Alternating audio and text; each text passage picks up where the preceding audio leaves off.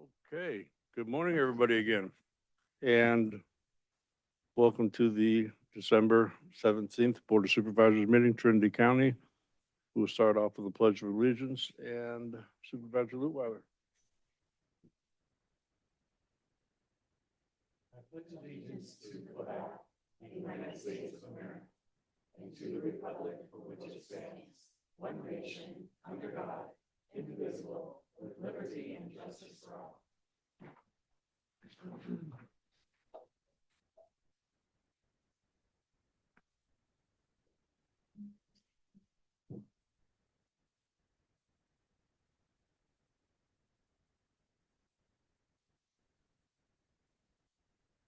All right, we will start out with our presentations for today. We're going to do them a little bit out of order, just due to time constraints for some of the folks. So the first one that we will do is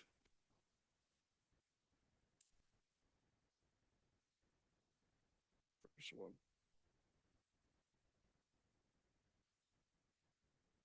Sorry about that.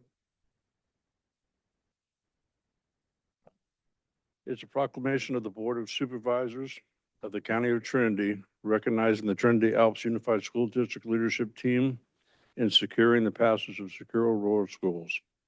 Whereas Trinity County depends on secure rural schools SRS payments to sustain essential public services in the county, where 78% of lands are federally owned and therefore removed from the local property tax base. And without SRS, the county and our schools face multiple million-dollar losses, threaten core services. And whereas the Trinity County Board of Supervisors formally appealed to Congress in 2025, documenting the consequences of SRS lapse, including an estimated countywide loss of approximately 3.1 million. Whereas the Trinity Alps Unified School District leadership team, included but not limited to Jamie Green, Cherie Beans, and Lynn Gervasi, undertook approximately a dozen trips to Washington, D.C., meeting with numerous members of Congress and congressional staff from both parties, persistently educating decision makers about the lived impacts of rural students, school operations, road safety, emergency responses in Trinity County. And whereas relationship building, credibility, data-driven briefings, and tireless advocacy kept SRS at the forefront of negotiations and unified a coalition of rural voices across the West. And whereas on December 9th, 2025, Congress finally passed legislation reauthorizing secure rural schools, protecting critical revenues that support our schools, transportation networks, emergency response, and community stability. And whereas the board finds that Trinity Alps Unified School District leadership team was the driving force for SRS reauthorization, and that without their sustained effort and leadership, passage would not have occurred.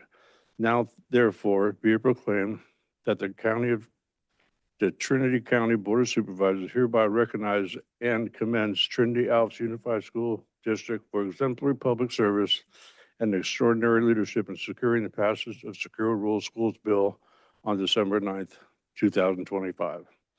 Be it further proclaimed that this board extends its deepest gratitude to Mr. Green upon his retirement for his unwavering advocacy for Trinity County students and residents.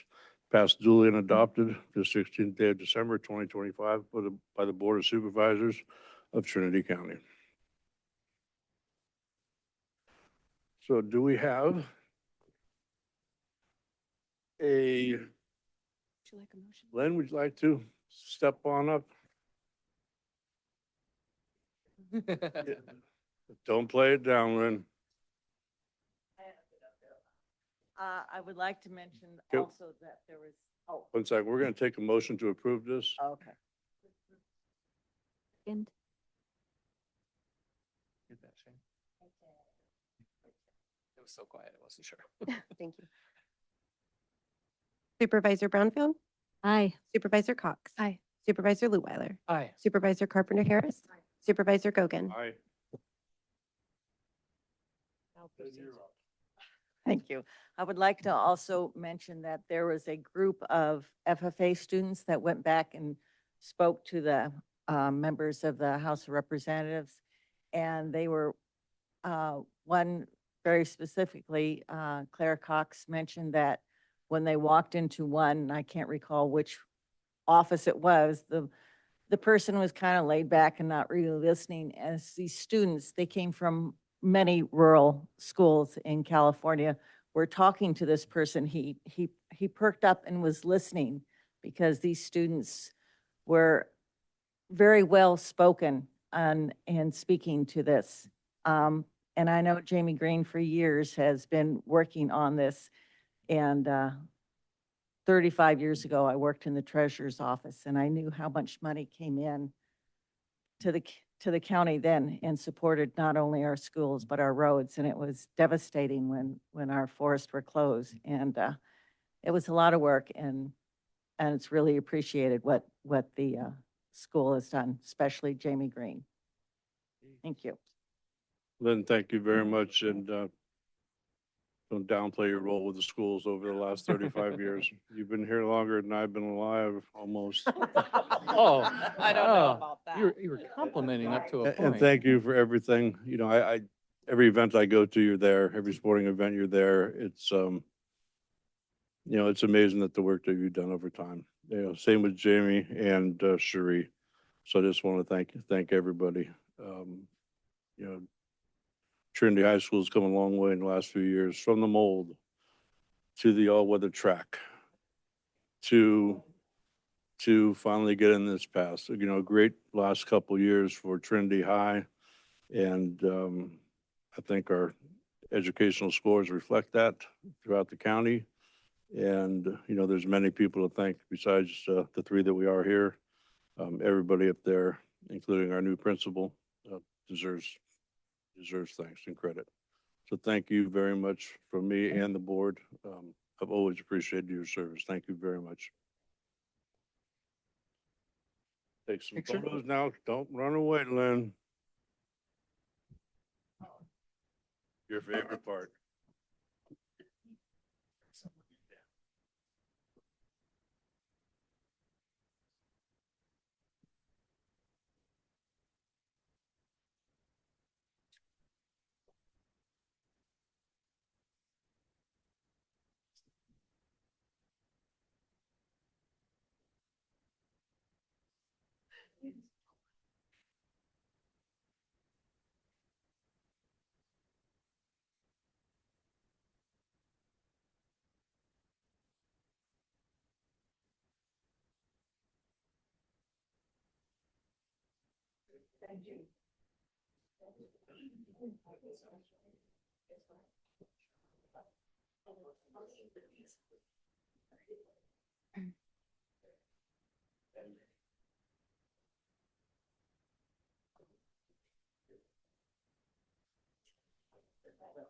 Thank you very much.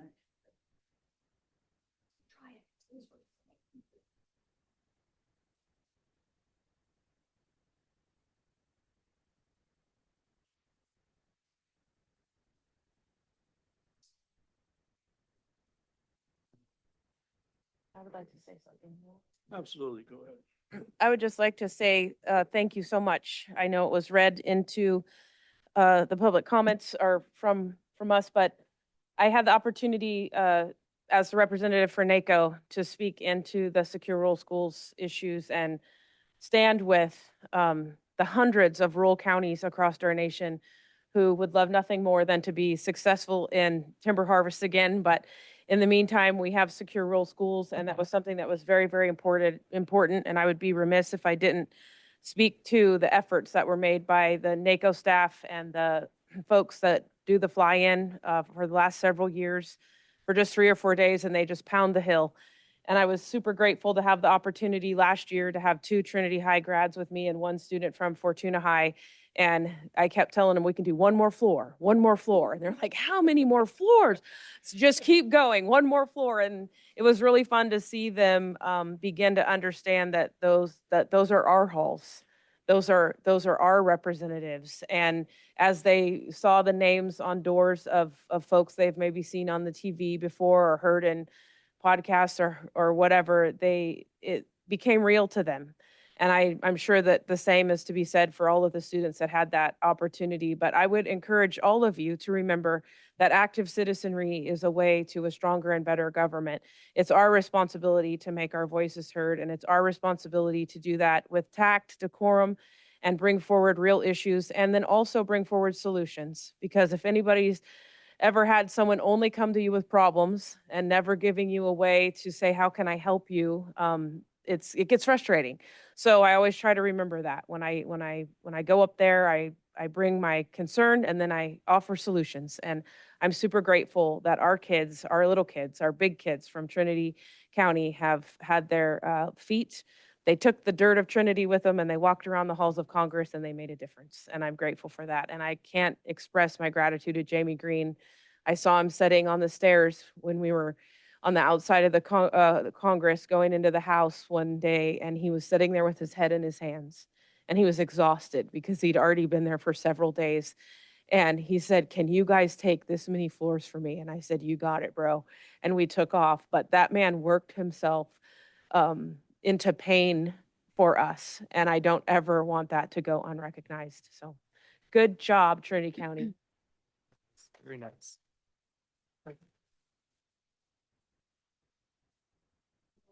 Really quickly.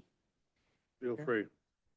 Wonderful work for the small voices, for all of us out in District 5, where we're at the very southern end of everything. Life, roads and schools are so important to us, and our voice isn't very loud. So the people that carried this torch for us, I won't forget it. And I just hope we reach the limits of District 5 in Southern Trinity with the road, with some of the road money. And thanks again for all of the work you did on this. It's just, I can't thank you enough. There's no words. Thank you. Anyone else? Are we all good? We will move into our next presentation. This presentation will be a proclamation of the Board of Supervisors of the County of Trinity honoring Michael Novak, PA. Whereas Michael Novak, physician assistant, has faithfully served the residents of Trinity County since 2009 through his dedicated work in the county jail, medical unit, and whereas during his years of service, Michael has provided compassionate, professional, and high-quality medical care to countless individuals entrusted to the county's care, and whereas Michael's commitment to ensuring the health, safety, and well-being of the inmate population has exemplified the highest standards of medical practice and public service, and whereas his calm professional integrity and kindness have earned him the respect and gratitude of colleagues, staff, and patients alike. And whereas through his years of tireless service, Michael Novak has made a lasting and positive impact on Trinity County Sheriff's Office, the jail medical unit, and the community as a whole. Now therefore be it proclaimed that the Trinity County Board of Supervisors hereby recognizes and honors Michael Novak, PA, for his exceptional dedication, compassion, and service to the people of Trinity County. Be it further proclaimed that the board extends its deepest appreciation to Michael for his many years of dedicated service and wishes him continued success and fulfillment in all of his future endeavors. Duly passed and adopted 16th day of December 2025 by the Board of Supervisors of the County of Trinity. Take a vote on that. Approve. I'll second. Supervisor Carpenter Harris. Aye. Supervisor Lutwiler. Aye. Supervisor Cox. Aye. Supervisor Brownfield. Aye. Supervisor Gogan. Aye. Mike, how are you? Come on up. It's caught me off guard. I'll try not to be emotional. I just want to say thank you, one, to my family. It's been a long road that they've been with and sacrificed a lot for me to put so much time and effort. Working with Max and so many people over there at the jail and trying to provide the absolute best care we possibly could, holding the litmus test to say, what would we do for our family? And trying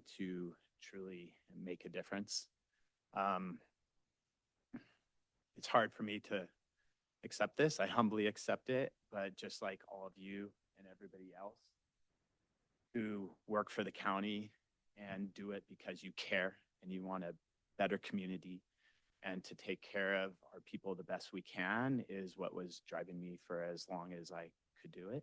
And so I just truly appreciate the recognition, but it goes to everybody who's supported and helped me along the way and helped provide the care. So thank you for the recognition and thank you for what you do. It's truly amazing how much love and effort goes into taking care of our community. Thank you. And I do have a few words, but I'll wait until after you do the photos and presentation. Oh. I do have something else to present. Oh, nice.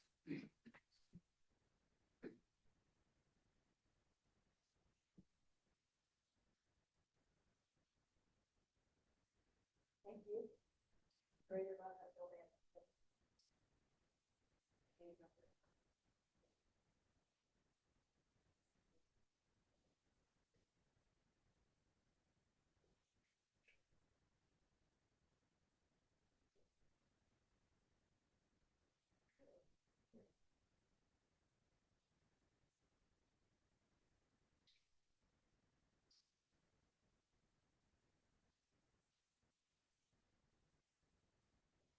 Want your family? You want your family? I want family. They're actually the ones that sacrifice. They're the ones that have to do it for stress, being late for dinner. First half of a whole day, baby. Liam.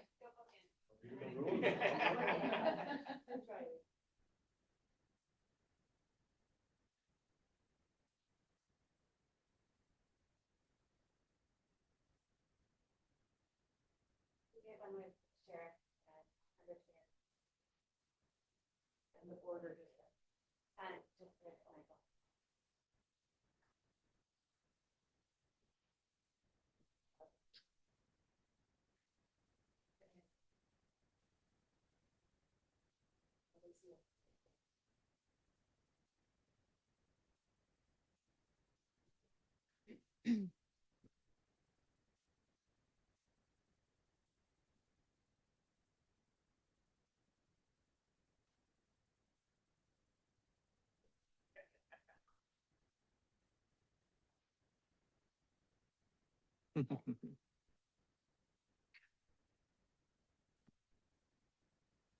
Okay, don't want to take up the whole morning. However, I feel it's important that because of the sacrifices that Michael did make over many, many years for jail health, way before me and the previous sheriff.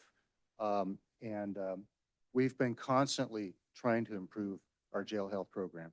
And I want to recognize our partners at Health and Human Services for reaching out and helping us improve things over the years, especially to the point we are now. However, this is about Michael right now.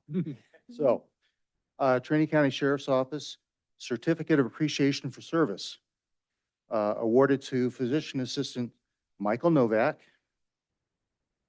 recognizing his dedicated work with the Trinity County Sheriff's Office, Jail Medical Unit, providing quality medical care to those entrusted to the county's care from 2009 to 2025. Really appreciate the work.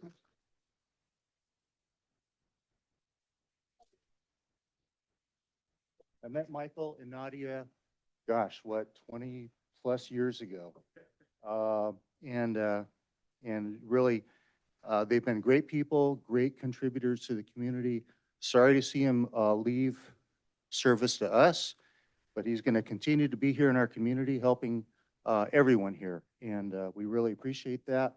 So Michael, for you, and a small token of my appreciation is a Trinity County Sheriff's Challenge coin. Nice. So, congratulations.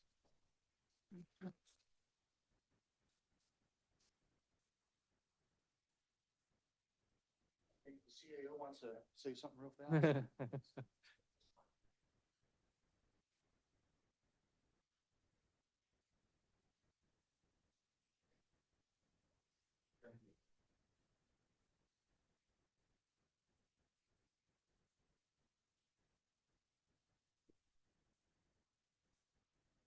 And Michael, thank you again for all your service. We really appreciate it.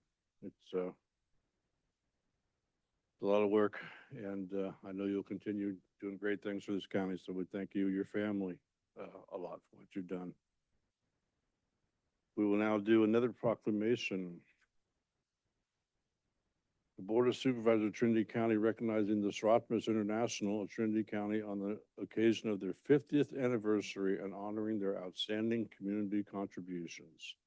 Whereas Seroptimus International Trinity County was chartered on November 15th, 1975 as part of the Seroptimus International, a global volunteer organization committed to improving the lives of women and girls through education, mentoring, and service programs. And whereas for 50 years, Seroptimus International Trinity County has demonstrated exceptional dedication to strengthening our community through education, mentorship, advocacy, and service.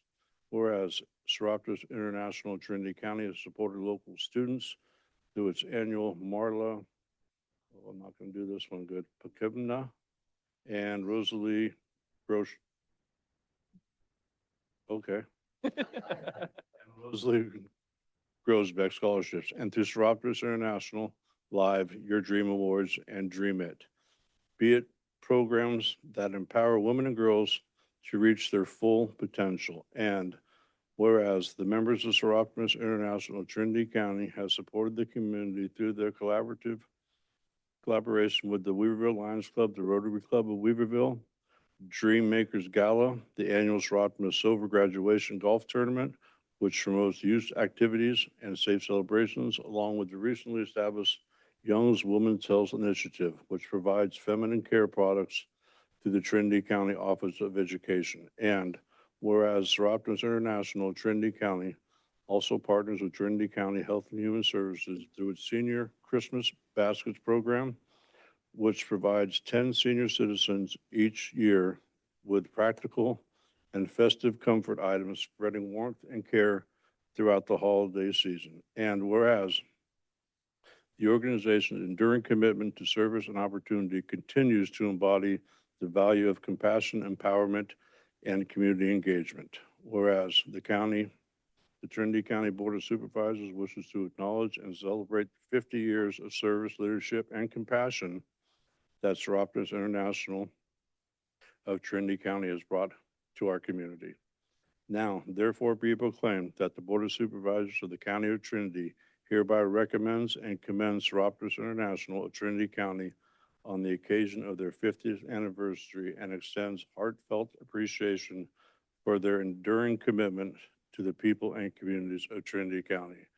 Duly passed and adopted the 16th day of December, 2025 by the Board of Supervisors of the County of Trinity. Jim? I will Move to approve? second. Supervisor Gogan? Aye. Supervisor Leutwiler? Aye. Supervisor Cox? Aye. Supervisor Brownfield? Aye. Supervisor Carpenter Harris? Aye.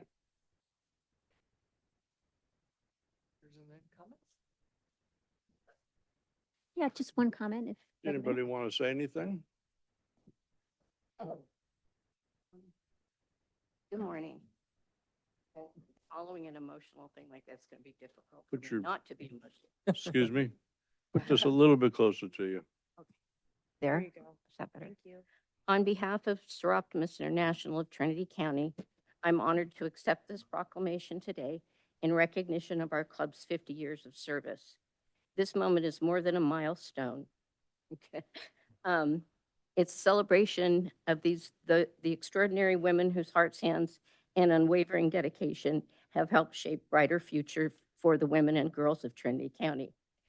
Seroptimus is a global organization, but the work we do here is profoundly personal. Every scholarship, every Live Your Dream grant awarded, every barrier removed, every woman encouraged to believe in herself represents a life changed and a future rewritten. Through Seroptimus programs, our members help women and girls find not only opportunity, but dignity, confidence, and the freedom to choose their own paths. This proclamation means so much because it reflects a shared belief. that when women and girls are lifted up, entire communities rise with them. We are sincerely grateful to each of you for recognizing this truth and for standing beside organizations that work every day, often quietly and without fanfare, to turn hope into action. On a personal note, it has been one of the greatest privileges of my life to work alongside women who lead with compassion, lift others without hesitation, and remind me every day of the, oh gosh, of the profound, Take your time. It's fine. Take your time. the profound difference that care and service can make. Their commitment leaves an indelible mark on our communities, and they continue to inspire me every single day. Today, we also honor our past Seroptimus members whose countless volunteer hours, steadfast commitment, and belief in the power of women have transformed lives for 5 decades. Because of them, dreams have been realized, doors have been opened, and futures have been forever changed. We accept this proclamation with renewed purpose to continue this work, to keep lifting others, and to do what we can to ensure that the next generation of women and girls in Trinity County knows that they are supported and encouraged to believe in themselves, to see their worth, and to know that they are capable of achieving their own dreams. Again, thank you very much. Yes, here, here.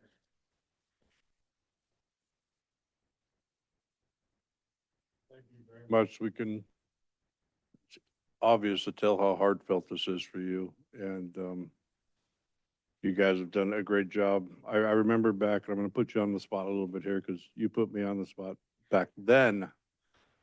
When I first ran for supervisor 5 years ago, Seroptimus Club did one of our candidates nights, and it was myself and Jill at the time. And one of the first questions you asked me was, how long have women been able to vote in America? And of course, I had no idea. So I'm going to ask you. Now, I know. Across the nation. I think Trinity County, we were allowed to vote in 1911, I think. So we're at 105 years, actually. It was a 100-year anniversary. That's why they brought it up. So I've been supervisor for 5 years, so 105 years. So thank you for everything. You guys do a great job. I know there's tons of you out there that aren't here today. And, we're lucky and proud to have you serve. And, it's easy to see your heartfelt giving for the Seroptimus Club. I just want to thank you and the board for everything that all of you do. Now we're going to ruin your day by taking pictures with us.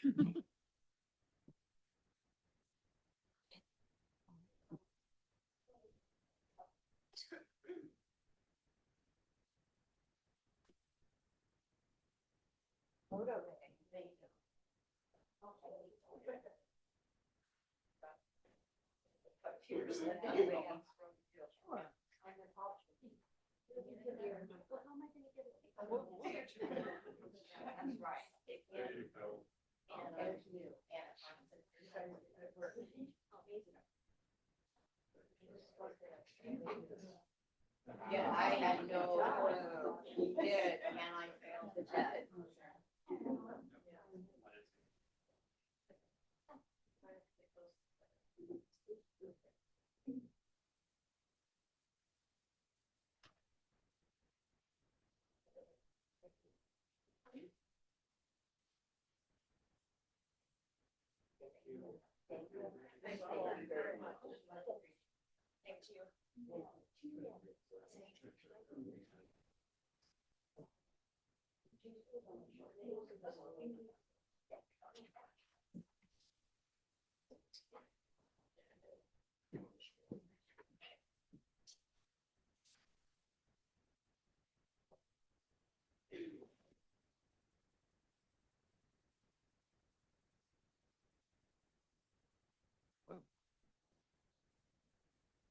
Okay, moving forward. Receive a presentation on the Upper Trinity Headwaters Restoration and Management Plan.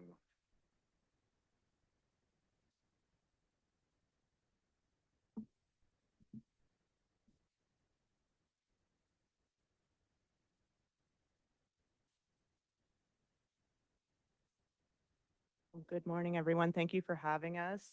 There are a lot of really incredible individuals to follow up with, but we're going to dive into the Upper Trinity Watershed Restoration Assessment Management Plan. My name is Anissa Interante. I'm the Watershed Project Coordinator with Trinity County Resource Conservation District. I'm Bridget Cohen, Meadows and Riparian Restoration Specialist with the Watershed Research and Training Center.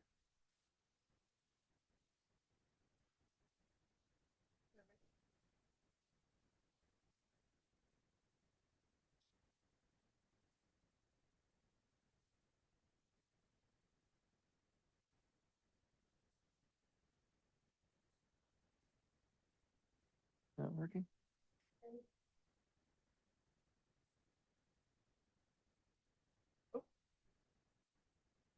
All right, so this project was funded by the Department of Conservation and the Bureau of Reclamation. This funding was issued during 2021 and 2022 when we were in record drought conditions.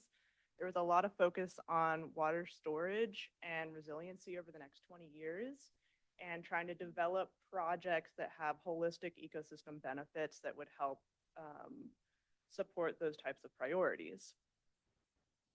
The scope of it is about 440,000 acres north of Trinity Dam up to the Scott Mountain Divide.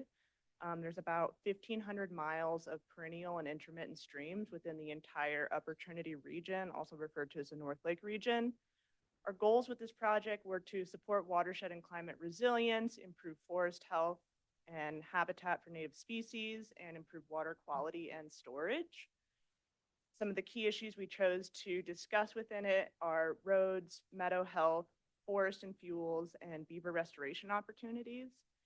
And due to the large expanse of this area, a lot of it was assessed using geospatial modeling techniques. If you've ever been in the North Lake region, it's very rural, very rugged, not a lot of roads, and many wilderness areas. So we're trying to use the best available science in order to conduct watershed scale assessments.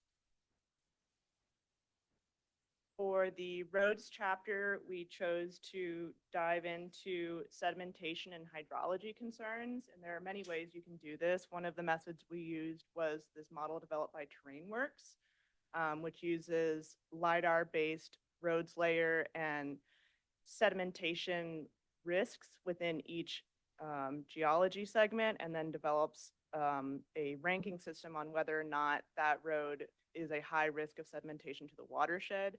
Some other things we used to develop this assessment were the RCD roads layer, the Forest Service roads layer, but those are not fully developed for LiDAR-based monitoring or modeling. And then we tried to derive LiDAR-based road layers, but the issue is quality control. So in the bottom right corner of that screen, you can see a mismatch between the LiDAR-based road layer and the RCD road layer. And while it's a small segment of road coming around that corner, when you start calculating this at a watershed scale, that results in tens of hundreds of miles of road that might be miscalculated. So we're trying to develop the best road layer that will help and support this modeling effort. One of the products that came out of that with the TerrainWorks model is the Road Erosion and Sediment Delivery Index. So in the upper right corner, we have a subset of the Mumbo Basin subwatershed, and the roads within that watershed are ranked between their sedimentation risk relative to each other.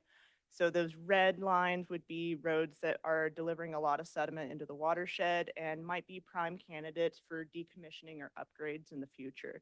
So once we have a fully comprehensive LiDAR-based road layer for this whole region and an accurate depiction of the geology in each of those areas, we can apply it to the entire watershed and have a list of priority projects that will reduce sedimentation, support our hydrologic systems, and hopefully decommission and upgrade some roads that really need some work. So our next chapter is on meadow health and extent in the Upper Trinity Basin. I will say a lot of these modeling tools and assessment techniques that we use, the geospatial analyses, while we perform them, just for the Upper Trinity Basin, they do have a lot of applicability, I think, throughout the county. And so looking at meadows, we wanted to review what data was out there on how many meadows there are in the Upper Trinity and where they're located. We looked at a couple different data sets for that one that was compiled by CDFW. highly accurate, but mostly just focused on meadows that can support amphibian breeding habitat. So it left out a lot of areas that just don't have permanent water bodies, but are still critical areas for habitat for other species. And then we also looked at the National Wetlands Inventory, which is a much broader data set, covers the entire country, but is not necessarily accurate. I think it was delineated primarily back in the 70s using aerial photography, and things have come a little ways since then. So has its applicability, but it is not as trustworthy as we might want it to be. One of the exciting things we looked at was something called the lost meadow model. So meadows are, I guess, quick backstory, really important. They function almost as small reservoirs in the upland. So they retain snowpack and filter that snowpack, snow melt in the spring, and help it just stay on the landscape longer, which obviously benefits our rivers and streams in late summer when they tend to be running low and hot. They also provide a lot of habitat just existing up in the uplands, and then also have a lot of fire break benefits. So they tend to be wet areas without any trees. That's exactly where you want to be stopping fires. We looked at a tool called the Lost Meadow Model that was produced by a Forest Service, a couple of Forest Service employees at the Pacific Southwest Research Station. And this essentially looks just at the topographic context of meadows, existing meadows, and it tries to find places where that topographic context exists. So maybe like a bowl that has some water flowing into it and a flat area there that can accumulate that water, or an area that's next to a riparian stream, places that might support meadow habitat. And it does not consider current vegetation, which is really interesting because we have a lot of places that may have been meadows at one point, but currently have a lot of tree cover on them. And so this is a way for us to see what our restoration opportunities might be across the landscape and compare that to how many meadows we see out there now. So as it turns out, we have quite a bit more lost meadow model out there as far as its predicted area than we do current meadows. So that we calculated a sort of lost to found ratio for a bunch of these different watersheds within the upper basin. How much meadow area does this lost meadow model think is out there or could be out there versus how much we actually see? In many cases, they're roughly similar, although they're not always in the same areas. But in some cases, you see a lot more lost meadow than there actually is meadow right now. And so to have sort of watershed scale benefits as far as filtering and retaining that snow melt for longer, there might be a lot of restoration opportunities out there. And this is a tool that can help us identify those. It's not fully accurate. It has some issues, which I'm more than happy to answer questions about, but it does have I think a lot of applicability, and with further refinement could be a really valuable tool in the county.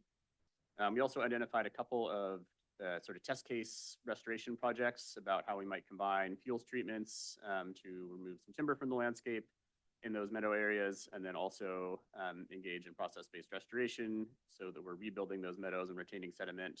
And then we might see draining off the roads. Meadows are a place where you can actually retain that and build it up again. And those were in the very top of the watershed, Mumbo Bear and Picayune basins. So yeah, compared to the CDFW data set, that is our kind of highest accuracy meadows data set, there's actually about 6 times more lost meadow area out there than we currently see. Realistically, it might be more like 2 to 3 times, but that's still a huge increase in the amount of meadow area that could be potentially out there versus what actually is right now. So we think there's a lot of restoration opportunities. And also just spatial trends in the upper Trinity, we noticed that almost all the meadows, both existing and likely to be, are in the very headwater basins. And so those areas are really critical to manage and protect as best we can. There are some that are closer to the lake, but those mid-slope areas tend not to have too many. We also did kind of a deep dive into mostly a particular data product through Vibrant Planet as it relates to forest fuels management. So obviously there's a lot of fuel out on our landscape, and we wanted to see how we could use some of these new data products and GIS analyses that are coming online to find the most effective and efficient projects we could do to minimize fire risk on the landscape and maximize things like snowpack retention and potentially water storage, other things like that. So this slide has a lot going on. I'm not going to dive into it too much, but essentially you feed this model given areas that you might want to do a project in, and you tell it what resource concerns, things like assets, so structures, roads, things like that, personal safety, recreation, biodiversity, water resources. It can consider all these different values that you might have. And then it also is fed different pieces of information about the landscape itself. It has a lot of those kind of baked into it, which is nice. So you don't have to populate a lot of the fields in the model. And then you can just say, where is the most effective place to do a treatment and what treatment might be the most effective. And you can also give it a budget. So if you have $20 million to spend on fire safety in the Opportunity Basin, where should that money be spent? And what type of project is going to be most successful at protecting assets or water resources, whatever values you select. So it requires a pretty high level of expertise to use effectively. And then we were mostly just exploring it, but it does seem to have a lot of interesting applications. We had a new staff member has kind of dived into this a little bit more recently and did a comparison of this Vibrant Planet product with a more traditional GIS overlay analysis. We basically take a whole bunch of different data products you might have, like I can run through it real quick. So he used basically tree cover of different marketable species. So trying to find out where you have really high basal area of marketable tree species, and that might be an area that you would want to do a timber sale. And then you can overlay that with crown fire probability on that last side. And you can see some areas pop out as having both a lot of timber opportunity and a lot of fire risk. Then you can overlay that on top of another data set that is Forest Service control locations, so areas that are geographically similar to areas where fires have been stopped previously. I think not just in the Opportunity, that data set is much larger, but it covers our area. And that really narrows it down. So you have areas that are high fire risk, a good place to control a fire, and have a high timber harvesting opportunity. And that's those little kind of brown dots there on the right-hand side. And so if you compare those to what this Vibrant Planet data product spits out with a little bit sort of less work involved, you can see there is quite a bit of overlap there. It's not identical. It has some areas that aren't called out in this more traditional analysis, but we do think it has a lot of applicability moving forward, and will also give you a kind of higher level of data that it spits out. We also overlaid those Vibrant Planet treatment areas with meadows, just as sort of an example of, this is another resource attribute that we can take into account when we're planning these projects of if you remove timber from an area, maybe that area you could restore to meadow condition and get some of those benefits that meadows provide. Right, and our final chapter was beaver restoration opportunities, and this topic was chosen because it focuses more on the in-stream health, and since we have a lot of highly erosive streams within the Opportunity Basin, this is focusing on water storage and reducing that in-stream erosion. This was also a multifaceted assessment, so using models like the Beaver Restoration Assessment tool developed by Utah State University, and another model developed within the TerrainWorks framework. So both of those models kind of assess stream width, stream power, and slope, and if they would have capacity for beaver dam building activities. And I say that as dam building activities because they don't always have to be built by beavers. Like there's an upcoming resurgence of doing man-made beaver dams called beaver dam analog. So it's basically where you drop trees in a stream, maybe pack a little bit of leafy matter between it, and it retains water almost as well as having actual beavers on the landscape. The challenge with that comes with, as a human, you may not want to go out there and maintain them as much as a beaver can. So if you have a beaver that's out there living on a beaver dam, they're going to be putting little twigs in it and packing it with mud like almost daily. So trying to find that balance between putting beavers on the landscape versus building dams that serve almost the same purpose and have very similar results and outputs. So with this assessment, we used the BRAT model, the TrainWorks model, looked at historical review of beaver distribution in Trinity County from 1828 to present using Forest Service data and historical records, pulling in CDFW data sets on the amphibian meadows, because that also has a lot of crossover with beaver dam habitats. as well as the Lost Meadow model. So the meadows and beaver areas have a lot of crossover, and they help support each other with that in-stream component and the vegetative meadow component. So one of the final products of this beaver chapter was the restoration potential matrix. So there are 210 streams in the Upper Trinity Basin, and there is an assessment for each one of those streams. And in the bottom right corner, you can kind of see a colored chart. You don't need to know what each of those colors are, but it's scaled from pink to blue, with blue being the best opportunity. So looking at Picayune Creek, each of those main tributaries has a little restoration potential bar that goes into limitations, what potential it is to put beaver dam analogs on the landscape, how feasible it is, and then supporting models and survey data. There is also a percentile of the watershed. So if we are thinking of watershed miles as a whole, trying to zone in on certain tributaries and certain watersheds that will provide the most benefit for us in terms of water storage and habitat restoration.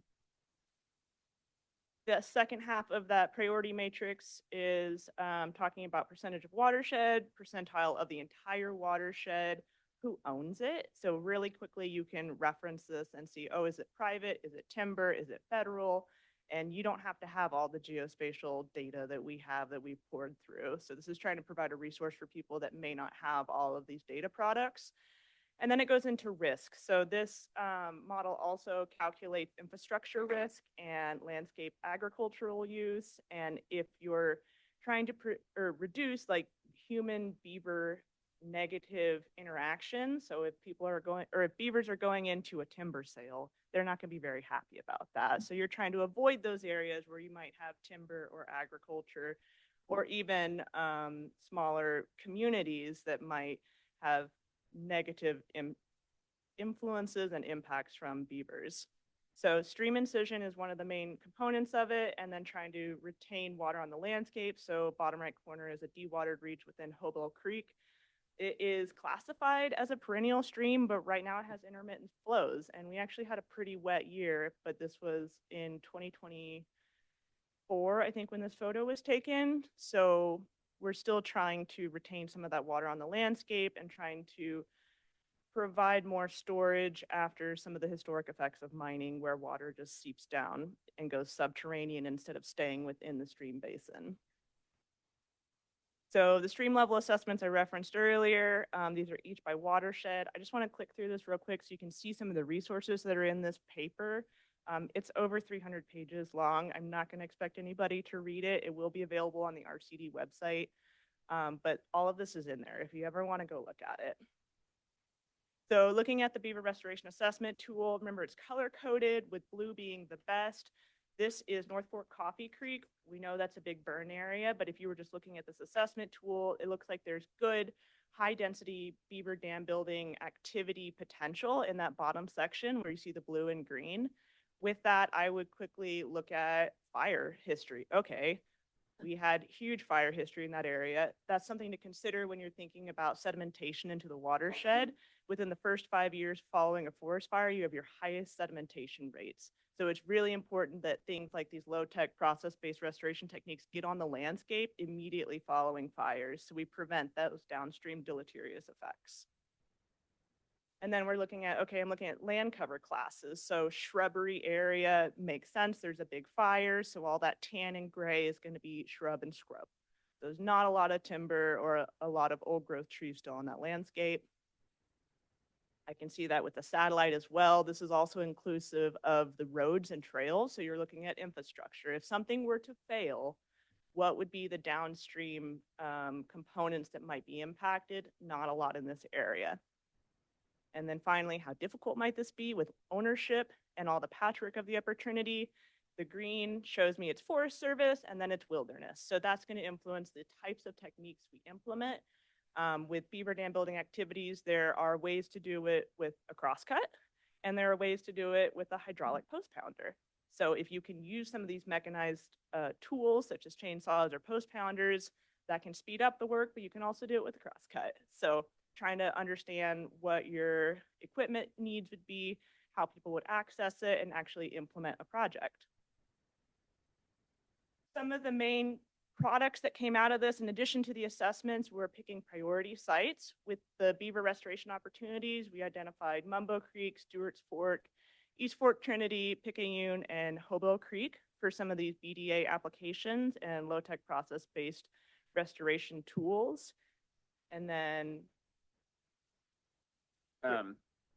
Yeah, this is just a real brief example of a concept restoration plan. This is not one that's getting enacted anytime soon necessarily, but on the particular sub-basin, so this is Upper Mumbo Basin, it's a tributary of the East Fork of the Trinity River, and pretty much all Forest Service, I believe, in that sub-basin. It has a lot of areas that we actually surveyed for meadows and delineated them on the ground, and then compared to that, there's actually still quite a bit more of this lost meadow area that we see up there. And this was a sub-basin that we did kind of corroborate, like there actually is some area that it's real flat, it's kind of wet, but it's just high enough above the current level that the trees will just take it over, lodgepole pines up there. And so we think that if we use some of these process-based restoration techniques to slightly raise that water table, thinned out the existing conifers, maybe we could prevent them from coming back, expand that wet meadow area a little bit, and reduce the fire risk in that area. So just an example of kind of what that looks like in practice as far as a restoration plan, where you'd have potentially some road work that you're doing, culvert upgrades, road surface upgrades, dipping, putting rolling dips in, things like that. And then you have those thinning and process-based restoration areas where you take out a lot of small trees, maybe some of them that are marketable get shipped off, some of them get used in those process-based structures, the beaver dam analogs that Anissa was talking about. And then you have potentially some other, type of like upland thinning to get just some of those straws that the trees are sucking all the water up. So you try to get some of those off the landscape, and it's just a way that you can kind of put all those things together in one restoration plan. So we're trying to be not focus on any one particular technique, but have a lot of different techniques that can work together. Yeah. Some of the other benefits that came out of this plan was the statewide general restoration order, or SERGO permit. This is a water board permit that we acquired for the Trinity River watershed, and it supports restoration of side channel habitat, in-stream restoration, floodplain invasive species removal. And so this can be utilized by other restoration practitioners within the area or land management agencies if they want to implement restoration projects. This is like similar to a programmatic, but with water board. And then another project that has kind of springboarded off of this was the Trinity Headwaters land acquisition. If you're familiar with that, the Watershed Research and Training Center worked on that. It's 11,000 acres in the North Lake area and is a working forest conservation easement. So this will be a wonderful area where we can start implementing some of these low-tech process-based restoration techniques and really showcasing in an experimental forest the benefit they have and the larger applicability for them within the whole North Lake area. And that's all we have. Question? Thank you very much. Do we have Absolutely. any? Thank you guys for your time. I have a question. Thank you for your time, Supervisor. I just was curious, you had mentioned that obviously being able to use a little bit of mechanized equipment might be more productive. Is the U.S. Forest Service open to entertaining the utilization of mechanized equipment in the wilderness regions, or are they? I don't think so at this time. Not at this time. This section is under the Shasta side of the Shasta Trinity, right? Who's the governing? It's split, so it's It's actually split not based on the watershed. It's kind of confusing that district line is like if you go about 2/3 of the way up the IP road and then just draw a line down, it's roughly there. Okay. So it includes both the Trinity River and Shasta districts. And I believe they're going through some redistricting right now. Yes. So it was formerly the Trinity River Management Unit, and now they're retracting to more ranger districts. So there are new lines being drawn with that as well. So you might just have to talk to the local ranger district in that area in order to get further details on it. I had the fantastic opportunity of going on a field tour throughout this project, and it is beautiful country. But yes, I would with great care, I do think there may be some wisdom in allowing some mechanized equipment to get some of the work done. I understand why we don't typically want to do that, but sometimes it is helpful. So I Right, would and be especially interested in in, supporting that if you needed. okay, even the Coffee Creek watershed, I mean, you're thinking about how high severity that burn was and all the sediment that came down. If there had been programs in place that we could very quickly put these types of logs on the landscape, they would have prevented a lot of that. So it's also trying to find restoration pathways like the water board permit that allow for things like that to happen in a shorter time frame so that they can actually be supportive for the environment when it needs it the most. Correct. Yes. Agreed. Thank you. This was a great presentation. There's a lot of work in that. Multi-years. Yes. Thank you very much, I actually have some as well. Supervisor Litwiler. One, I would just echo what Supervisor Carpenter Harris said. I sense that we have a better relationship with our Forest Service partners than we've ever had before. So if there's a way that you can help leverage relationships, I know Supervisor Cox especially meets regularly with Rachel Berkey.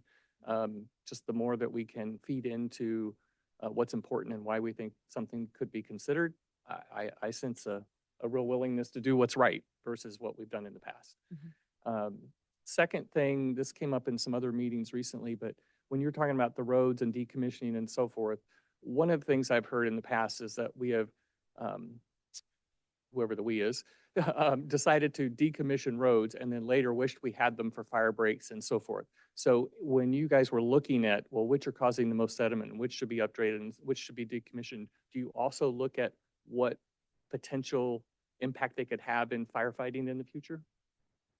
So the decommissioning of roads, I guess I want to be clear, we didn't propose in any of those concept restoration plans decommissioning anything that was actually on the MVUM, the motor vehicle use map. So these are user roads. Some of them might have applicability. However, the ones that we were looking at as potentially being ones we could consider decommissioning are generally through meadows. That was why we didn't necessarily want them there. And so those areas should, like, the fire line exists basically. It's not a heavily treated area that we need to work off of. And there might be some that I'm not a fires person. There are fire and fuel specialists that I think should look at those and say, no, we need that one. So I was just looking at the meadows side of things, but I think, yeah, these are not main existing roads at all that we were looking at, and B, they do go straight through the meadows. So Okay, thank you. I understand that. And then I'm wondering, again, as Supervisor Carpenter Harris said, great information. I look forward to getting the presentation and backup materials and so forth. But wondering how this is shared with other entities that could leverage what you've done. Because I sit on the Sierra Nevada Conservancy Board. These two sit on the North Coast Resource Partnership Board. I know both organizations would love this. I assume you already communicate with them, but I just want to know if we need to make this happen or you already have. So this will be distributed to the Trinity River Watershed Council. And Okay. so everyone that's a part of that collaborative group will have it.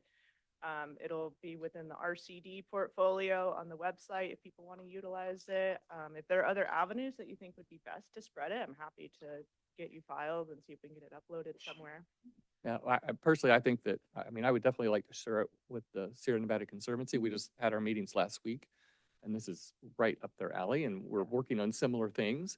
And then from the little exposure I had to the NCRP, I think they're also right in that same wheelhouse, and anything they can leverage so that they can invest their money that they get better is just great. So thank you for all this great work. Absolutely. And with that prioritization, it's also trying to build that portfolio that as funding comes available, any of the restoration practitioners or land management agencies can just pull from a list and find the priority projects and go for funding. I also just want to note on the topic of the fuel breaks, one of the benefits of wet meadows and beaver dam analog spots on the in-stream section is a natural fuel break. So as that water resaturates into the soils, there's lots of research data that supports that these do prevent fire on a landscape scale. So as we start retaining more water storage, we will have natural fuel breaks and won't have to have as many like cut down to the bare soil fuel breaks across the landscape. So Yeah. it's a holistic approach, hopefully. Love it. Thank you Mhm. very much. Cox? Yeah, I've got a question. Going to a little higher altitude on the presentation generally, I'm interested in the product. So this analytical product that you have has lots of components, all of which would have cost implications to the layers that can be purchased and utilized. I'm curious, is there a joint ownership of this product between the Watershed Center and the RCD? And do you have all of the analytic components that can be there? It is a joint product. Yeah. I mean, we both work pretty intensively on it and are happy to share data or information with any other. So, yeah, I think maybe getting to your point, there are a whole bunch of different data products that both we generated as part of this report, and then also that we kind of assessed a lot of tools and data products that exist independently. Some of those we have free access to, as would you, and some of those you have to pay for, like Vibrant Planet, I believe. And so the bulk of our assessment report was actually assessing the tools themselves and to see what applicability they might have on the landscape. And so, yeah, it's a lot of opportunity out there, but it's not like we have exactly like, this is where you need to do all your projects yet. It's more establishing a framework and a tool set that would allow you to do that. Okay, But understood. any Yeah. any data that we've developed, I'm sure we'd be happy to share, and then can at least steer you in the direction of tools, whether or not they're free or have a paid subscription. Okay, understood. Thank you. Appreciate the work. And the interpretation of those tools, because they do get pretty far into the weeds when you start looking at the different parameters. So we're happy to support any interpretations of them too. And that would obviously be needed. Very good. We just urged you to, as Rick mentioned, to try to join hands with NCRP and the Sierra Nevada Conservancy. Big groups may have some different information than you have. Myself and Heidi sit on two boards there, and Rick is our supervisor for Sierra Nevada Conservancy. Jill's on the fire part, so we got most of this covered. We're here to help, and they're here to help also. So anything we can do, they can do. We're more than happy to help with you guys. Thank you so much. You're welcome. Thank you very much.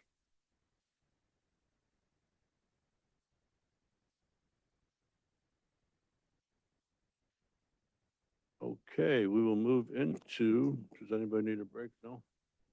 Moving forward. Public comment. This time is for information from the public on matters not appearing on this agenda or within the consent calendar. All comments are limited to 3 minutes and must pertain to the matters within the jurisdiction of this board. When addressing the board, please state your name for the record and address the board and address the board as a whole to the chair. No action or discussion will be conducted on matters not listed on the agenda. However, the chair may refer the subject matter to the appropriate departments for follow-up or schedule matters on a subsequent board agenda. Do we have any public comment in the room?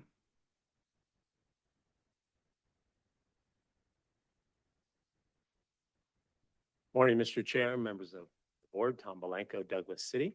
Good morning.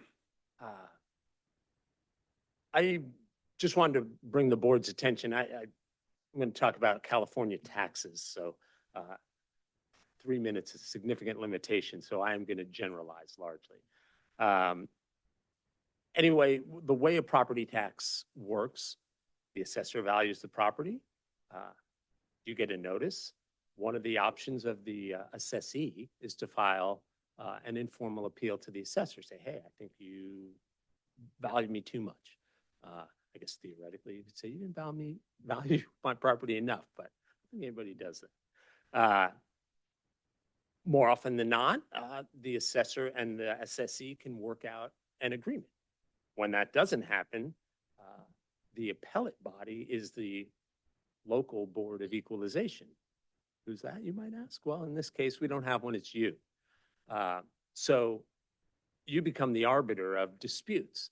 I mention this because last year I filed on behalf of 40 some odd clients of mine, 40 appeals to you. You have 2 years from that filing to hear them. And these are hearings, so they're like appeal hearings. They need 45-day advance notice. It is my general understanding, and again, 3 minutes, legal, tax, take it for what it's worth, you have counsel, that when the Board of Equalization, which is you, doesn't act, the presumption is that the assessee's suggested number is the correct number, which is a very good strategy. And if that's yours, let's forget we even had this conversation. I think that's great. Though it should be a deliberate strategy. At the risk of trying to schedule 40 appeals over the next 10 months, given the 45-day advance, I might suggest that, our first meeting in January usually constitutes boards. I don't know the details, but many of the jurisdictions around us, Siskiyou, Shasta, all have a county assessment appeals board or a board of equalization. It's got some realtors on it. I think this county could do that in plenty of time and give this job to somebody suited to it, rather than taking up, what would be a substantial amount of the board's time in the coming year. I like to think we made reasonable requests, but reasonable or not, reasonable minds can differ. Those appeals could get time consuming. So anyway, that's my suggestion. Thank you. Thank you. Any other public comment in the room?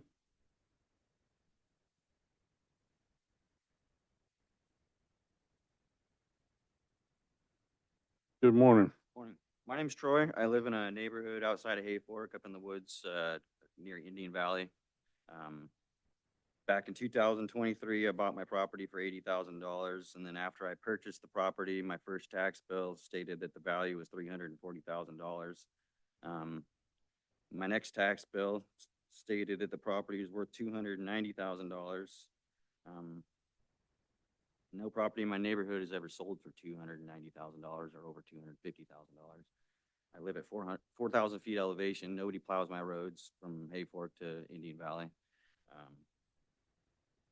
I filed for a reassessment in 24 and was told the value would not be reduced from $290,000, and I'm just still waiting for my appeal since then. Thank you. Thank you very much. Any other public comment in the room? Good morning. Morning, Chair, members of the board. Thank you, Dan Trujillo, Weaverville. I want to offer a brief comment about democratic legitimacy and the exercise of power in small rural communities like ours. In a county this size, legitimacy doesn't come from scale or complexity, it comes from process. People trust local government not because they agree with every outcome, but because they believe decisions are made transparently, deliberately, and with meaningful public visibility. One of the most important democratic norms in local governance is the distinction between routine administrative actions and structural decisions that shift authority. And when that line becomes blurry, public trust erodes, not because something is illegal, but because it's insulated from public view. Efficiency is often cited as a goal in government, and rightly so. But efficiency, unlike in business, is not a substitute for legitimacy in local government. And so I'll underscore that efficiency is not a substitute for legitimacy. So I'm here today to urge the board to continue holding itself to the highest procedural standards, particularly when decisions affect how power is exercised, delegated, or concentrated within county government. When governance is clearly structured, openly discussed, and visibly accountable, it strengthens the board, it protects staff, it reassures the public that authority flows from a transparent democratic process and not just from efficiency or convenience. Thank you for your time, and I appreciate the work that you're doing. Thank you very much. Have a good day. Any other public comment in the room?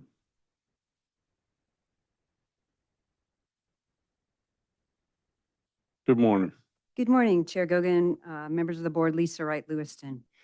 I am speaking today about the lawful use of closed session and the equally important obligation for accurate, timely report out. These requirements are not procedural technicalities. They are core transparency safeguards under the Brown Act. Closed session is permitted only for specific, narrowly defined purposes. These include evaluating a public employee under Government Code Section 54957, certain labor negotiations, real property negotiations, and litigation under Section 54956.9, where there is a clearly identifiable pending or threatened action. Closed session may not be used for administrative strategy, policy development, statutory interpretation, or to decide how the county will comply with its own ordinances. Those discussions must occur in open session. Transparency does not end when the closed session ends. Under Government Code Section 54957.1, any action taken in closed session, including votes, direction, approvals, or appointments, must be reported immediately and reconvening an open session at the same meeting. The report must identify the nature of the action, the position involved, and the vote of each supervisor. General statements such as direction was given to staff or report outs that omit the action taken or individual votes do not satisfy the statute. There's only one narrow exception to immediate disclosure, and that is limited litigation matters where announcing the action would compromise the county's legal position. Even then, the law requires that the report out occur at the next regular meeting and that it be clearly agendized so the public knows disclosure will occur. Finally, for the record, today I am formally serving the board with a written Brown Act cure and correct demand pursuant to Government Code Section 54960.1. The demand addresses improper use of closed session, failure to properly agendize and report out actions, and the use of closed session for matters not authorized by statute, including discussions related to the CEO position. This demand is being submitted in writing to the clerk for inclusion in the official record, and I am providing copies to the board. For clarity, this cure and correct demand is not a threat of litigation and does not constitute grounds for closed session discussion under the Brown Act. Given the complexity of the issues currently before this board, I strongly encourage the board to consult independent outside counsel. You need a second opinion to ensure that full compliance is met going forward. These are very serious matters, and I look forward to your response to my demand letter within the next 30 days. Thank you. Thank you. Any other public comment in the room? On Zoom? Ben Kellogg. Good morning, Chair and Board. Can you Ben speak up Kellogg. just a little bit, Ben? Yeah, can you hear me now? Try again. Is that better? Yes, it is. Go ahead. All right. Ben Kellogg, Weaverville. Chair and Board, I'd like to invite you all to the first annual Rotary Club of Weaverville Holiday Ham Food Drive in conjunction with the Golden Age Center. Drop-off dates start today, December 16th, and run through December 20th. During Blue Barn hours, 12:30 to 4. Locals can pick up their ham December 21st between 1 p.m. and 4 p.m. or until we run out. This holiday season, we're coming together to make sure every family has a special Christmas meal. If you're able, please consider donating a fully cooked ham. Donations can be dropped off again at the Golden Age Center during Blue Barn hours. And that is at 201 Brown Ranch Road. And I hope to see everyone there. And if you need a ham, come pick one up. No questions asked, no IDs, and one ham per car. Thank you very much. Thank you. Any other public comment on Zoom? I show no other raised hands. Okay, we will move into, does anybody need a break on the board? After the report's out. One more time, after reports out, then before? You got it. Reports and announcements, reports from department heads. Angela, how are you? Good morning, Chair and board members. My name is Angela Blanchard. I'm the County Agriculture Commissioner for the Agricultural Department. The current moratorium on hemp is set to expire on April 20th, 2026. At the January 20th meeting, I will introduce an ordinance to establish a permanent ban on hemp. The moratorium has been in effect for 5 years with no reported complaints. A survey was mailed to 336 stakeholders and was also made available online and at the counter. here. Sorry. Okay. Thank you, Shan. Nearly 10% of the surveys were returned. Of those respondents, a majority support banning hemp, while about a third do not, and a few were undecided or unsure. Pollen remains a primary concern, and there is also the potential for hemp plants to exceed the legal THC limits at 0.3%, which could present enforcement challenges. Given these concerns, I am proposing a permanent ban on hemp. I would be happy to meet to discuss this in more detail with any of you or with the members of the public. Thank you. Thank you. Any other reports from department heads?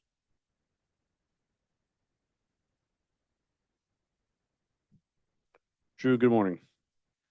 Good day, Chair, members of the board. I just wanted to give a quick update on general plan and zoning code progress. We had agendized a planning commission meeting on December the 11th last week to review part 2, which is the land use zoning matrix or land use tables.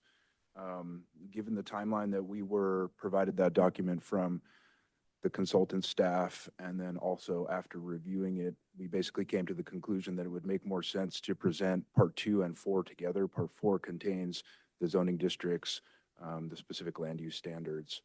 And so it really gives a lot of context, necessary context to evaluate part 2 in terms of what the permitting pathway is. And so just wanted to let you all know that that will be happening on a special meeting of the Planning Commission on January 29th, where we will review part 2, 4, and 7.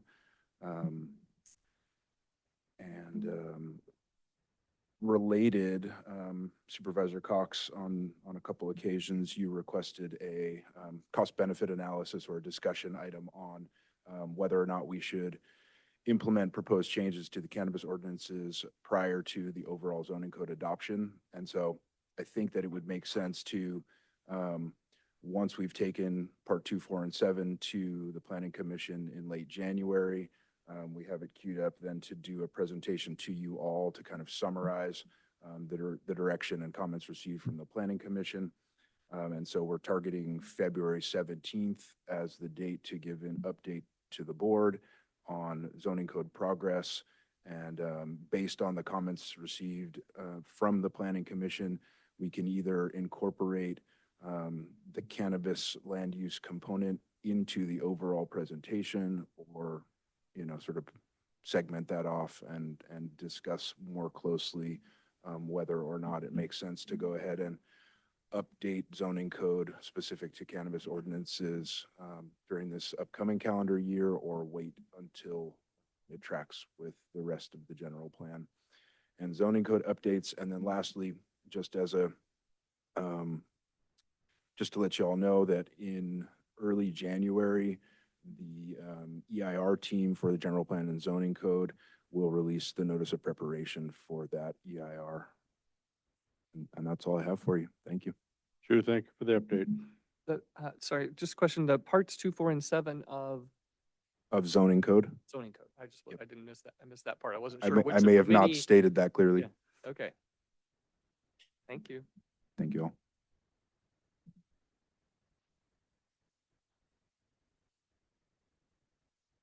Good morning. Good morning, Chair, members of the board. Just had a couple of updates I wanted to share with you. We successfully recently completed the property tax deadline, as well as this period cannabis tax deadline. I'd like to just acknowledge the exceptional work of our team.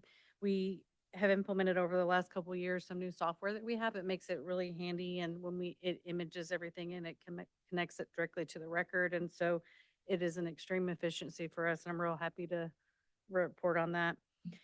Additionally, I wanted to update you on, we just completed a year with a vendor for the monitoring online platform for the TOT.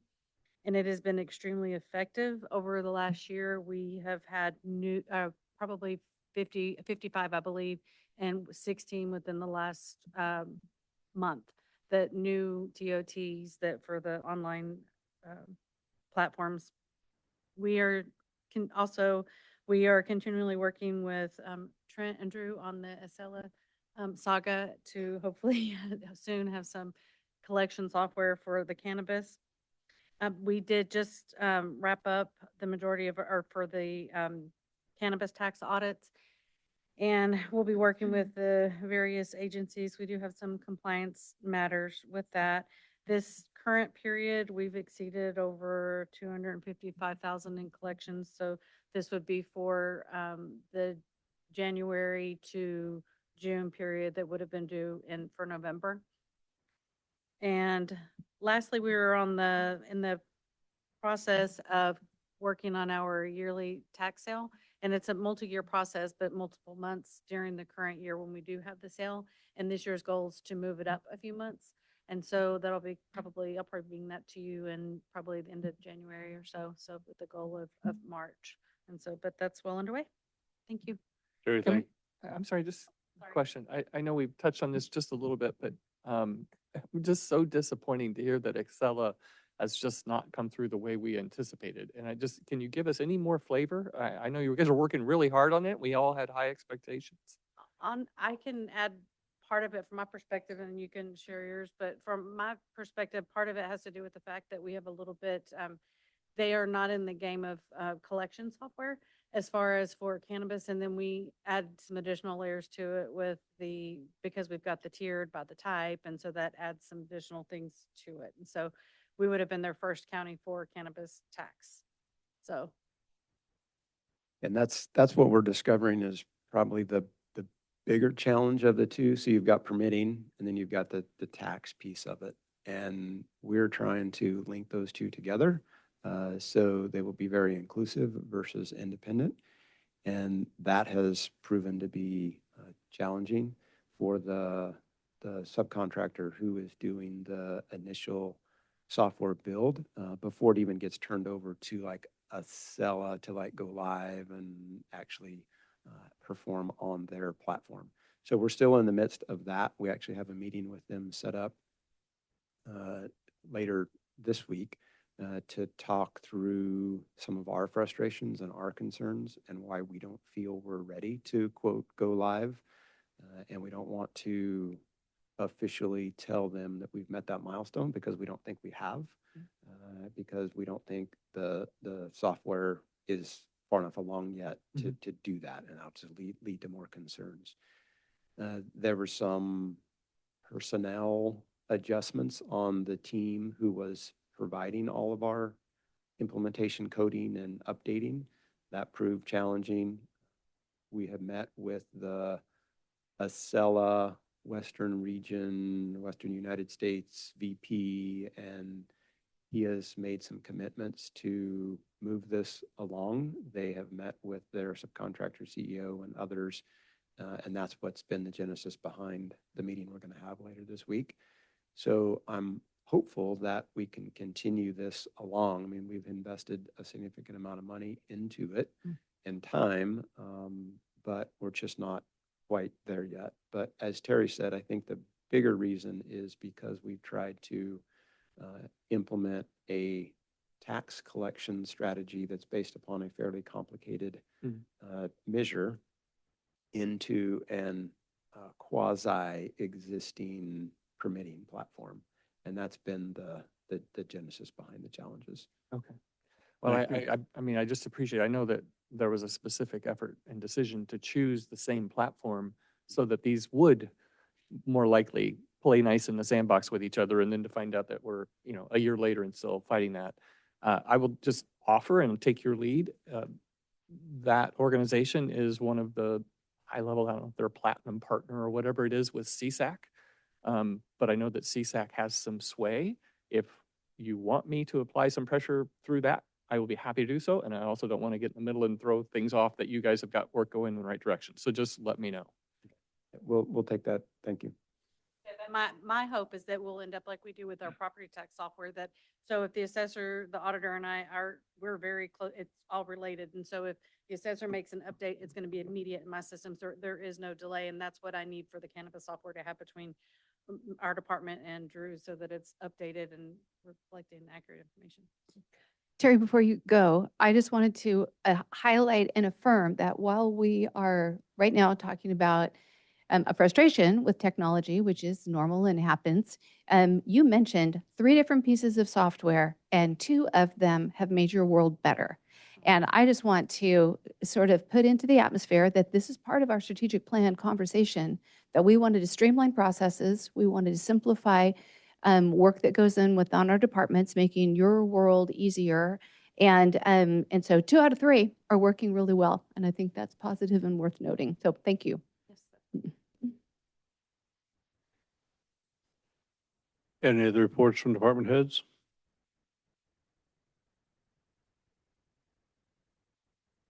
Report from CAO Tuthill. Thank you, Chair. I've got a few items to update. First one is our emergency communication system. There's been some comments made in here. There's been comments made through the Volunteer Fire Department Chiefs Association. There's been other concerns voiced, and I just want to make the full board aware that we are almost in receipt of the $180,000 from the state that we will be receiving, and that's based upon some direct work with Senator McGuire, and that money should be in our account within 60 or so days. I just signed some documents going back to the state this week, so hopeful on that.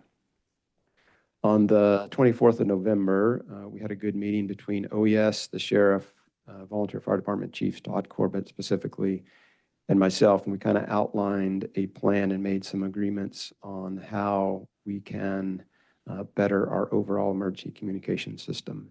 The sheriff's office was going to be the overall project lead for this effort, as this will have some significant direct ties to our current dispatch system. We already have a contract in place since we met on the 24th of November for approximately $10,000 to do an overall repeater system equipment assessment and inventory to give us an initial start on a baseline of where we're at with the magnitude of this issue. We're also going to pursue a part-time type position, quasi-program manager, somebody who may have a little bit of radio knowledge to oversee this effort, because it is going to be fairly time-consuming. We've got a draft job description in process, and we will continue in that direction. We're going to meet again early January to go over program status, and I'll continue to provide updates to the board as this effort continues. Some of you may be aware that approximately 2 weeks ago, half the roof of our Hayfork Valley repeater site blew off and needed some immediate attention. So our general service team met with DOT, the Sheriff's Office, and Forest Service representatives, and we made an agreement really quickly where the Forest Service was going to pay for supplies and General Services was going to do the work. And that work has already been accomplished. So that facility will hopefully, as planned, make it through at least another winter, and our equipment up there will be just fine. I want to remind everyone that it took us about 3 decades to get in the situation where the current system is in. So it's going to take us a little bit of time to get us back on track in this arena. But I am confident with the $180,000 that we're getting as seed money to start this effort. And then with a concerted effort from this board and those organizations that I previously mentioned, we'll be able to prioritize this effort and continually fund it as emergency communications is of utmost importance to the public health and safety in our community. Next topic is jail medical operational, the regional support that concept that RCRC is leading. I've provided a quick briefing on this before, but so there's 5 regions in the state of the RCRC counties. Some are opting not to participate. Most of them are. There is an RFP process that's already been initiated to go out to a consultant to see if there's interest and capability in evaluating some different methodologies to provide overall geomedical support throughout the state, and looking at different models, different ways of doing this.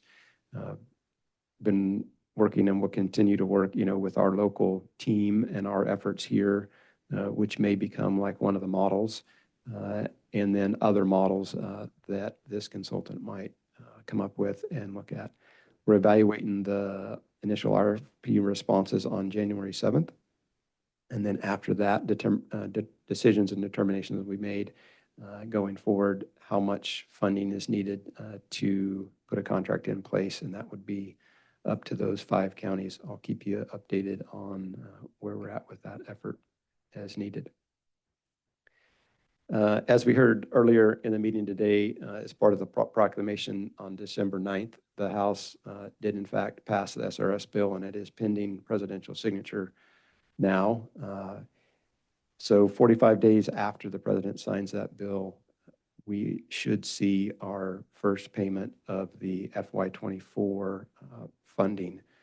So we are in, and then about 60 or so days, it's time period after that would be the second retro payment for FY25. And then FY26 funding would be received later in this coming state and county fiscal year. So money will be coming back to us for this effort, which we're very, very grateful for. As you saw in Panos's DOT department head update that he submitted to the board yesterday, and then he puts all those on his website as well for any public to see. There's a plan being put in place as far as how these funds will be used for the whole of county for road maintenance activities, and specifically how the SRS funds can be spent. So that will be forthcoming here in the near future as far as how those funds will be spent as they're reinstated over the next few months. So this is the first time that in this forum that I've had a chance to announce this. This has been announced to staff and the board, and I think most people know this, but I just want to recognize Drew, who has already stood up here and provided a department head report, but he was formally selected as the community development department director and will now be fulfilling that role. So, a formal congrats in this forum to Drew, and I look forward to working with him in his new role.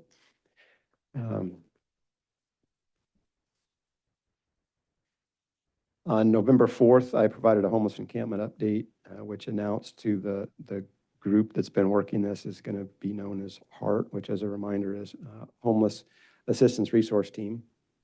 That team consists of probation, HHSA, Sheriff's Office, DOT, Community Development Department, front office admin, and HRN. The team has now secured a location for any personal possessions of individuals who might be trespassing on public property and would be served a 72-hour notice to vacate.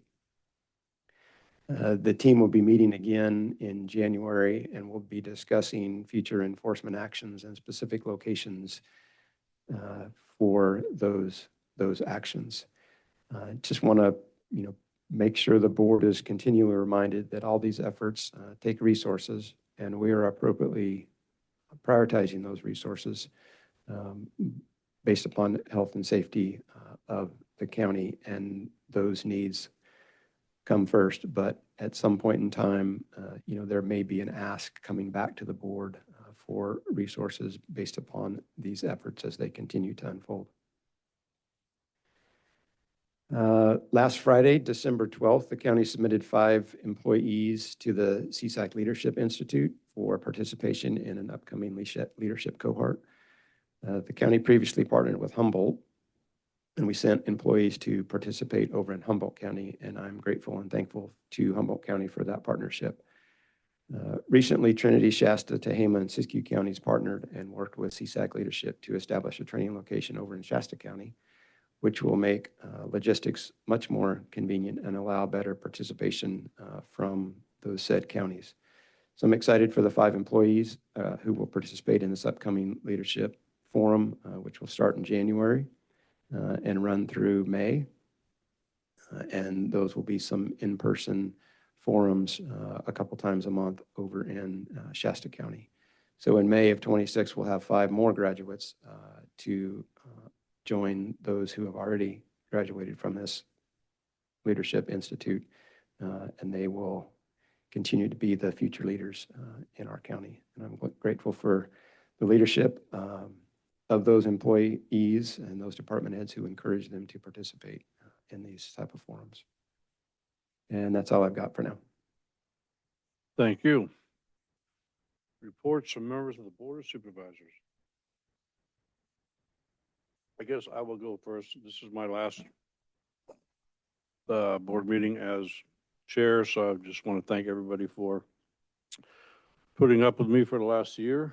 You guys have been very kind to me, and the public has also.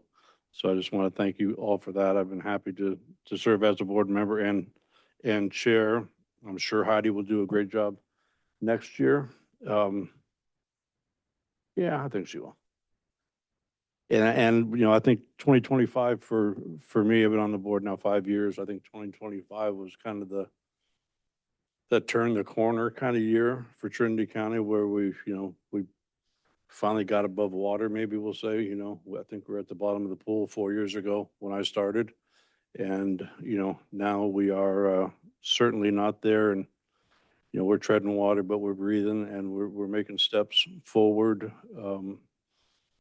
in a lot of directions that we certainly weren't when I first began this job here. So I just want to thank everybody for, you know, supporting me, putting up with me. The mistakes I've made, the good things I may have done, and everything in between. It's been my pleasure to do this as a chair and a board member. And, you know, I'm always trying my hardest for the community that I live in and that I love. I will continue for the next 3 years to do it. I have one thing to report out about. I was at a TMC meeting later last week, and it was in Reading at the Forest Service office there. And it was a decent meeting. Myself and Supervisor Carpenter Harris were there. And I think we both came away, and Patrick Flynn from the county was there. We had 3 representatives, and I think we all walked away with some unanswered questions or some confusions about some of the things that were put forward to us, and some of the things that weren't put forward to us. So one of the things that I was kind of taken back with on November 7th, I think it was, that the Trinity River Hatchery was compromised in a way where it was getting no water into the hatchery, and it wasn't a personnel, no people responsible, that the grates that hold back the debris clogged up and stopped the water from getting into the hatchery. Therefore, they had to release all the fish in the hatchery very, very prematurely, which is devastating. That is devastating enough to our fishery, and our fishery is not in great shape now. But one of the things that I thought was kind of interesting is, you know, that's the Trinity River Hatchery responsible for our tourism and so many other things. And they didn't even tell us. We had no idea. It was, we should not be that far removed or have them be able to keep something so devastating to this river and community to themselves for so long without, you know, letting the board, at least the board, or Patrick, who works with the county and Trinity River Restoration Program, know that something this catastrophic had happened. A little bit upset about that, but onward and forward. They did give a long presentation about Trinity River Restoration from its inception or prior to its inception until last week, which I found a little bit some truth and some error in that. And we will be, myself, CEO Tuthill, Supervisor Carpenter Harris, and Patrick Flynn. We'll be discussing some of the differences that we saw and what they thought and what we think, and what we talked about, actually. So I will leave that at that. Again, I want to just thank everybody for putting up with me. It's been great. Looking forward to Heidi getting over here and me getting over there. And we will move forward. I know Rick had at least 2 long meetings in the last few weeks, so we will move on to Supervisor Lutweiler. And congratulations, Drew. I forgot to tell you. Thank you. You deserved it. Thank you. Yes, it's actually interesting when you think that we skipped a meeting and it seems like, oh, well, they only have to meet once this month. And then I looked at my calendar and what had happened since our last meeting. So the CSAC annual conference took place in San Jose last month. This month started on December 1st and ran all week long. It was included really excellent updates from the policy committees. I got called away on an urgent county matter, county-related matter, that caused me to miss a whole morning of some of the workshops. And I still told the staff that it was the best, most productive meeting I've been at. They just have really been upping their game and making the time more relevant and more useful. We did wrap up with a facilitated panel discussion with 5 gubernatorial candidates. That was very interesting. They were recording it live that would then be later played on the radio. And it was interesting to see them answer the questions. Definitely, you'd start to get a sense of what we have to choose from. Also, they included a tour of Google headquarters, and there were several presentations regarding uses of their technology to assist jurisdictions. And one of those that I thought just mentioned for this group was that Google's philanthropy arm launched a pilot where they are putting satellite capability in place over California that will allow them to give much more detailed and timely information about fires and heat. And to give you a perspective, by 2030, they expect to be able to give a very detailed heat signature map of a 3 meter by 3 meter section updated every 15 minutes. Actually, that's 5 meter by 5 meter. Sorry, I was the 3 feet and all that. So just amazingly better. And then they're, because it's Google, they also have this intensive mapping capability. And they're saying, we believe that we will be able to give much, much better fire prediction. Like what will happen to the fire. We'll know if it's heat that is always there, it's new heat, it's good heat, it's bad heat, it's what's going to happen with the terrain and what we know. And so they are really investing heavily into that. And it's already in place as a pilot, and they're just trying to now work towards the implementation that, again, 2030 is when they're really seeing that ultimate, at least the ultimate of this version of their plans. It was very, very exciting, and they were able to demonstrate some of it there. You said that's updated every 3 minutes? Every 15 minutes. 15. Yeah, 5 meter by 5 meter, I think it was. I'll look at my notes. I'll send out all these to all you guys later too. But every 15 minutes, they would be able to update that. So you're just constantly getting that information and being able to see how things are progressing. It'll be so much better for both, OES, the firefighters, everybody. Let's see. Next up was a tourism funding ad hoc meeting. Joined the other committee members for meetings where we met with the applicants on Monday, December 8th. It was a whole afternoon where people were able to come in, answer questions, provide information to help us work toward our recommendations to this board. We had a brief airports focused meeting, Supervisor Cox and I with Director Panos Kokas, about safety concerns that have been brought up at one of the airports and also some funding opportunities. Nortec, there was a special executive committee meeting handling some issues that have come up there. That took place on December 8th. The Sierra Nevada Conservancy held their quarterly board meeting in Sacramento last week. I was elected as the vice chair for 2026. This group will actually be meeting, their board meeting will be here in June of 2026. So we'll actually be the host county and site next year, which I'm excited about.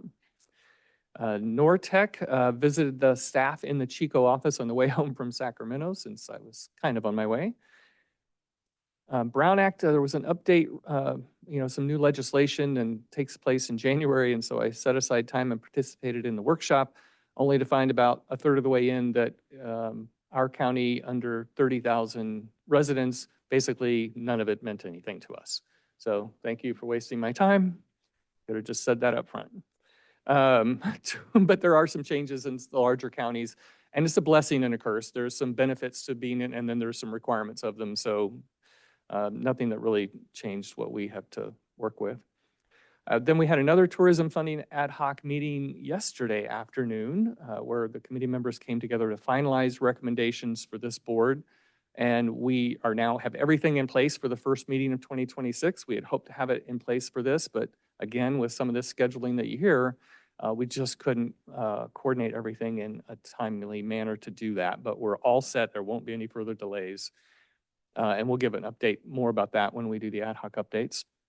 And then I just wanted to note, we often hear about communications challenges. Even the county has had a number of outages. I've noticed recently where I get the emails and say, oh, we're down, but we're up. And but I had a resident reach out about Frontier Communications and talking about the problems they were having. So CAO Tuthill provided me contact information for Frontier's Vice President of External Affairs and for California. And I have to say I'm quite impressed that that happened maybe 48 hours ago, and I've already received 2 updates from them saying, what they found, what they're doing about it, and keeping us informed. So we know we have our challenges, and it's great though that we now have kind of gotten to that place where we have some contacts that can hopefully help us address those in a more timely manner. That's it. Thank you very much. Supervisor Carpenter Harris. Thank you. I just would like to say that I drove all the way from Salyer to Weaverville today with 0 road construction. Yay! I was like, what? The stop sign's missing even. I couldn't believe it. It was amazing. I do want to just give a shout out to everybody who does work on our roads for the summers and the winters. It's quite a challenge for all of us, and many prayers for that project down on 36, which is just, holy smokes. They're using helicopters to log, and it's quite a project, and it does impact our county on the south side. So those are my hopes that those folks live through that successfully. I will just report out that I had quite a number of meetings with folks in my district.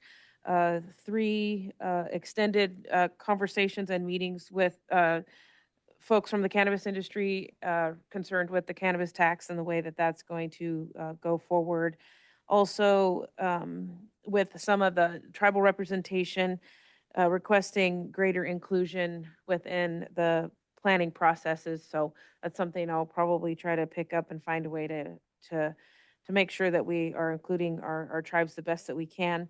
And then there was another accident in front of the Salyer store, and that is a situation that we have been on and off in contact with CHP and Caltrans regarding the speed in that general area and the speed in the communities all along the river. Not very many people slow down when they see those 45-mile-an-hour slowdowns between all of our river towns, and it's something that a lot of people are concerned about on a regular basis. As Supervisor Gogan mentioned, I attended the TMC in Reading, and as he stated, I'll just leave what he stated where it is. There, a lot of money has been spent, and results are varying. So it's just something that I continue to be amazed is the best word I can say. I believe LAFCO has been canceled for today. I wanted to just confirm that. I did attend the Trinity, the collaborative meeting, and the agenda is an agenda of consistent effort with the wildfire camera updates and just the BLM and U.S. Forest Service updates of our closeout of our great summer that we had and our good fall. Lots of uses of our campgrounds and things. And then the forever and always boat ramp. Someday when that boat ramp gets put in, I say we have a party. But yes, it is a continuing effort. So I was grateful to attend that. That's a fun meeting. People attend from all over the county, and we do get a lot of conversation in, and good things happen. I just will close with, I'll be going to NACO in the end of February. So that agenda is looking good. I'll start working on what I am going to attend within those workshops and bringing forward information that I will meet with CAO Tuthill and anyone else on the board regarding federal matters that they would like to see our voice be heard in that greater community. But I'll just say now, um, I would truly, from the bottom of my heart, like to wish everybody in my district and in our county a very Merry Christmas or holiday season. I know that it's hard sometimes during this season, specifically for those who are lonely and for our children who maybe not have as many things under the Christmas tree or their holiday celebration that some of the other kids do. So even if you have an extra $20 or something and you know of a child in your community that you see might be lacking, just take a minute and do an act of kindness. It's very, very important that we tend and steward our communities to the best of our abilities. And I just pray that everyone is blessed in the closing of 2025 and we move into 2026 with a good horizon. So thank you for letting me serve you, and Merry Christmas. Supervisor Brownfield. Good morning, all. I met with the Ruth Lake CSD and had a really interesting conversation with that organization over that runs the recreation at Ruth Lake. And they brought up an interesting subject because of most of the people up there are so rural and septic systems are so hard to do and take so much space that they're looking at alternative septic systems, composting or incinerators or, and I think it's an interesting topic. I think it would be something that would be interesting to look into. They've done a great job this year. They made some good money this year on the lake. They're handling the snails really well and the mussels, the golden mussels. They're doing a wonderful job at Ruth Lake CSD, and we really appreciate all they do for the recreation in the lake up there.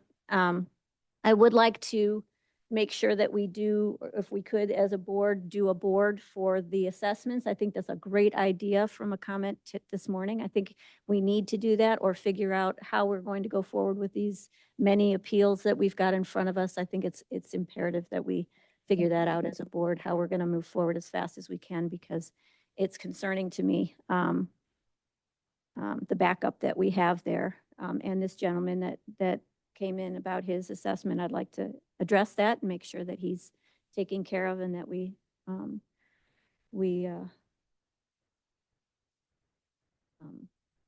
help him.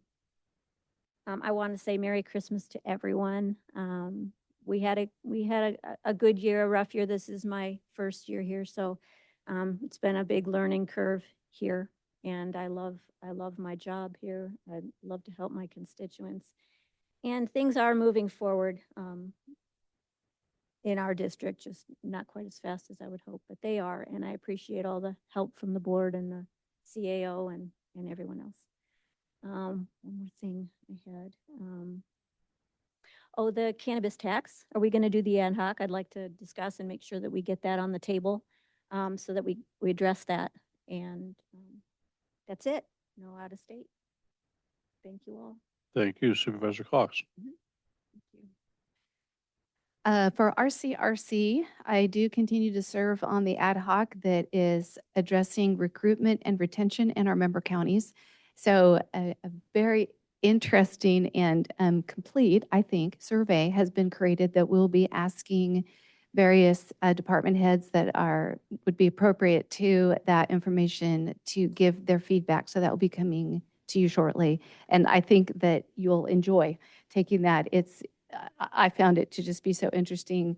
Again, every time I go to RCRC, I love coming away with we are so not alone, because you get to feeling that way. And the questions on this will help to affirm that in yet another area. Those meetings were virtual, but I did have out-of-county travel. On December 11th, we did have our RCRC board meeting, We approved our 2026 budget and officers. We received findings from Dr. Alan Murray of the University of California, Santa Barbara, on wildfire resistance initiatives, which is something that RAI has been studying this year. That report will be very interesting to various people, and it is available on the RCRC website. If you need help finding that, you can reach out. We certainly had a collective celebration there of the passage of S356 with that and Secure Rural Schools funding, because most of the member counties at RCRC are affected by that, and certainly we were delighted at the outcome. If you are one who prefers the Fairview boat ramp when you enjoy Trinity Lake, you will be delighted to know that that nasty stump off to the right side of the ramp has now been removed, something I have been asking for 5 years, and I think I might break a bottle of champagne out there next time I enjoy that area. So thank you to Forest Service folks for that. With regard to the Minersville boat ramp, the Recreation Committee of the Collaborative at the last meeting requested participation from the Forest Service project manager, as well as the Division of Boating and Waterways individual who collaborate on funding and then the Forest Service moving that project forward. So the new project manager is very willing to participate, and I had no idea what to do about the Division of Boating and Waterways. Senator McGuire's office connected me with the appropriate contacts there, and that appropriate individual responded with very positive willingness to engage in that conversation.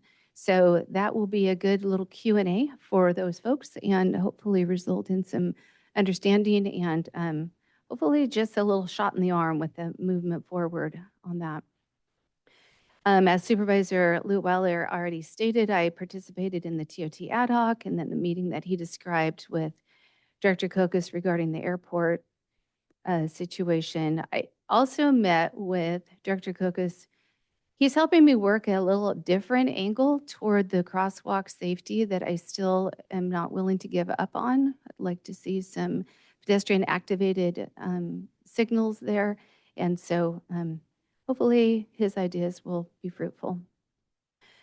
The Fire Safe Council, the Fire Safe Coordinator, submitted applications for 14 Firewise communities county-wide, and all were approved as of December 3rd.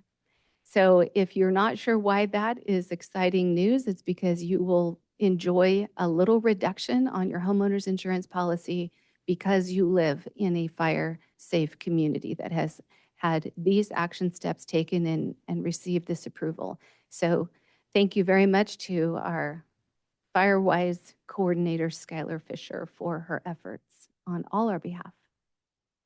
I was at the fire chief's meeting on December 8th, nothing there to particularly report out. There, in addition to no LAFCO meeting, there's no PSA2 meeting this month. Tomorrow, I will meet with Senator Schiff's staff regarding matters of concern to our county. And on Friday, I have my quarterly meeting with Forest Supervisor Berkey in Reading. And a Merry Christmas from me. That's the end of my report. Thank you. Thank you. Go ahead, Rick. A couple of follow-ups, just because I wanted to make sure I got some things right. So Supervisor Cox, did you mention wildfire resistance or resilience? Well, for the fire safe communities? It was under the RCRC board meeting notes. Oh, yes. I heard resistance. which I It's haven't- resilience. Okay. Wildfire resilience Okay. initiatives that was studied by RAI, which is they're a study group employed by, funded by RCRC. There's a full report that they put together that's published that is available if anybody wants to look at that. Okay, great. Yeah, I think I just thought I heard the resistance. I thought, is this a new term I haven't heard? So I wanted to make Oh, sure I sorry, got I that probably right. misspoke. I probably just heard it wrong. And then two other things. So I noted, Supervisor Carpenter Harris, that you mentioned you've already had a lot of meetings about the cannabis tax. And as we'll say here in a minute, with the cannabis tax ad hoc, we have not met yet. We're planning to do that in January. just because of the schedules. But I'm wondering if you've already gathered a lot of information, would you like to take my place with Supervisor Gogan on that ad hoc, since you've already got information, and be a part of these other meetings? Or do you want us to continue to go forward as is, and you just feed into that when we have a board discussion? I'm just asking, since you've already done a bit of homework. Well, so my thoughts were, when we have the ad hoc report out, I would share my information Oh. and go from there. Is Okay. that okay? Yeah, sure. Okay, I just wanted to offer that up. And then Supervisor Brownfield mentioned following up on Mr. Blanco's suggestion on the tax and the equalization and so forth. And I'm just wondering if there is board consensus to give staff direction for, my sense is that we need more information about, well, what is the status of this, and what is information that we need to consider if we wanted to try to establish some new, and is there a recommendation to do that or not? So I'm interested in that as well, and it looks like I'm I am seeing too. heads nod. Yes. Yeah? I have several folks that So I'll take that as direction to staff, and I'll work with the assessor's office, and we can put together a future agenda item and talk through that. But just to share current information and what Mr. Blanco brought up, there is a 2-year time period from the time that appeal is filed. We're tracking that. There are approximately 70 of them from the late 24 time period, so we've got until late 26 to view those and make a decision on those. All those appeals have been already sent down to the assessor's office, and they are in the process of evaluating those and working through. There's a very specific process that must be followed. And depending upon how this board chooses, either you will be the board who hears those, or some other forum that could be established, and that is a definite option. And then from 2025, there's also a batch of them. There's about 20 or so much less of them for 2025. And then we have until 2027 to make a final decision on those. So we are very much acknowledge that we have received those, and that there is a very specific appeal process, and we will follow said established appeal process and timelines. Thank you.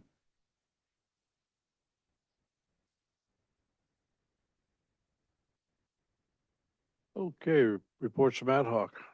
Tourism funding. Okay, Supervisor Cox and I will share this quickly just to let folks know. So we have, as I mentioned, completed recommendations that will be presented during the first meeting of January. So I mean, that's what's on the agenda. We hope it will be. Recommendations include providing organizations with an off-ramp of funding for events and operations. So basically shifting from requests to operate events and support organizations generally to more focused on tourism promotion. And so that's just a component of what you can expect to hear. Also be recommending the introduction of performance criteria. So rather than just give the money and then hope it works well, actually establish performance criteria and have reporting back. There could be some specific deliverables to say this money is tied to these specific deliverables. And the recommendations also call for more oversight and accountability, which can include staggered funding based on performance. So rather than just all, here it is, here is some, show what tell us what you're gonna do, here's the money, show us what you did with it, here's the next money. Basically to just make sure that we're truly getting the most for that allocation of funds. Let's see. There would also be, in this recommendation, quarterly meetings for all parties interested in the use of county funds for the promotion of tourism to participate, see what's happening, and weigh in on things that they think should be happening. And then I just wanted to give special thanks to the fellow committee members, Drew Plabani, Terry McBrayer, Supervisor Cox, and then also our unofficial team member, Mary Rist, who has made these meetings possible because we were like herding cats, and she was helping to do that and also helping with documentation. And then Supervisor Cox, I know you also wanted to kind of weigh in on about the magnitude of the work being done by these groups. Yeah, I did. So, having met with them a couple of times and having worked with these people over the last 5 years, I was reminded of the very passionate hearts and willing volunteerism that we see in their desire to make all of their efforts go forward. And while we're taking a very diverse group of a diverse bundle of ideas of how to move this, vehicle down the road, all of their ideas come from their true hearts to see great things happen here for our tourism. And I just want to acknowledge them for that and say we appreciate that level of willingness to work. Okay, the cannabis tax ad hoc, which includes myself and Supervisor Lutweiler. We will begin scheduling our meetings for the first week, possibly 10 days of 2026.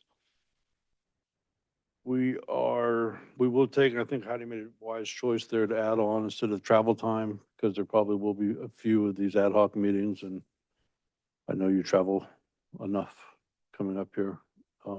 So we'll take your information and use it wisely. Myself and Supervisor Lutweiler are looking at evenings, probably some public, some we'll call it private, but not one-on-one meetings. And we will also have our new CDD Director Drew Pelvini there. And I think we'll invite Terry to wrap things up for us once we get all the input and questions that we have from the people who have questions about the cannabis tax. And I'm sure there'll be quite a few of those. Rick, do you have anything you would like to add or timelines that work for you? I know you have a fairly busy schedule coming up, and I think we should probably do them in the evening. Yeah, I think from what we discussed, we're just assuming that evening would be most accessible to the most people from their, managing their day jobs, if you will. But we can put out some dates and times in early January and then see if we need to schedule more. But the main thing is just to make sure that we're accessible to the people that want to weigh in on this, so that when we have all the information, we're ready to share it with the board. We pick some dates and times now. We look at the calendar and throw a few things out. I'd rather just do that offline. Okay. May I present my notes from my meeting that I had with some of the farmers in my district? Absolutely, go right ahead. To just bring forward the information on their behalf. I had the opportunity to meet with three very active citizens, in addition to being cannabis farmers. All of them are really in this from a business standpoint, and so I just wanted to make sure that I'm going to do my best. If you're listening out there, guys, I'm going to do my best to try to bring forward what they are hoping or asking for, or at least the first hit at this.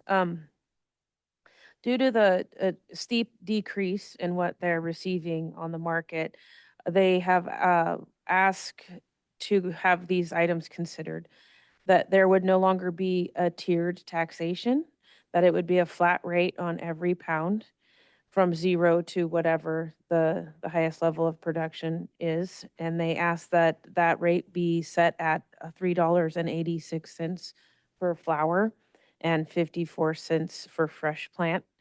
And they ask also that there would be a potential opportunity to have a renewal reduction in the licenses if you are a farmer in good standing.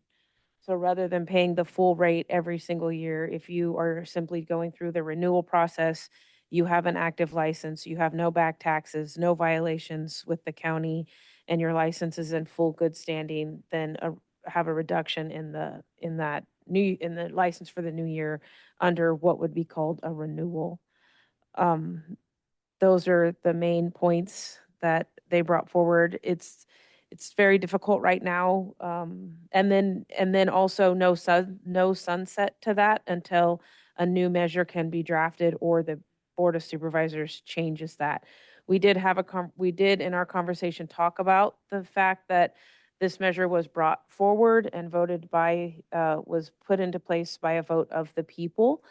And I did mention, that although we have the opportunity to change things within this measure, that I do not want it to be perceived that the Board of Supervisors is undoing the will of the people by making changes without an opportunity to vote on this. And so in the event that changes are made, I did suggest that if they can come together to create a new measure that would then sit, that would be something that would really allow all the county to have a say in that through their vote. I do recognize, though, that right now, because of the hardship on the dollars that are being received from sales, that it may be in good tidings to do some type of change that we can hold until another change comes along or a new measure is made. So again, they're asking for a flat rate, no more tiered system, $3.86 on flower and 54 cents on fresh plant, and then a renewal reduction in the license fee. So I know that we'll hear more later in the agenda as we find out from our presentation where we are on the taxes that are currently coming in and who's paying those. I just wanted to bring forward what was shared with me by the folks in my district. Thank you. Could I say one thing to what Heidi said? Yep, I've had the same kind of conversations with constituents in my area, and one of the big things was what they call trim. So they were taxing it on a rate that's excessive to what they can get for that. They're asking for an elimination of that tax altogether, or a percentage, which is much less. I think an elimination of that is what they'd really like to see, because the industry, like you said, is just really bad right now. They're fighting a lot of headwinds. They go through a lot of regulations, so I'm hoping we can help them, this ad hoc, to address it. CEO Tuthill, May I make a recommendation you may. that you have county council part of your ad hoc and get advice from them as far as what the board can and can't change on the voter approved measure, so the ad hoc doesn't go down a path or create any false expectations from said constituents. So this time is spent appropriately. There are certain things the board can do, absolutely, and then there are certain things they can't do. So that's just my suggestion. If I would like to add weight to that suggestion. I do have concerns about, I want to first not break the rules, but second, I don't want it to overturn the will of the people that was established in a vote. But I also want to know what can we possibly do? So yes, agreed. Yeah, I would agree too. I'm not a lawyer. I don't know what's legal or illegal, what we can do or can't do. Back to talking to constituents in my district, there's several concerns. I will hold those till we get the broader scope of cultivators throughout the county and, weigh all their concerns and come up with kind of a final package of perhaps what we should do moving forward with the help of county council, and make sure that we're following this path correctly, legally, and doing the best we can for cultivators in our county.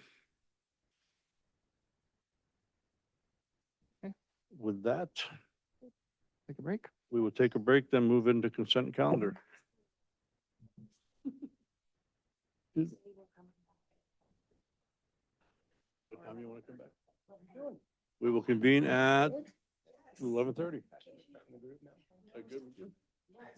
Like that dried toast at the TNC meeting? Brutal. It's brutal. I know. It's and the thing that you watched the second half. I think that was so my kitchen. I listened.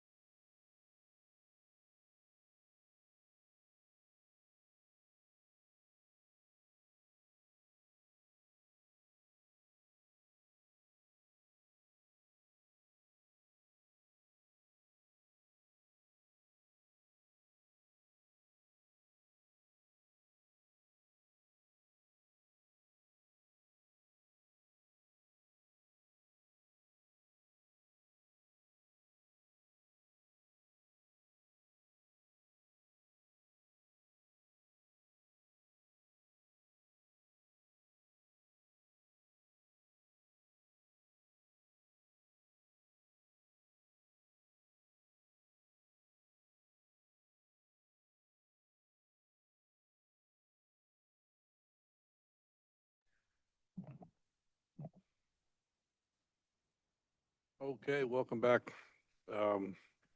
We will move into the consent calendar. These items include routine, non-controversial matters and acted upon by the board by one roll call motion. If a member of the public has any questions or comments on an item on the consent calendar, they may provide them now. A member of the board or staff may request an item to be pulled and considered separately. Do we have any public comment on the consent calendar in the room?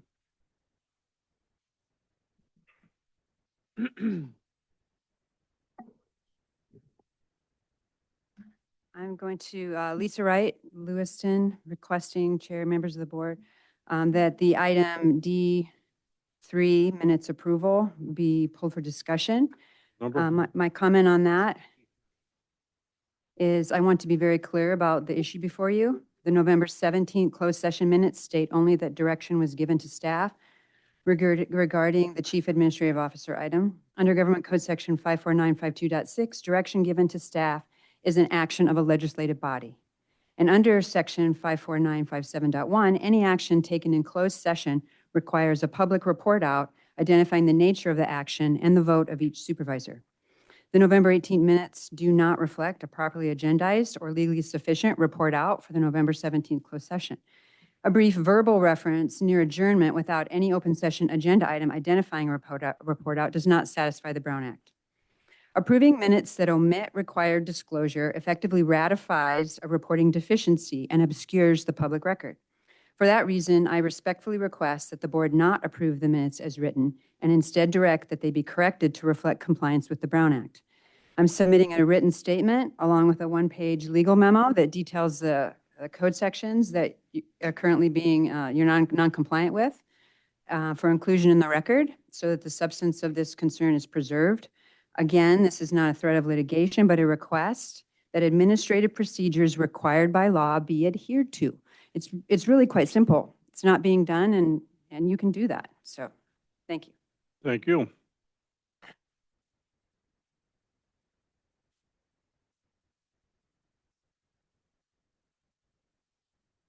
Any other public comment in the room? How are you? I'm good. Thank you, Chair, members of the board. Merry Christmas. Happy holidays. I'd like to comment specifically on item D5 on the consent calendar and respectfully request that it also be pulled for separate consideration. So the consent calendar items are defined as routine and non-controversial, as you just stated. This item D5 does not meet that standard. It materially expands delegated authority in several substantive areas, including personnel decisions, surplus property determinations, and independent approval powers that directly affect public assets and public trust. Under Trinity County Code Section 3.12.040, the disposition of county property is a policy-laden act, and it's not merely an administrative one. Delegating unilateral authority to determine when property is, quote, no longer needed for public use involves judgment calls that traditionally warrant public discussion and elected oversight. Additionally, County Code 2.56 and the board's retained authority over hiring and compensation, those reflect a clear legislative intent, which is that the workforce decisions remain accountable to elected officials, especially where cost and discretion are involved. From a Brown Act perspective, while this item may be technically placed in the consent calendar, placing a significant delegation of authority on the consent calendar risks undermining the Brown Act's core purpose, which is meaningful public participation. And courts have consistently emphasized that transparency is not just about notice, but about the real opportunity for the public to understand and to respond. Courts, pulling this item would protect the board, protect the staff, and strengthen public confidence. So my specific requests are threefold. One, that item D5 be pulled from the consent calendar and heard as a regular agenda item. Two, that the board allow separate public comment and board discussion on the scope and limits of delegated authority. And three, that the board considers guardrails such as reporting requirements, sunset provisions, or delayed implementation to assure accountability and public confidence. Trinity County works best when authority is exercised visibly, carefully, and with public understanding. Pulling this item is not a delay, it's an investment in our democratic legitimacy. Thank you for your consideration. Thank you. Any more public comment in the room? On Zoom? I show no raised hands. Okay, we will bring it back to the board to, any comments? Would anybody like to pull any items? I'd like to pull a couple of items, Go ahead. please. D16, 16, D18, 1 second.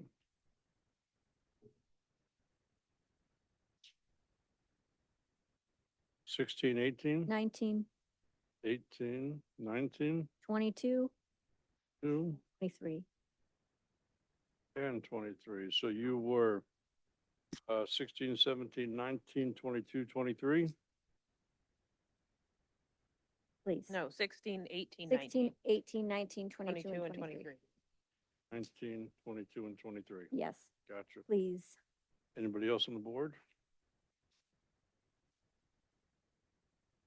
I will honor the requests for D3 and D5 to be pulled for discussion. Pull D5 and D3 for discussion. I'll make a motion to approve the remainder of the consent calendar as presented. I'll second. I just want to clarify. We have a motion from Supervisor Carpenter Harris, and our second is Supervisor Cox. Supervisor Cox? Aye. Supervisor Carpenter Harris? Aye. Supervisor Lutweiler? Aye. Supervisor Brownfield? Aye. Supervisor Gogan? Aye.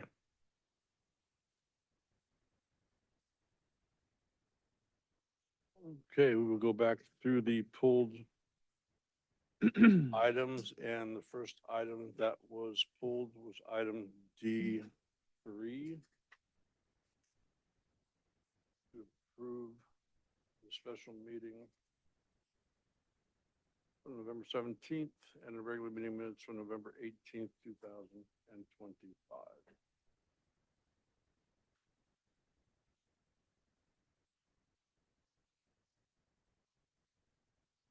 Do we have any comment on that? The board?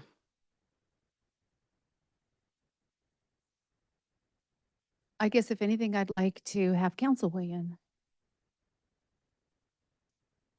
It's a little hard for me to weigh in. I haven't seen the complaint and concerns. I've reviewed them. They are legally sufficient and appropriate to what occurred.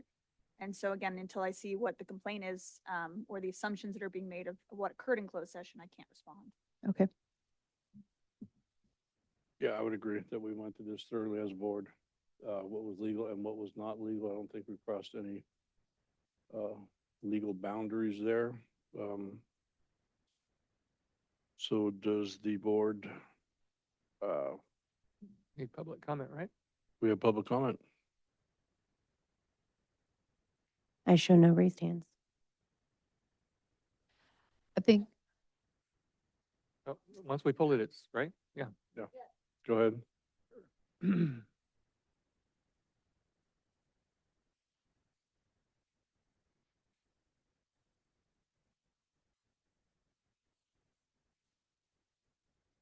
So again, Lisa Wright Lewiston. For the benefit of council, I will repeat my public statement.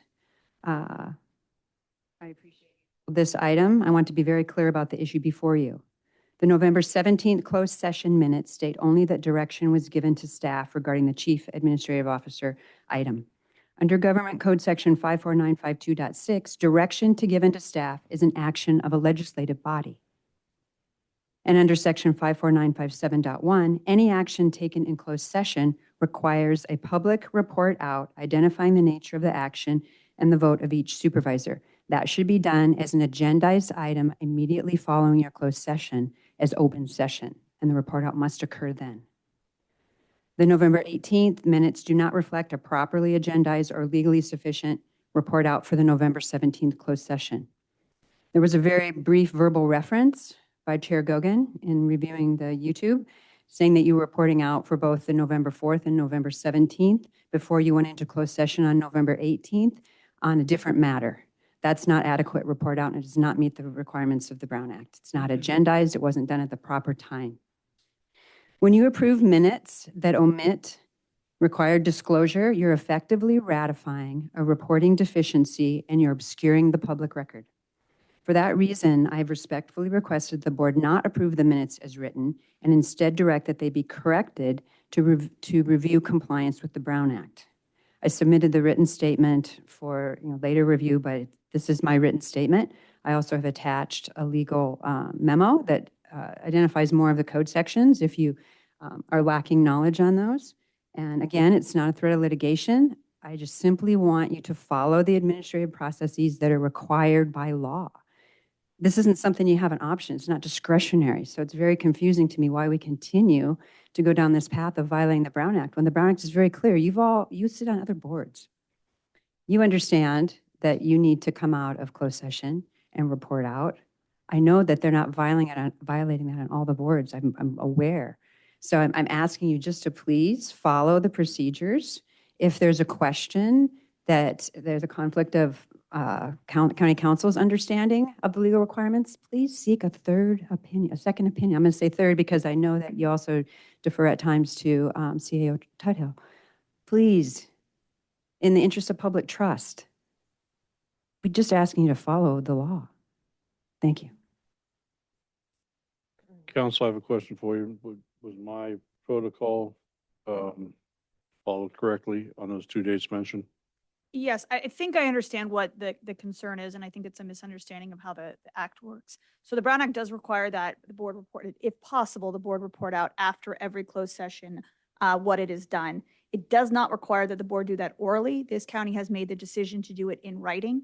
Following the closed session, there is a written detailed description of what occurred that is submitted and available immediately upon the end of closed session. If anybody wants to come and view it, they can. It's also available in the clerk's office immediately after. Yeah, I have a copy of it in mine. We fill it out and we submit it in writing. So we are compliant with the Brown Act in its entirety. Very good. So do we all in the room understand that we are compliant with that, although it's not said by me or the next board chair that we are compliant in that way and we are following the Brown Act as we should be. And we do have transparency. I mean, some of the things that are asked, just aren't, there's just not a lot of substance there to report out on. So I think we give as much as we can or as much as we have to legally and maybe sometimes more. But I do think that we follow the law to the word of the law. Do we need to check for additional public comment? I don't know. Think we have any on Zoom? I show no raised hands. Okay. Shall we take a motion? Did anybody else have any? I kind of agree that we need to redo the minutes. Just to put the public at ease, I don't see a problem with doing that. And my motion would be to pull at the minutes and to correct them, and in the future be very as transparent as we possibly can to the public. I think the public has voiced a bit of mistrust here. So for clarity on the minutes of our reporting out on a closed session item, we do have a way for the public and ourselves, even if we want to look back at our report out from closed session at this time. Oral, that though? is available. Would you want oral? And on her motion before we can discuss. A second. Okay. So I'm not exactly sure where you're looking for this to be placed in our agenda. Well, we just need to clarify and correct the minutes in the next agenda. What is it that you feel is So what do we- incorrect? So yeah, what Well, corrections am I being if the made? public is saying that the after closed session, that we were to reopen it and address the public on this, and we've chosen to do that in writing, it's lawful. I understand the law. We're okay on the law of it. But I think it would go a long way in helping with transparency and public view if we, what are we hiding to do it an oral open session afterwards? Is it something that we don't want to do? Is it, I think it would go a long way in public trust. So if I hear you correctly, there's two conflicting points being made. One of them is that we need to somehow rewrite the minutes as stated before we can approve them. And the second one is that we need to orally reopen open session following closed session and report out orally. We haven't done that for the convenience really of the public, making them sit around and wait until we're done, which could be 20 minutes or 2 hours, depending on what the topic is. So having it in writing that people can access themselves alleviates them having to sit and wait, and they're going to receive the exact same information. So that would be one topic. The other topic would be, did the minutes actually need to be rewritten? In which case, my question to you would be, how would we rewrite them? Well, what is the public not hearing that we're worried about? Like, what are they asking? They're asking to rewrite the minutes as to deflect or reflect everything that was said in that closed meeting, right? So, and I'm okay with it being in writing, but what the public is saying is that it's not transparent enough. What was said, it was just a direction to staff. So can we be more specific about what we deliver to the public? So Our issues that we come up with bargaining units, salaries, raises. Those types of things, yeah, I understand. Well, we can't just go some say yes, some no, if we're gonna do something and we talk about, I think every other meeting, we probably pretty much discuss a contract negotiation with some group or not. I think there'd be very onerous on this board and county council to verbatim, and probably not legal, everything that we talk about as far as people getting certain pay raises or some of the things that we talk about. And I think that's why they come out in closed session. And if Margaret thinks that we are reporting out correctly and as much as legally we have to, I'm okay with that. And just May to I- clarify, pay raises for high-ranking officials is always done publicly. What you're talking about is labor negotiations. Yes, when we're talking about exactly. it. Just want to make it very clear that we're not talking about pay Yeah, no, raises. the negotiations that we do quite often there. So I have some input as well, and then I'll make a competing motion to approve the minutes as presented. Second for that? I will second. So County Council, if you will help me, because I'm relying on AI, which we know can be dangerous, but I just wanted to do a quick search and understand a little bit better. And what I'm seeing is, specifically asking the question about reporting out after. And it says, it kind of refers to it in this terms of, there's two different clocks. The first clock is if you're approving a settlement, approval of real property, approving a labor agreement, like we have later today, things like that, then that needs some immediate report out.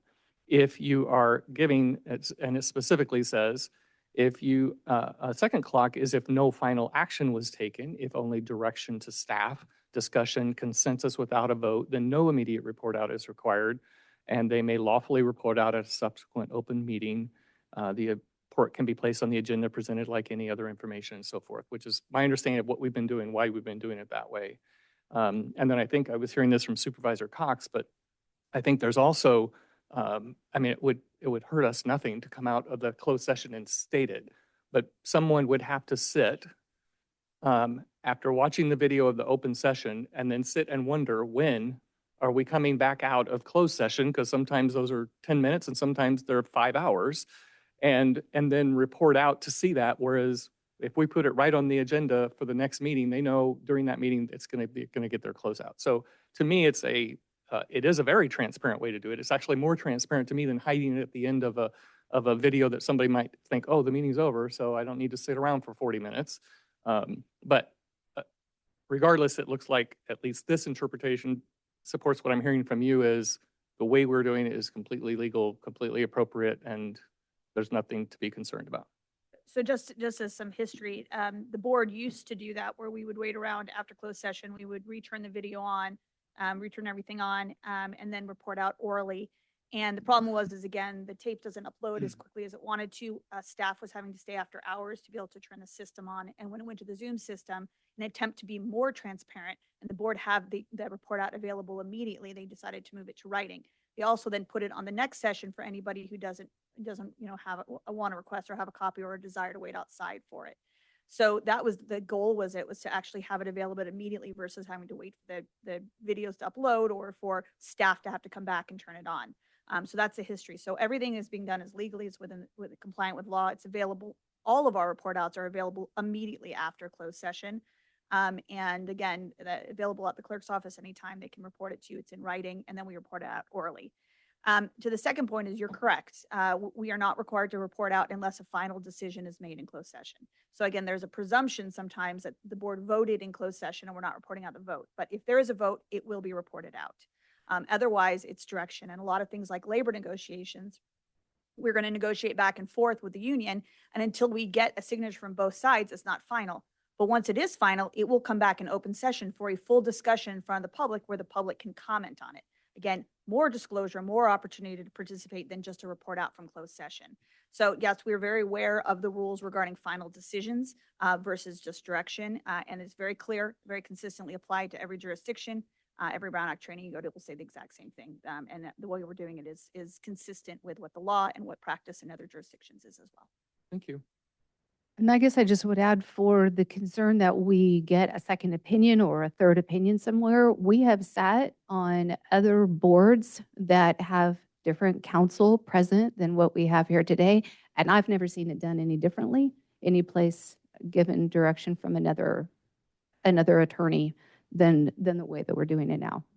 So from my perspective, I'm comfortable. Yeah, I look back and nothing that we've done in this board closed session has not come to public light. I mean, it's all, we've never, we're not going to tell you anything. It's always come out publicly, as it should. I can't think of anything where we've we're not going to tell them about anything. It's all, we're pretty transparent. I mean, closed session is closed session, but I think we're as transparent as we have to be. And, there's sometimes we don't come to any conclusion. We're here and we're struggling through something and we need to carry it on. And, as Rick said, as far as time goes, there'll be times here where I'm thinking to myself, well, we about got this wrapped up. And about 3 hours later, I realized, no, we don't really have it wrapped up right now. So, there is time. How are these people going to know from when I say closed session to when we're done? Who is staff-wise, people-wise? It doesn't seem to be that good of a function to do it that way. Just don't see that being the best way to resolve this.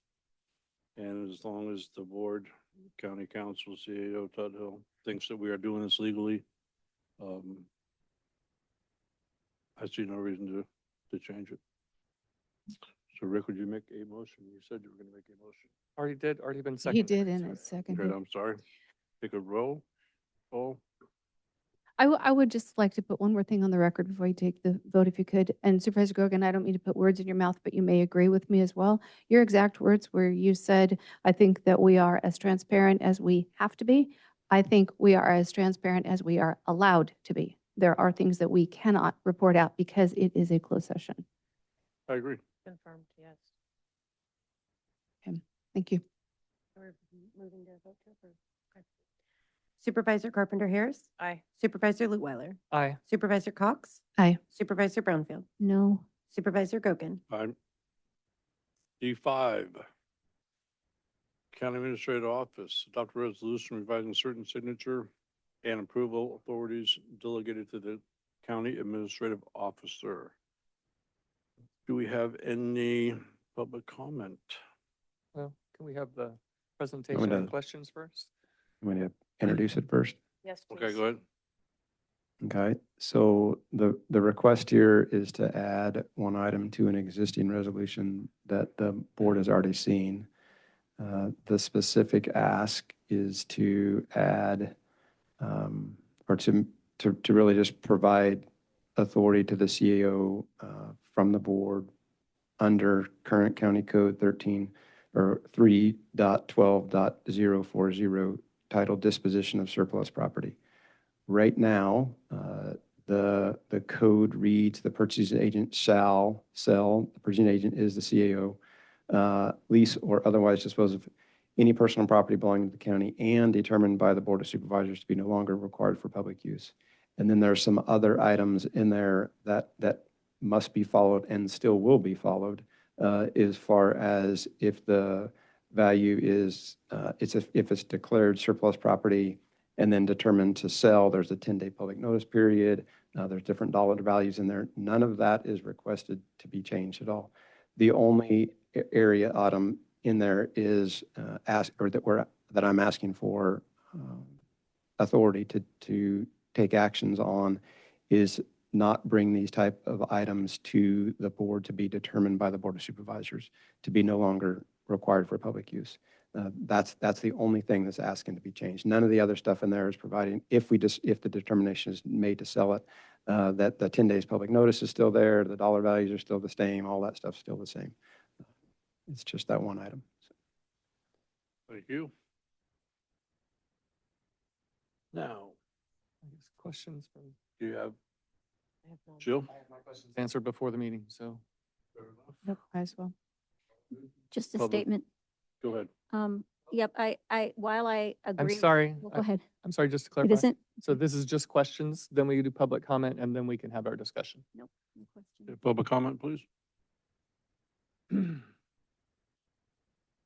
Okay, thank you, welcome. CAO Tuthill, for that clarification. So my concern is actually, it's not a legal concern, it's an ethical concern. And so just to point back to the core principle in the Brown Act, in section 54950, the legislative intent that the people of this state don't yield their sovereignty to the agencies which serve them, and the actions of public commissions, boards, and councils be taken openly, and that their deliberations be conducted openly.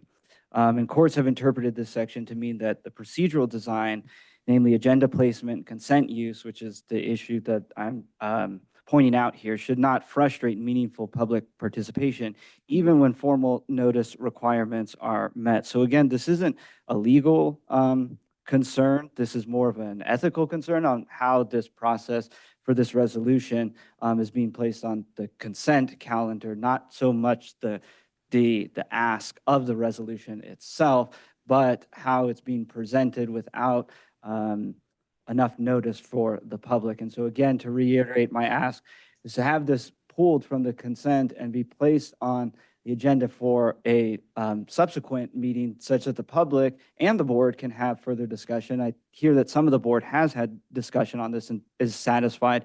It's not clear to me that the public is satisfied on the resolution. And so again, just to call to mind widely cited local government law and ethics of democratic governance, that delegations of authority, in this case, this is a change in the delegation of authority, should be proportionate, reversible, and publicly justified. And structural changes should follow executive appointments and not precede them. And I think this directly speaks to this process, that those changes should happen after an executive appointment is made, namely the appointment of a new CAO. And so again, the transparency protects both elected officials and staffs. And so my concern is more about the process here and the way that the consent calendar is being used to approve this item. Thank you. Thank you.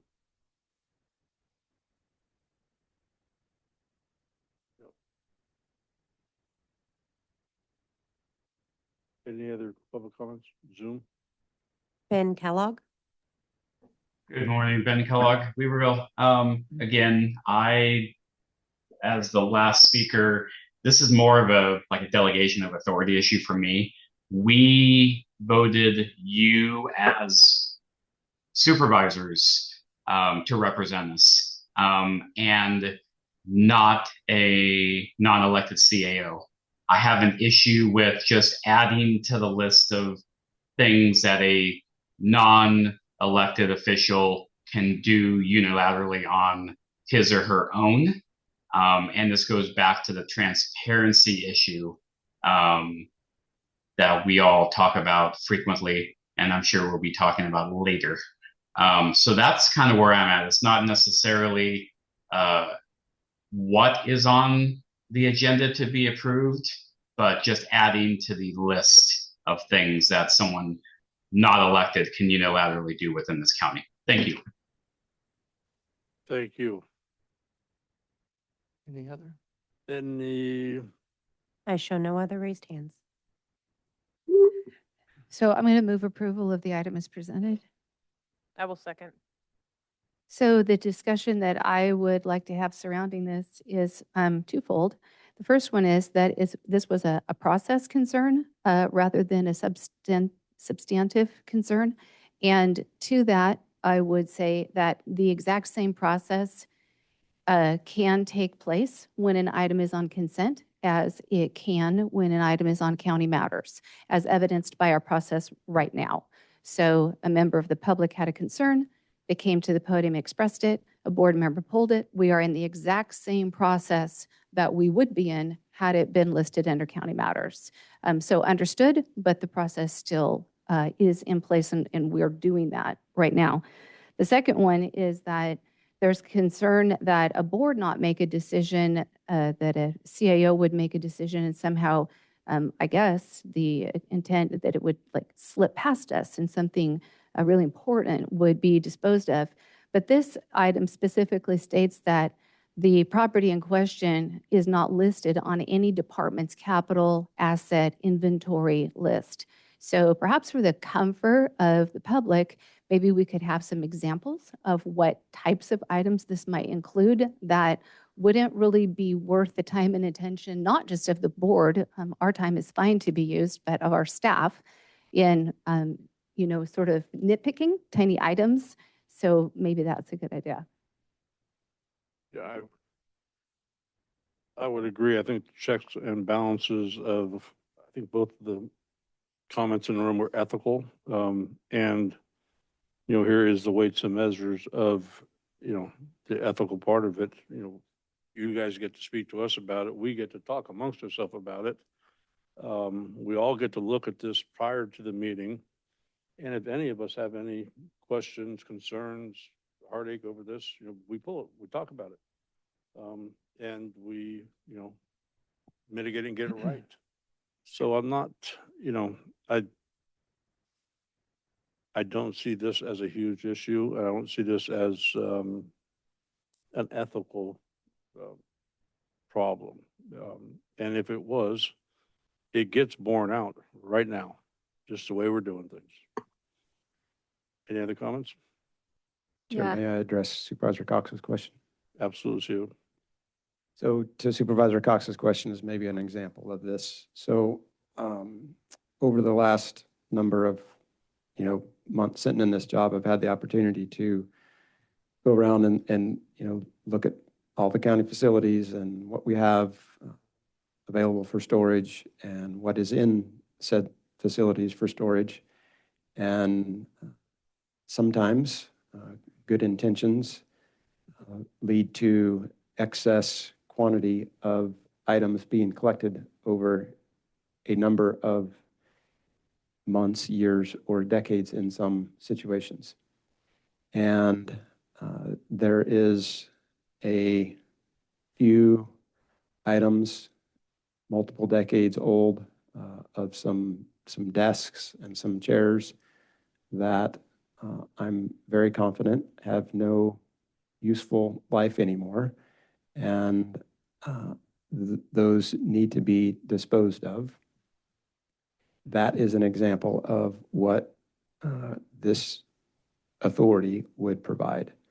It does not provide authority, like Supervisor Cox said, for anything on the fixed asset list, which is typically anything over in our county $5,000. It does not supersede any of the other items that are listed or any of the other processes that are listed in the county code as far as 10 days notice, like I previously said, dollar value over $250. Then there's another threshold of $1,000. It does not change any of that. So is what this is doing is giving the CAO, which is the individual the board has hired to run county operations, an opportunity to dispose of what in essence is not quite trash, but is kind of in that same category, but may in somebody's eyes have some type of value to it. But it still needs to be disposed of, so we are not unduly taking up space in our limited amount of county facilities. Thank you.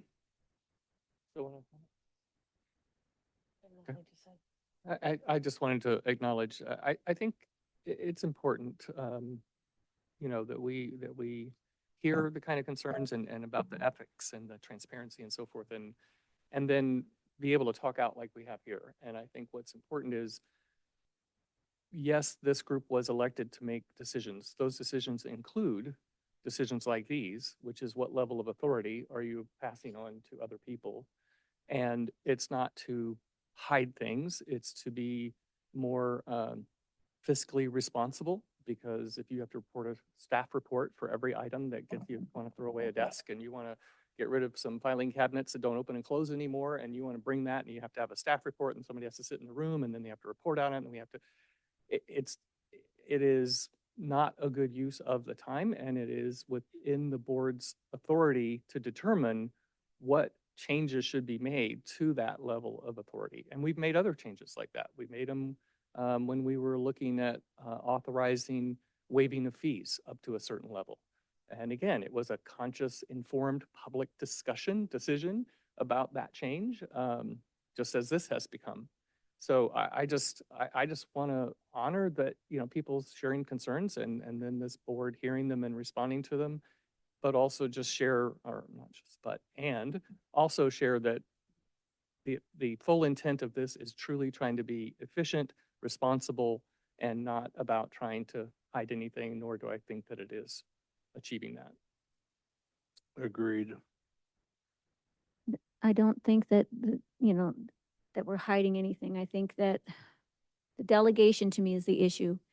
I don't think we need to be delegating anything more to the CAO. I think that the board, it should be responsible for making those decisions. They hired us, our constituents did to make these decisions. And so that's my opinion. I just don't feel like we need to delegate signatures. It's very important stuff. And so no, I would like to retain the power to make those decisions as a board. Any signature decisions. Do you think this is the most efficient way to use our time? Whether it's efficient or not, it's a very important delegation, and my constituents need to know that I am in on every decision. Like this is a delegation. We've done it before, and we're going down the slippery slope of giving more and more ability for, and to all due respect to Trent, there will be another CAO in his position, and it may not have been a good decision to do that. So I'm withholding that ability to delegate that. But given the small dollar amount that we're authorizing, and the fact that we can look at this prior to today, and you can go, hey, I don't think this is right. Let's pull this one. I'm not. About delegation, I think we do too much of it. I think the board needs to retain the power that it's supposed to have in these decisions. And across the board, there's a couple more of them today, but yes, we need to make sure that this board is aware of every single thing that goes on in this county, and is big, little, small. Maybe we figure out a different way to do that on the small issues. I don't know, but I stop there. I stop there in delegating signatures. It's a big deal to me. It could create. I'm sorry to interrupt. I just wanted to make a comment when you're ready. I just want to acknowledge just a different frame of perspective. I would guess, pretty solid guess, that there are 100 decisions made every day by members of our staff that are more consequential than whether or not we're going to get rid of an old filing cabinet. And certainly, I hope, nobody's saying that the board should take back the authority from all those department heads and all their managers and all their supervisors to run all those by us because they're more consequential than the one we're authorizing, the highest paid person that we personally choose to be in this role. So to me, I get that there's this concern of delegating authority and so forth, but I think it's part of our job. We have to set the county up for success, and micromanagement of whether or not a filing cabinet that doesn't work anymore can be disposed of when we have a Department of Community Development who is approving whether major subdivision things go through or not, is approving grants of $1 million of, all these kinds of things that happen that we have authorized them to do, but we can't get comfortable with authorizing throwing away old furniture. So that's just a different perspective. Again, I respect that you feel like we should have insight into everything. I don't want insight into everything. I want us to empower and authorize and have the trust and verify. We have audits, we have policies and procedures, we have all kinds of things in place. And if I step out of this role and into my business role, if I tried to manage a company like that, it would fail in a week because they'd all leave, for one. But also, if those decisions were left to me, without having to get in a public setting to make those decisions, things just wouldn't happen. So it's just a different perspective. I'll stop ranting, and I'm ready for the vote when you are, Chair. Yeah, and I kind of look at it, you're a big business, I'm very, very small business down the road. And, I think everybody does the right thing, especially when it's on such a low level. I do not want to hear about all this stuff. None of us have the time to look over the hundreds of things that get done on the lower spectrum of let's get rid of an Epsom 3807 because it hasn't worked in 12 years. I don't want to hear about that. I trust the CAO to do the right thing. I don't think as poor as this county is, I really don't think we're throwing away or disposing of anything that's worthwhile, because we need everything that is worthwhile. And you can go around anywhere. You can just go to the courthouse and find stuff. There's tons of stuff around that needs to get rid of. And I don't want to hear about all of it. It's not that important. It's junk, basically. I know that's not the word to be used, but my opinion is junk. And we should get rid of it. Some of that stuff hasn't been used in decades. So if you'd like to make a motion. Motions are already I made. already did. Take a roll call? No. No, thank you though. Appreciate your comments. Supervisor Carpenter Harris. Aye. Supervisor Cox. Aye. Supervisor Lutwiler. Aye. Supervisor Brownfield. No. Supervisor Gokin. All right.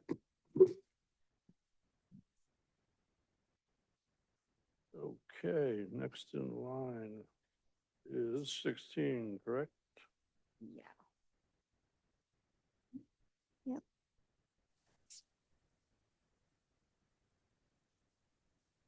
Okay, we all good there?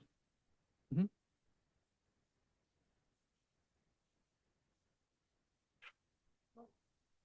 Do we have any questions? Well, actually, let me, Presented. let me read in. approve amendment number 1 to the agreement with Dawkin Engineering Incorporated, modifying the scope of work and increasing the maximum cost for phase 1 by $154,967.25 to provide engineering services. No impact to the general fund, up to $154,967.25, covered by the Highway Bridge Program toll credit funds. I didn't even know we had that until a few days ago. So, do we have anybody here to speak on that? Yes, hello, this is Panos Kokas. Panos, how are you? Great, thank you. I'd like to know what is the specific question on this item before I go any further, if there is such a thing. There's not really a question, there's a comment, if that's appropriate. Well, again, Really appropriate. You need, he's a question. What is it that you want him to answer? Yeah, for what, you? Need him to answer a question for me. Then I why'd you just pull have- the item? Because I don't agree with the item. I don't agree. You know, I'm wondering why we have, well, my question would be, we've got a whole floor of engineers. I have fatigue on all of these engineers that you're hiring to do all of these extra things. And in an area where our roads are so bad, these kinds of expenses to me are unacceptable. Like, use your own engineering. Until our roads are paved in gold from one side to the other, I'm not going to agree with these extra outside engineers unless absolutely imperative. so Panis, Well, would go I be ahead. mistaken to say that the Highway Bridge Program toll credit funds does not pay for certain road improvements in areas? Right. The highway toll credits are giving the county the ability now to come up with local matches on certain bridges. So instead of having to pay a local match of about 12 or 20% for a bridge, the toll credits cover the local match. Now, going back to the using our engineers to pave all the roads we have, that's a very nice idea. However, the two engineers we have, they barely can keep up with filling the forms for FEMA and federal highways to extend the life of the damage that we sustain on county roads. The second part is we need to have bridge engineers, people who know geotechnical engineering and bridge engineering to design those bridges. It's like you're having a major heart attack and you say, you know, we have a paramedic or we have a general practitioner in our office. Let them perform the heart surgery. So different engineers specialize in different work. So in order for us to complete that type of work, we have to have people that they are specialized in different parts of it. And what is holding us up for this project, we need the extra money. It's not engineering. It's part of preliminary engineering, but it's the environmental approvals. Those are the ones who ate most of the budget, and you need to increase it to get NEPA approved. So a lot of that, those funds that were expended by biologists, by environmental people, and some by engineers. So if we want to replace those bridges, we have to hire other engineers, and we have to have those engineers in order to be reimbursed once those bridges are completed. Of course, you can go by the recommendation of Supervisor Brownfield and forget all those bridges, let them fail, and we can try to pave the roads as much as we can. Thank you very much. Does the board have any other questions? No, I move, oh, I'm sorry. Public comment in the room? On Zoom? Ben Kellogg? So I'm actually happy with the transparency that's going on here. You know, if a supervisor doesn't know a question or wants to dive deeper, that should be her prerogative. And some of the attitudes on the board is kind of irking me at this point in time. Instead of the exasperation or the flippant responses from a department head, you know, maybe we should guide people who want to know more information towards that goal instead of Excuse me, just Mr. Kellogg, I believe that your public comment needs to be prudent to the matter at hand, not on counseling the board on how to behave.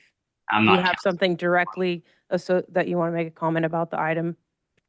I'm not counseling anyone, but our supervisors should be given respect by both the board and department We'll heads. bring this back to the board now. Thank you very much, and you can tell what you're in for next year. We'll bring it back to the board. Move to approve as presented. I will second. Supervisor Gogan? Aye. Supervisor Lutwiler? Aye. Supervisor Cox? Aye. Supervisor Brownfield? Aye. Supervisor Carpenter Harris? Aye.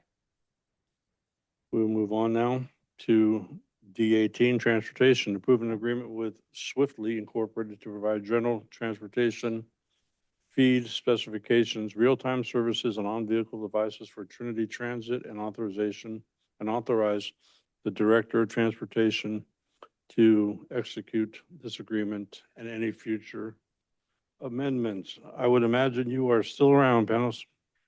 Yes, I am. This is our connection to our bus system. We have a grant through Federal Transit where we receive some Starlink connections to be installed in our buses, and we like to make sure that the location of the buses is available to the general public, the ones who ride the bus. And of course, this contract is going to allow them to publish their location so people can look at it in their smart tablets or their phone to find out where the bus is, what time is going to be arriving at certain locations. Most places, they have cell phone coverage for it. However, Trinity County does not have that cell coverage throughout. And we found out that Starlink works very, very well. Thank you very much. Does the board have any questions? Yeah, so who usually executes these agreements? Why would you be asking for authorization on executing this agreement? Because sometimes in order to get the paperwork done fast enough to get the system on, we may not have to wait for the chair to be available, as we sometimes do not have the agreements. Okay, and does this have any, okay, good enough. Thank you. So, I'm sorry, just to clarify for Supervisor Brownfield and all of us, so we could either approve these things at the time that you have everything in place and you come to us and we approve it then, or we can, in this case, potentially pre-approve based on what you presented because we feel comfortable with how that's going to be played out and we're authorizing you to work out the final details. Is that a fair description? Yes. Okay, thank you. And that as the board or as the commission, the Transportation Commission, as each of us are? This is a That board would be action. board action. She's asking if this is a board action or are we in this case acting as a transportation commission? The answer is we are acting as the board. This is a transportation item, not a commission item. It's a board. Yes. Correct. We are the commission. We're not acting as that in this No, moment. we don't But have should we that. be? We don't have that authority. We do. So would it help to CEO Tuttle to explain when we act in the other role? So when items are listed on the agenda, when you just see transportation in front of them, that is DOT asking for authority to do something. You are then acting as the Board of Supervisors. When the item is listed as Trinity County Transportation Commission, then the board is acting as the Trinity County Transportation Commission. And each individual board member is a part of that commission and has a single vote. So that is the difference why some are listed as transportation and why some are listed as Trinity County Transportation Commission. It depends upon the specific ask and it depends upon the funding source. Thank you very much.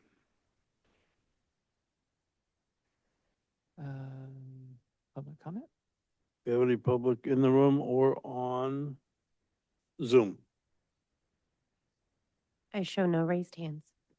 Bring it back to the board. Move to approve as presented. Second. Supervisor Gogan? Aye. Supervisor Lutwiler? Aye. Supervisor Cox? Aye. Supervisor Brownfield? Aye. Supervisor Carpenter Harris? Aye. We will move on to D19, Transportation. Award to Hunt and Sons LLC, the contract to supply Schedule I fuel for the Department of Transportation, North County facilities for the period of January 1, 2026 through December 31, 2026, and authorize the Director of Transportation to sign any amendments to the agreement. Panos, how are you? Well, I'm still here. Are you? Yes, I'm trying to. Okay, hang on one second. Already done it. Okay. So Panos, go right ahead. Yes, every year we buy fuel for DOT, which services all of our vehicles, the buses, the county cars, not necessarily DOT. It serves the rest of the county fleet, along with several other public agencies such as the school system and and other nonprofit entities. So they'll come to our tanks and they buy the fuel through us rather than going to the gas station to buy it at a higher price. So we're providing a service to all the public agencies within the county. Thank you very much. Do we have any public comment in the room? On Zoom? No raised hands. Bring it back to the board for questions. Move to approve as presented. I will second. Supervisor Gogan. Aye.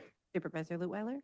Aye. Supervisor Cox. Aye. Supervisor Brownfield. Aye. Supervisor Carpenter Harris. Aye. D 22 is next. Trinity County Transportation Commission adopt a resolution amending Trinity County 2022 Regional Transportation Plan, also known as RTP. Panos, are you there? I'm still here. Are you? Yes. Again, we get some federal and state funds to work on our roads and transportation facilities, including transit. And in order for us to receive those funds, we need to have those projects within the transportation improvement plan. So if it's not part of the plan, we don't get the funds. Now that plan gets approved every 5 years, but in the meantime, there will be new projects that came up or we have to amend other projects. So we have an amendment and we go through and we amend that plan so we can include those projects so they can be funded by the federal and state authorities. If they're not part of the plan, we will not get any money. Thank you very much. Do we have any questions from the board? Public comment? Zoom? I show no raised hands. Questions from the board? Move to approve as presented. Second? Supervisor Gogan. Aye. Supervisor Leutwiler. Aye. Supervisor Cox. Aye. Supervisor Brownfield. No. Supervisor Carpenter Harris. Aye. D23, Trinity County Transportation Commission adopt a resolution approving the 2026 Regional Transportation Improvement Program, RTIP, for inclusion in the 2026 State Transportation Improvement Program, STIP, and authorize the Executive Secretary to execute all related documents. You still with us, Panos? I'm here. Thank you. Yes, again, this is a similar action like the RTP. Here, we're asking for certain money to be approved by the California Transportation Commission. And those are projects that we need some funds to, some of them to complete the whole project, others to be used as a local match to federal funds. Those are state funds that could be used for local match. Those funds cannot be used for maintenance, working on roads or anything else. They have to be on specific projects going from point A to point B. And they have to be under a certain type of criteria before Caltrans would convey them to the California Transportation Commission. So every time we have to ask for that money, we have to identify the projects and how much we think is going to be. And that's what we're doing. We want to take these projects to the next CTC meeting so they can be approved. And when the funding is available, it would be released to the county. Thank you very much, Panos, for your answers and the time that you've taken today to answer those questions. Do we have any public comment in the room? Zoom? I show no raised hands. Does the board have any questions? Yes, I do. Go right ahead. Okay, so I've seen the list of these projects. That is what you intend to do, correct, for the next, until 2042? Well, depends when the rest of the money is coming in, because if we looked at several projects, they're depending on the completion, like the bridge we talked about before. Part of that is going to be funding bridges like it. So Depending on the construction, on the design process and where we are, then we're going to be applying for that money. But we want to set it in place ahead of the time, 2 or 3 years in advance. Otherwise, if you come back the last minute, they're going to say you're not programmed, you cannot have that money. So we program it to the best of our abilities. We can shift it back and forth based on our needs. However, if it has not been programmed ahead of the time, they will not give it to us. So they need to know what is coming up. Okay, and who decides what projects happen? Who plans these projects? Who is doing that? Well, Who a lot of chooses what projects get done? okay. Let's talk about one of the projects we're doing is the lane. We're striping the roads with high visibility long-term paint. There is a highway safety program that has grants available.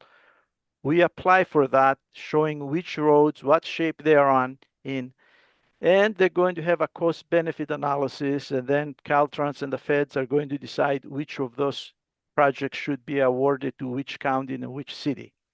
As we apply for that federal money, which is free money, if we're granted that money, we have to have a local match. So we'll go to the STIP, we'll go someplace like that to receive those funds as the local match, because we do not have it in the general fund, nor do we have it in our regular highway users funds.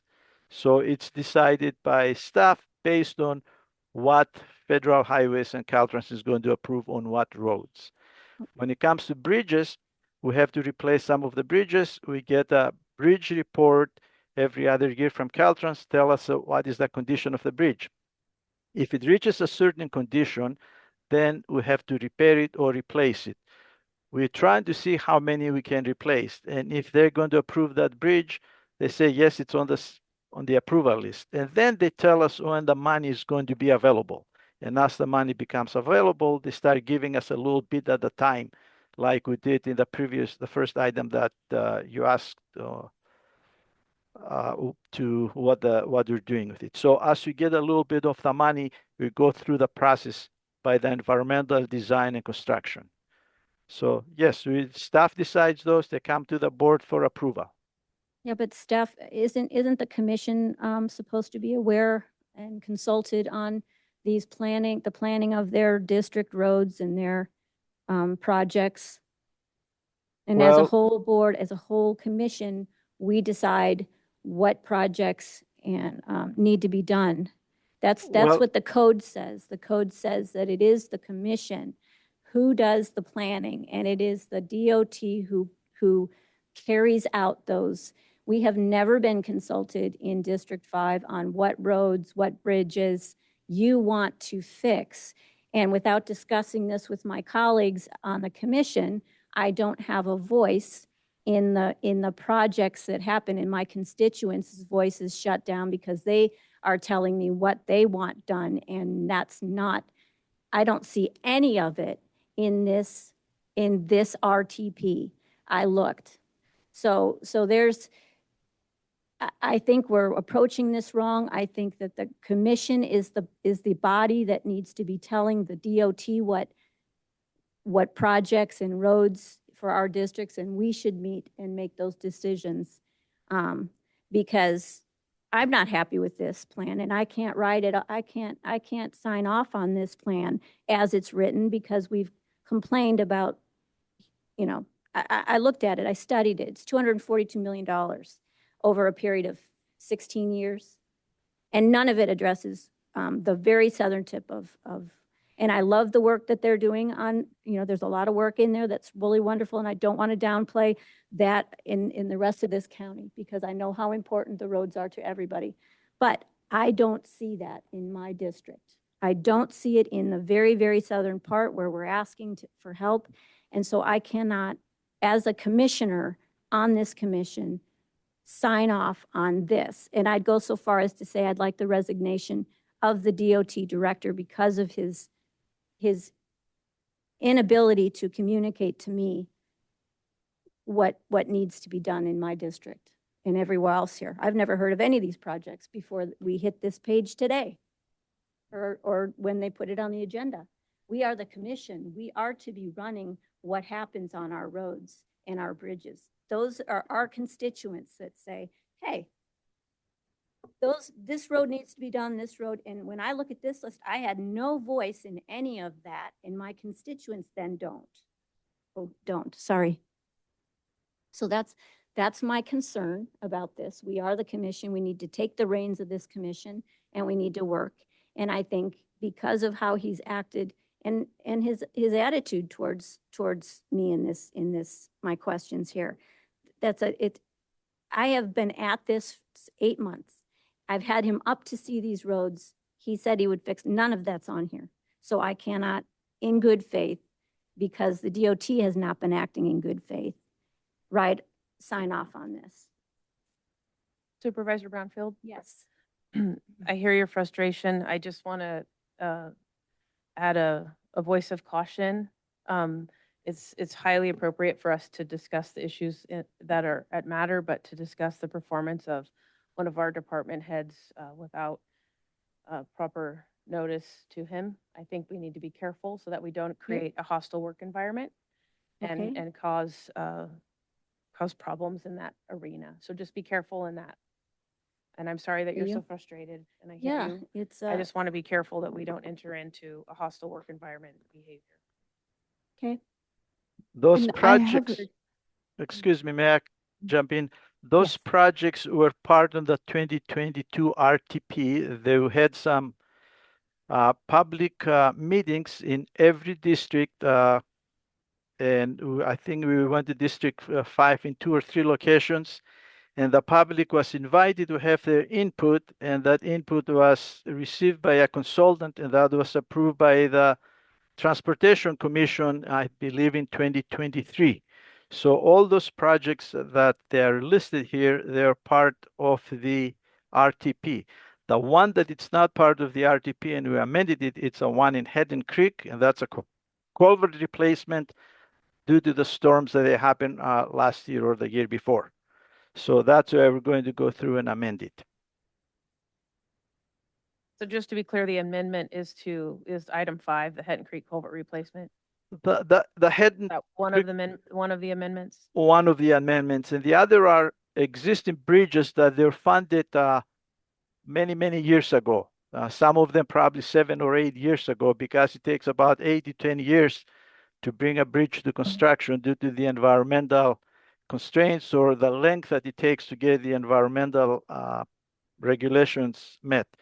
So we're trying to receive some funds through the state, so we will not have to use some highway users funds that it could be used for other purposes. Thank you very much. Question of Supervisor Brownfield, if I could. Of the 5 items that you pulled today, how many of those did you reach out to our Director of Transportation to seek clarification and understanding of the processes before us? Yesterday, I asked about a specific thing from him, and again, I got the same answer. No commitment to fixing a road that our constituents are asking about. And so, no, I don't agree with this list. This is what you're asking me to adopt a resolution approving the 2026 Regional Transportation Improvement Program. I do not. After reading that whole list, I do not and won't. Okay, understood on that. But of the 5 items, you voted yes on 3 of them. And Yeah, I'm curious which of those you have reached out to gain understanding, because there's staff time being utilized here. And I'm just curious what kind of homework and due diligence that you did to learn ahead of time what was actually before us. Okay, I don't like being told that I don't do research, because I do research. And from my perspective, this didn't need me to reach out to say I don't want delegation done from the CAO to the CAO from the board. The other one, D5, let's see, D5, I didn't do D3, didn't do. I'm just asking about 16, 18, 19. I have numerous times reached out to the DOT. I mean, since the day I moved in here. Okay, so he refuses to do and to communicate with me. He's never in his office.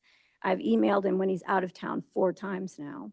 So, you know, I have reached out for 8 months to the department. This is not coming from a quick, impulsive move. This is a strategic, not wanting to do the work out in our district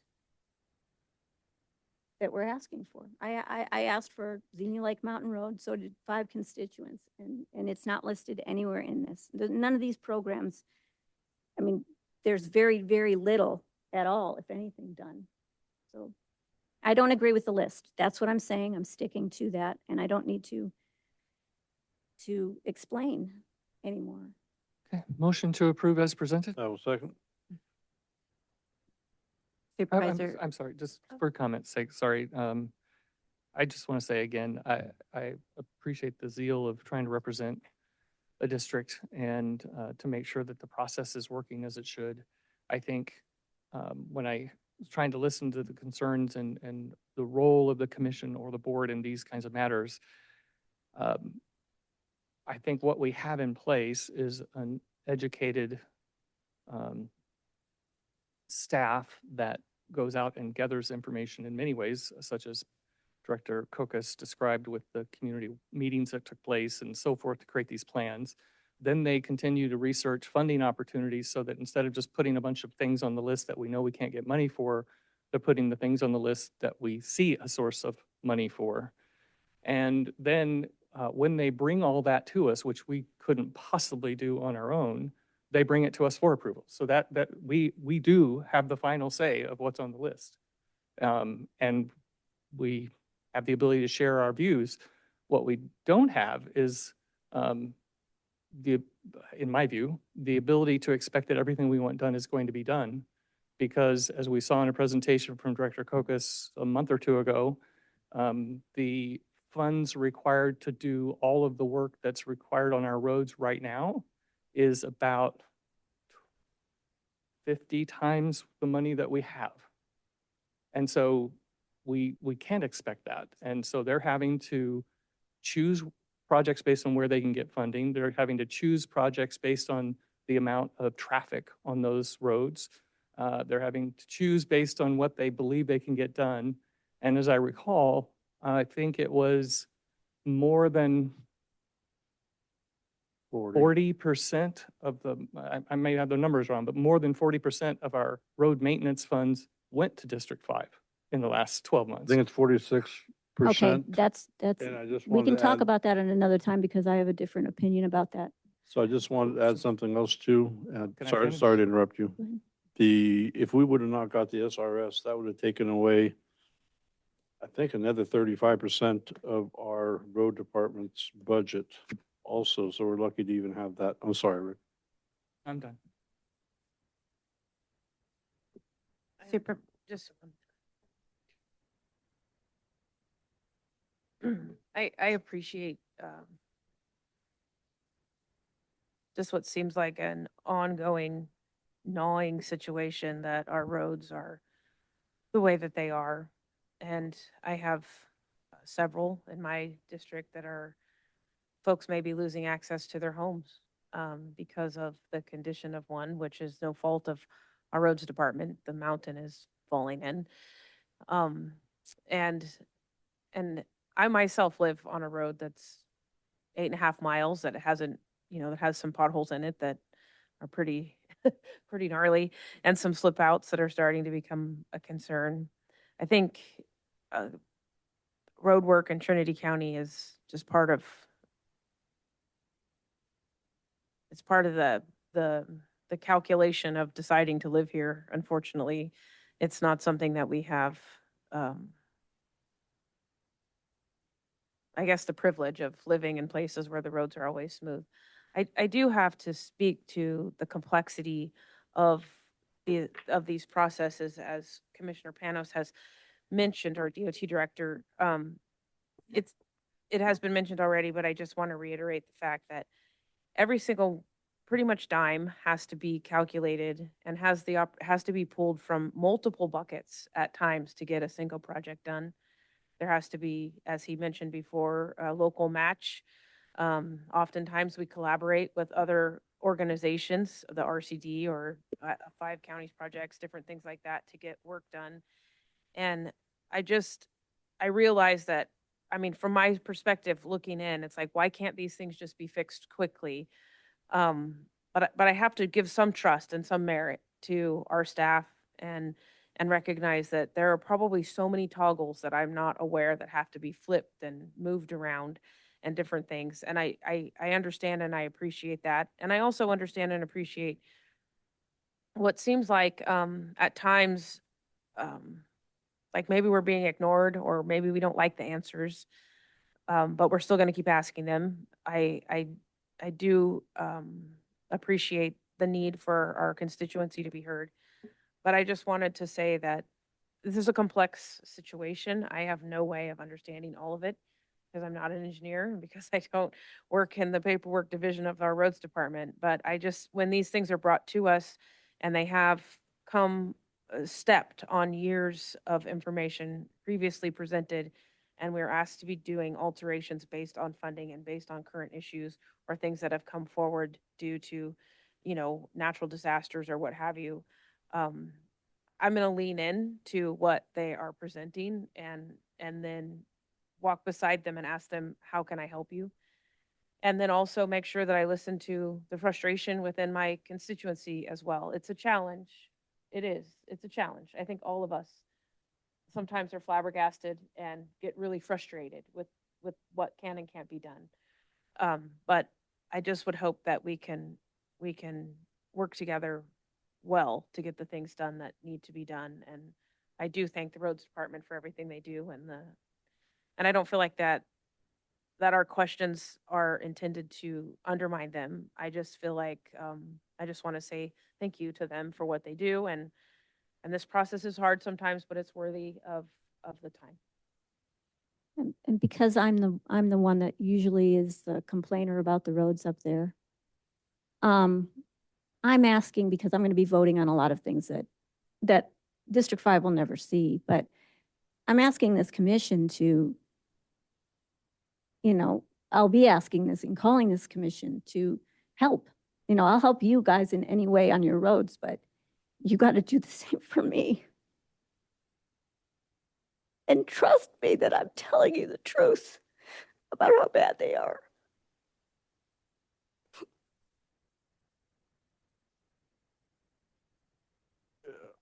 I think tell me. all 5 districts have their own priorities, and I certainly understand yours through all of ours here. And, I have to prioritize mine, Supervisor Cox, Lutweiler, and Carpenter Harris theirs. And I sympathize with what you are saying, but you have to understand the constraints that I we are do. under. And that's where you're telling me I don't understand the financial constraints. I've studied this and I've gone over it. It's priority. It is not funding. It's priority. And we've done this for 20 years up there. Same with the High and Palm, same with Heidi's district.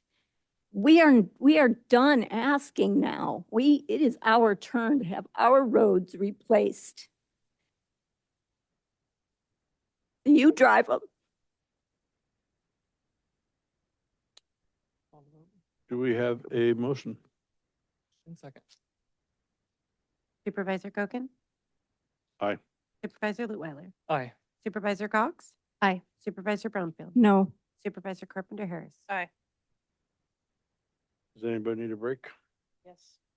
We'll take a break till 1 p.m., 10 minutes.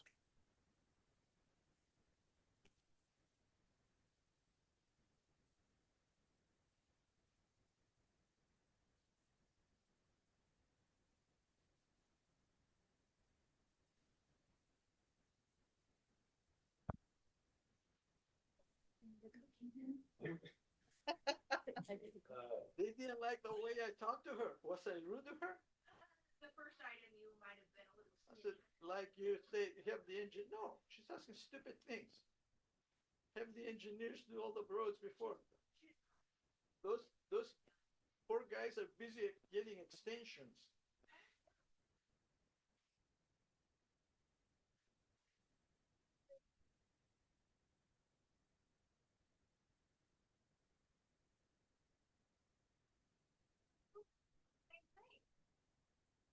I should take her advice. If you quit when she becomes chair, you're stupid for doing it. Why? Because you should torture her. Nah.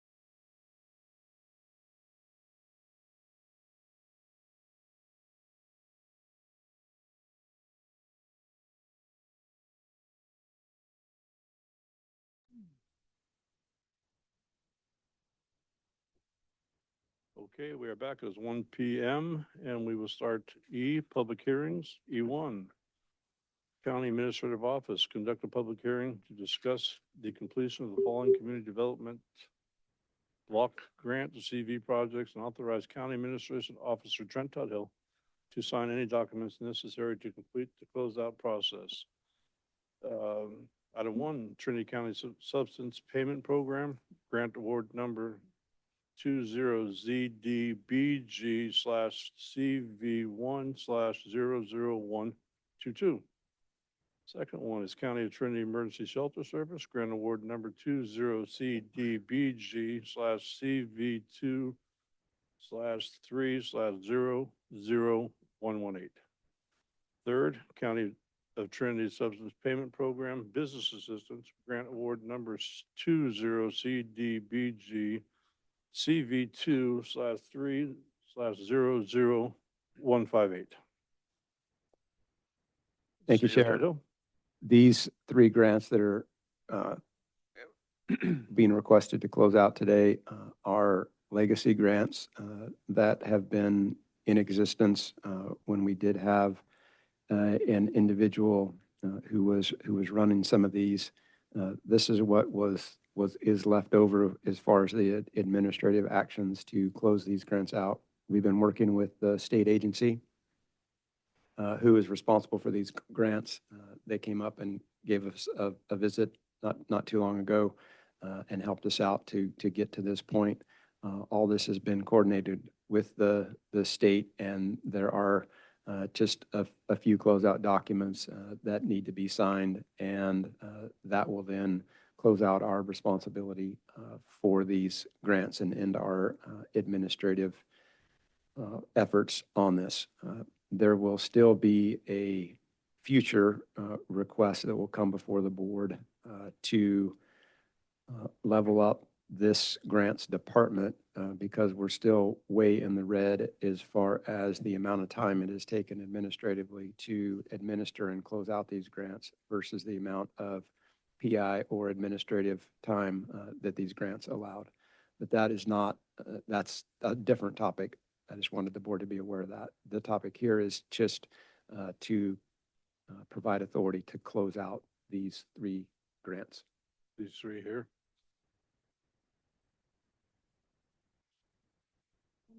Do we have public comment? We have to open the public hearing. Oh, we had to. Is that the right protocol? Should be public comment in and out.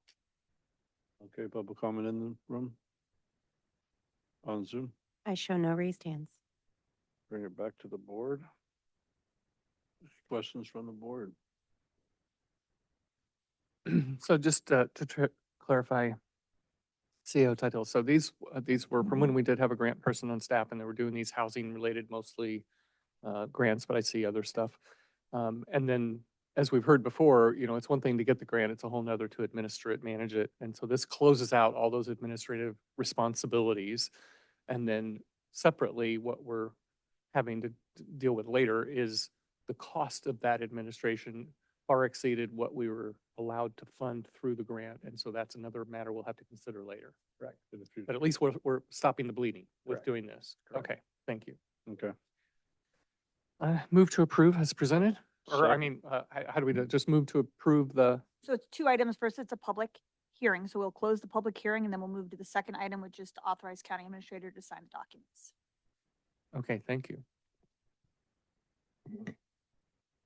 So the chair can just close the public hearing and then we take a motion on the So actual item. Okay. I will close the public hearing and then we will make a motion for the three items in this hearing. Yeah, so I'll make that motion again, but more clearly, hopefully, that authorize the CAO to sign any documents necessary to complete the closeout process. I will second. Supervisor Coogan? Aye. Supervisor Lutwiler? Aye. Supervisor Cox? Aye. Supervisor Brownfield? Aye. Supervisor Carpenter Harris? Aye.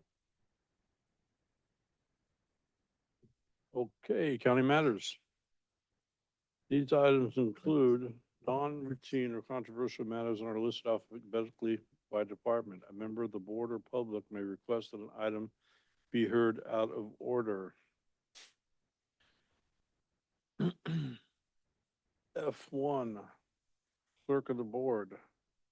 Set the Board of Supervisors meeting schedule for calendar year 2026. So, Chair, part of the agenda packet was the proposed schedule for 2026. It followed the same rationale and guidelines as we have done for the last 2 years.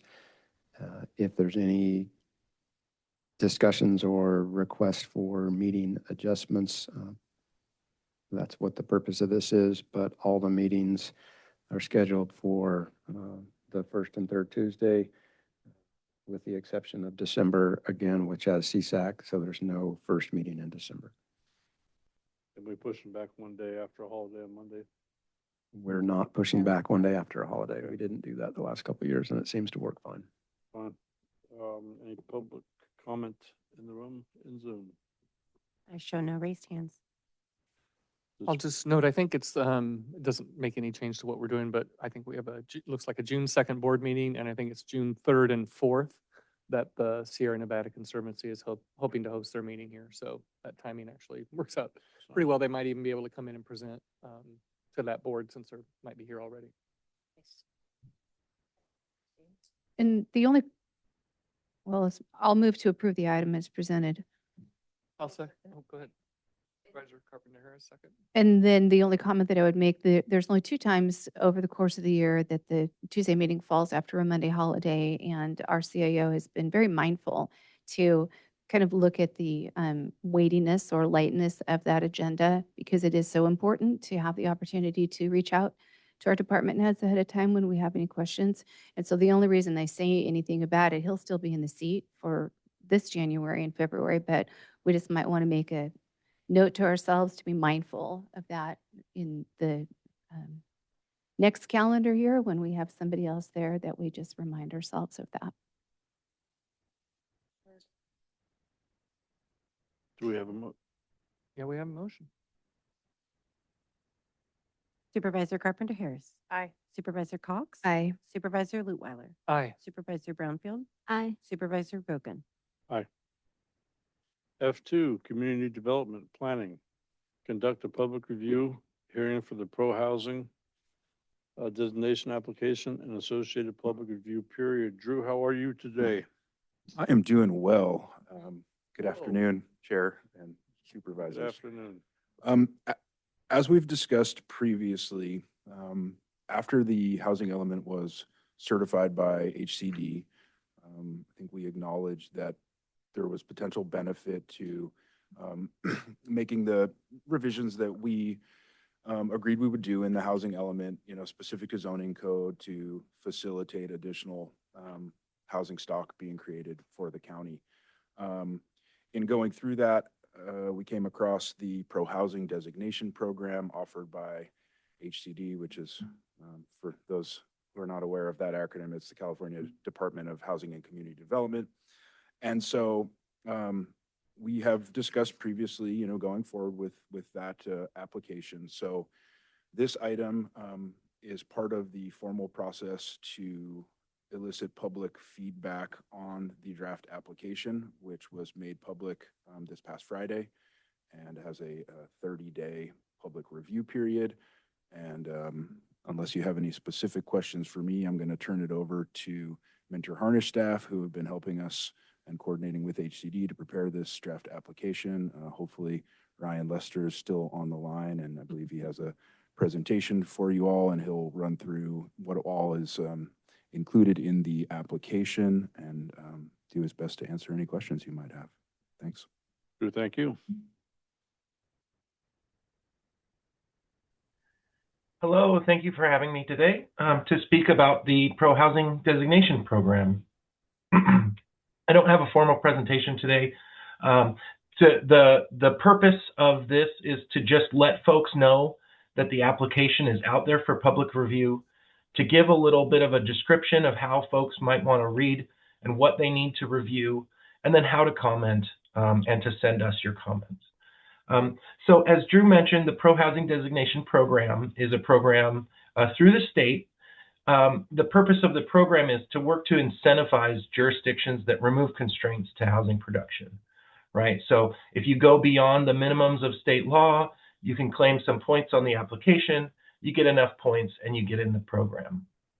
The program itself is non-competitive. As long as you have enough points, you've removed enough constraints, you are eligible for the program. But some of the advantages are once you've received the designation, you get priority processing or additional points on other funding applications, not just for housing grants, but also for some infrastructure and state grants. But then additionally, there's a pro housing incentive program that you can apply to once you're eligible, once you achieve the designation. That has some direct funding tied to it. So that is a bit of a competitive process, as we've mentioned before. So it's not a guarantee, but it's definitely something worth striving for. So what we did to prepare our application, the application itself is included in the staff report. It is very, very long. There's a very long application process to fill out. A lot of it is just informational about how the scoring works. So you can review that. The big important parts that I wanted to point out were right at the beginning of the application. I put a quick summary of any new proposed actions. So I definitely want to point that out. It's like the second and third pages. I put it right up front so you could see what's new and what's also already been proposed by the housing element. So that's a key point. And then the other big section to review would be Appendix 3. This is our self-scoring sheet. This is the big work product of the application.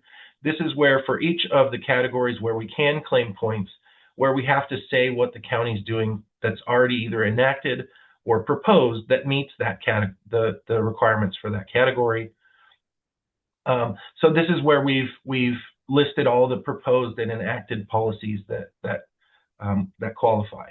We're definitely looking for public input on these.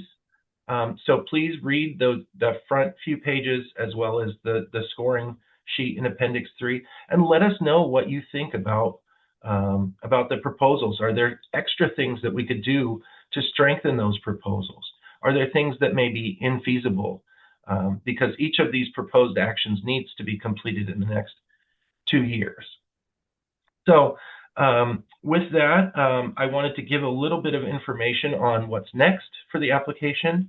So as Drew mentioned, we're in the 30-day public review period. So that will be open through, I believe, January 12th. You can comment on the website, trinity2050.com. There's a green comments button. You can click that and send us your comments anytime. That goes to the whole project team as well as to Drew and Trent. We definitely encourage you to use that to provide comments. The application is there on the documents page as well. You can click on that, read it, and as you have a comment, just click on that green button and send us that comment. So the 30-day public review period will end in January 12th.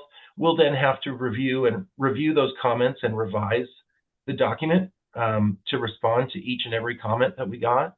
And say either what changes were made or why changes weren't made. So we do have to respond to each of those. And then if any actual revisions are made, we'll have to post that for 7 days before submitting to HCD. Now the deadline for all of this is March 31st for the incentive program. So we're trying to meet that. There's no deadline for the Pro Housing Designation program itself. But the incentive program gives out funding yearly. So if we can get our application in by March 31st, then we're in a really good spot. I will say that in January, we will have another meeting with the board. We'll have a public hearing to hopefully approve a resolution to submit the application itself. And so there will be another opportunity for public participation and engagement in person at that public hearing. Once we submit, HCD does take 60 days to review the application. up to 60 days, I should say. We've been working with their staff, so I would hope that that goes more quickly. But that is why we want to get our application in January, even though the incentive program's deadline is March 31st, because it can take up to 2 months for them to review our application. So the goal is to get our application before you in January, to finish the public review period, to make any revisions, post those for public review, and then get it into HCD by the end of the month of January. We did have some new actions proposed within the application itself, and those are to try to gain as many points as we can, but also again to remove constraints to housing. So I'll go through some of those very quickly. These are new proposed actions that were not specifically discussed in the housing element. So first would be to allow triplexes to be built in low density single family areas. The county currently allows single family and duplexes. So to add triplexes, we can get a number of points on the application for this. Also, you can actually, it makes it easier to achieve maximum density in your low density zones. We're not proposing to raise density in those zones. So if you have a large, a 1 acre parcel, instead of just being able to build a single family or a duplex there, you could actually build a triplex because it fits within the allowed density. This is specific to areas that are covered by water and sewer districts, right? We also propose to have the county provide an extra density bonus incentive for any affordable projects that qualify for density bonus under state law. There's very specific requirements to be eligible for a density bonus under state law. Specifically, you have to have deed restricted affordable housing for a certain percentage of those units. And the density bonus incentives allow you to work with staff to have a waiver or a reduction of a development standard in order to make the development itself more affordable, in order to achieve affordability. So we've proposed to add an extra density bonus incentive. So if you get one, now you can get two. We've proposed priority processing for affordable and special needs housing, so senior housing, as well as for ADUs. We've also proposed that the county adopt a universal design ordinance. This is an ordinance that the state is really trying to promote. The purpose of this ordinance is that the county can identify a number of accessibility options that the future owner or purchaser can request of the developer themselves. These are low cost things like putting a grab bar in your shower area, that as long as they don't make the project infeasible, the developer will then need to install. There's a whole HCD guidebook on how to do this. The county can make some decisions on what to include and not include in that. But again, that is an optional thing for the developers and the future owner to go through together. And then finally, the ADU bonuses that we spoke about with the zoning code updates for housing state law, those have been incorporated as well. So we definitely got points for each of those. With that's really the new proposals that we have within this. It's a very large document. I apologize about how technical it is and how long specifically Appendix 3 is, but those are really the new proposed actions. The rest of the things listed in Appendix 3 are either already enacted, the county's already doing it and can claim points, or the housing element already set us up and was already adopted with those proposals within it. So with that, I'm free to take your questions. I realize that, this application's only been out for a few days, that there may not be a lot of detailed questions now. That's okay. Really, the point of this was to let folks know where it is that it's available and then what to look at and how to provide their comments. Brian, thank you very much. Drew? Excuse me. I also just wanted to quickly add that from time to time, It seems as though individuals have encountered issues submitting comments through the 2050 website. And if that's the case, people can go ahead and submit comments to info.planning@trinitycounty.org as well, just to facilitate, those public comments coming in. Thanks. Drew, thank you for that. Do we have any public comments? Well, I have some questions, if I may. Go ahead.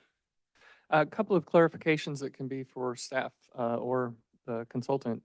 One, when we're talking about adding some things that weren't in our housing element, so we went through a lot of work to have the community meetings and to have these discussions and public sessions and so forth, and then we've thrown in a few things. So I just want to make sure that there's nothing in what we've added that in any way conflicts with the input provided through that other process. It sounds like we've gone beyond, but that's different than perhaps in conflict with. Like if a community said, we absolutely don't want this, and we acknowledged and built a housing plan around that, then something like this coming in. So if you can just speak to that, that would be great. If you have sort of specific topics, we might be able to, engage into those more closely. But generally, as I'm, as much as I'm aware of, the discussions that occurred, during the general plan community meetings and that whole outreach process, we haven't proposed anything that's in conflict. Ryan may be able to, give some feedback on that as well. But no, we certainly didn't go against, any information that was previously received. Okay, and I'm not aware of any specifically, like the triplexes and low density. Again, hadn't heard that before, or read it in here, but just wanted to make sure like that again is just, well, it's a step up to enhance what we were already trying to do to support the kind of development that we need to provide the housing that we need in areas, but not in conflict with anything that we've received before. Right, and our rationale in terms of duplex versus triplex, and Ryan, feel free to, weigh in on that, is simply that you can build a duplex and you can build an ADU. So okay, great, thanks. we're just going for some extra points, which means extra money to support this endeavor. And then to the points and the money, we heard that not just qualify for these extra points that help you get a better chance at funding for housing, but other types of funding as well. And that was a little bit new to me. So can you help me understand that a little more? If you give me a second, I can probably pull up the list from the HCD website. I don't have it memorized, but there are, I would say, 10 or so additional funding opportunities, so additional grants where the score that was arrived at in relation to the pro-housing designation application then creates further incentive or further prioritization. I think it's a bit different for the variety of different opportunities out there. And then Ryan, of course, feel free to correct me if I'm wrong, but I believe as it relates to the pro-housing incentive program specifically, we're looking at essentially about a minimum of, $500,000. And then based on the way it was described by HCD, an additional $10,000 for every point. So rough numbers would be, the better part of $900,000 if approved for the pro-housing designation program. And then, from the pro-housing incentive program funding. Okay, great.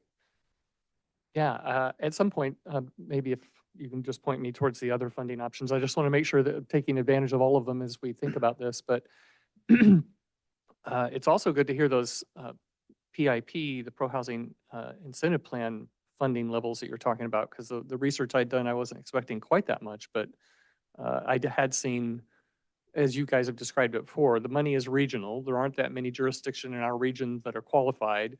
And some of the awards that I'd seen in the past were in that $500, $600, $700 range. But you're saying that with the extra bonus points, it's possible that could get up there almost to 900,000.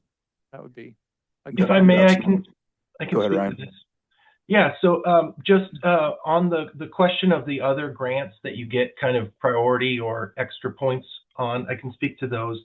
The 7 that HCD lists specifically on their website are the Affordable Housing and Sustainable Communities grants, infill infrastructure grants, transformative climate community grants, something called Solutions for Congested Corridors, local partnership program grants, transit and intercity rail capital program grants, and sustainable transportation planning grants. So it's not just housing.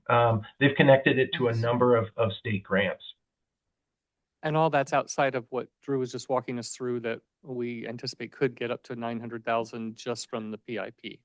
Yeah, the pro housing incentive program, that really is why we wanted to get as many points as possible, because that that is a more competitive application process. So yeah, you are up against the other jurisdictions in your region, and they do take into account how many points you've earned. I will say that Drew is right. I think the base grant is 500,000 plus 10,000 for every extra point. I wouldn't expect, 900 sounds high to me, but based on the points we end up with, which will change after we go through the application review with HCD, 750,000 seems to be what the incentive program award application is calculating for me. Nice. And I think I did round up from, I think what we previously estimated of 33 points, which would be 830,000 in my enthusiasm. But just so everyone knows, if you Google HCD pro housing designation, you'll see the list of additional funding opportunities that Ryan just listed right there, pretty front and center. Thank you. On the HCD website. Okay, Drew, those are my questions. Thank you. Drew, thank you very much. Jill, you had nothing? I'm not sure. The triplex low density, if it's for city water and sewer, they have to be close enough to that. Okay, so there's no way to do those types of things in a real rural, like a triplex out up in district, very rural places with septic system or. Good afternoon. Hello, Jill Chappell, Assistant Planner. In the application, it does state in one of the tables that if there is a suitable septic system approved by environmental health, then that can be utilized. But there are a lot of parcels that have limitations in the size of septic systems and whether or not they can even have more than one. And so that's why there's more focus on it being like pretty much used by right for areas that are within a septic and water system or sewer system. Sorry, not septic. Okay. Thank you. Thank you. Do we have any public comment on Zoom? Ben Kellogg. Good morning, afternoon now again. I'd actually like to hear from a county perspective at some point in time. Perhaps we put something on the agenda.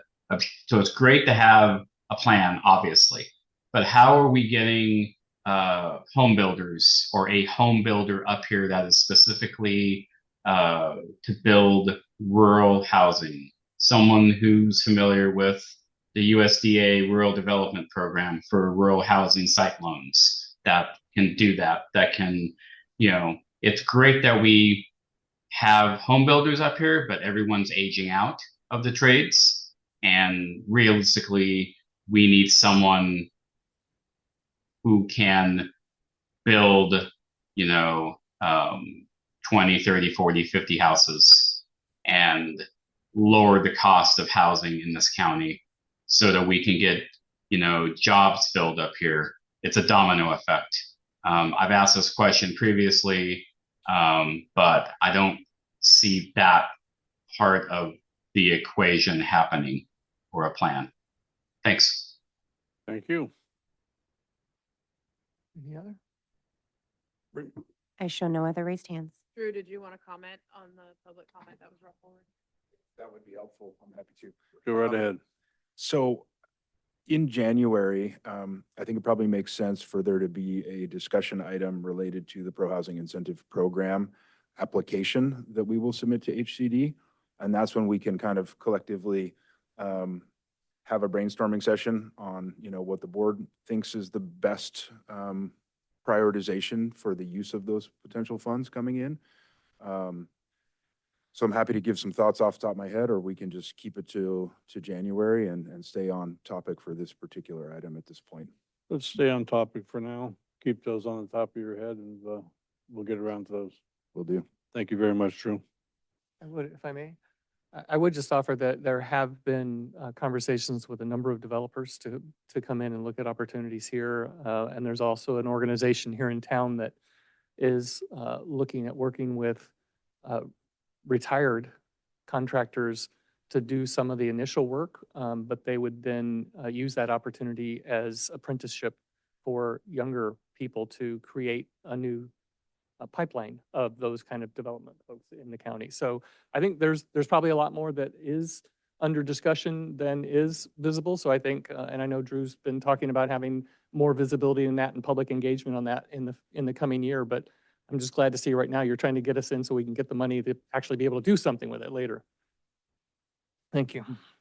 Oh, I did have one other question. So one of the things that I even heard from Supervisor Brownfield earlier, and it comes into discussions I've heard before about housing limitations, is the septics. And because there's, places, well, oh, you just can't park there and you can't do this. And I know I heard mention of the alternative septic things, approaches.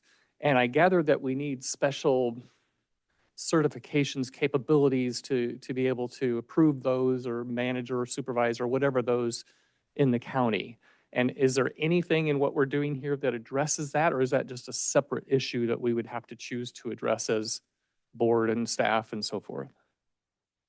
The alternative septics is specifically what I tried to get out in my ramble. Yep. So without getting too far, off on that tangent, I think it would probably be beneficial to have a discussion item at some point with the Environmental Health Division Director to kind of take you guys through, her perception on those specific standards. And then again, not to get too far off, but when we get into the discussion about the pro-housing incentive program, one of the ways that we can use that funding is for pre-planning. So I imagine that within that broad scope of housing development, we can certainly put some time and attention and funds towards, potentially identifying an alternative. Sounds good. And we'll get hold of Christie and find out how broad we can get with the septic system or waste program. Julia, do you have a question? No. Well, that's good. CAO? We'll work the alternative septic system topic. Thanks. Staff's got that. Okay, let's bring it back to the board. Excuse me. Make a motion to pass F2 as stated. Do you say you're making or you'll take one? I'll take one. Say that again? It's just a public review hearing. Oh, yeah, so no motion, right?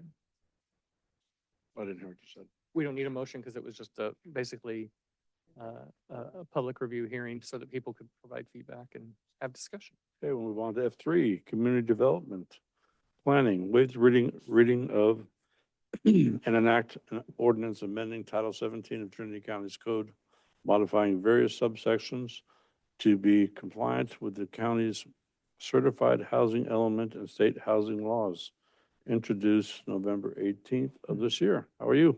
Pretty good. Good. Angel Chapel, Assistant Planner, back again. This would be the second reading of this ordinance.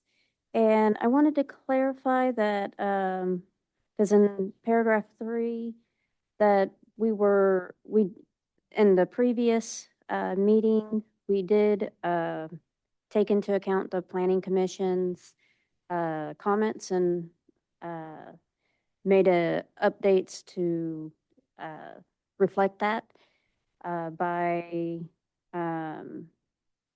referencing the different licenses to support supportive housing facilities that would be required by the state. And then we did make some minor edits since the last version, which were like a typo that was hiding in track changes. And then I had meant to delete the word small from small family daycare. It was under the single family residential use list. And that's because, or it needed to state family daycare, not small family daycare. And that's because at the state level, we're not to treat those any differently than a single family residential use. And that's to increase access to daycare for children. Large daycares, as a county, we can set specific requirements, but that would involve quite a bit more research. And we can tackle that under the zoning ordinance update if there's any specific regulations the county would like to see on the larger daycare facilities outside of the licensing requirements by the state. Beyond that, everything has stayed the same. If y'all, I'm available if y'all have any questions. Board have any questions? I do have a couple. So one, the example of the triplex, if that happens and we do that, is that going to be an amendment to this, or that's part of zoning that we'll deal with later? I'm just trying to figure out if we're approving something that we'll have to amend if we go through with this. That will be tackled under the zoning ordinance later Zoning. because we have some time to get that caught up. So this won't have to come back for another rereading. Okay, thank you. And then you mentioned the daycare, childcare type thing, and needing to be treated like any other single-family residence.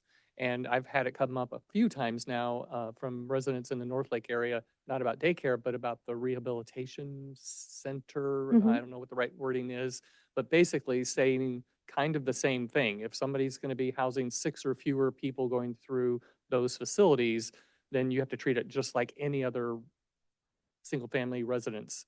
And it can be, in that case, then anywhere a single-family residence can be, doesn't need any special permitting, noticing. And I'm just trying to make sure I've got that right because it keeps coming up and I don't want to get it wrong. Yes, that's correct. And then in our housing element, we stated that we wouldn't treat supportive housing any differently than any other residential, single-family residential use. And that would be without limits to occupancy. So since we stated that in our housing element, and that was approved and adopted, under this ordinance, supportive housing, rehab housing, there's a list of uses, we don't state occupancy limits in order to comply with our housing element.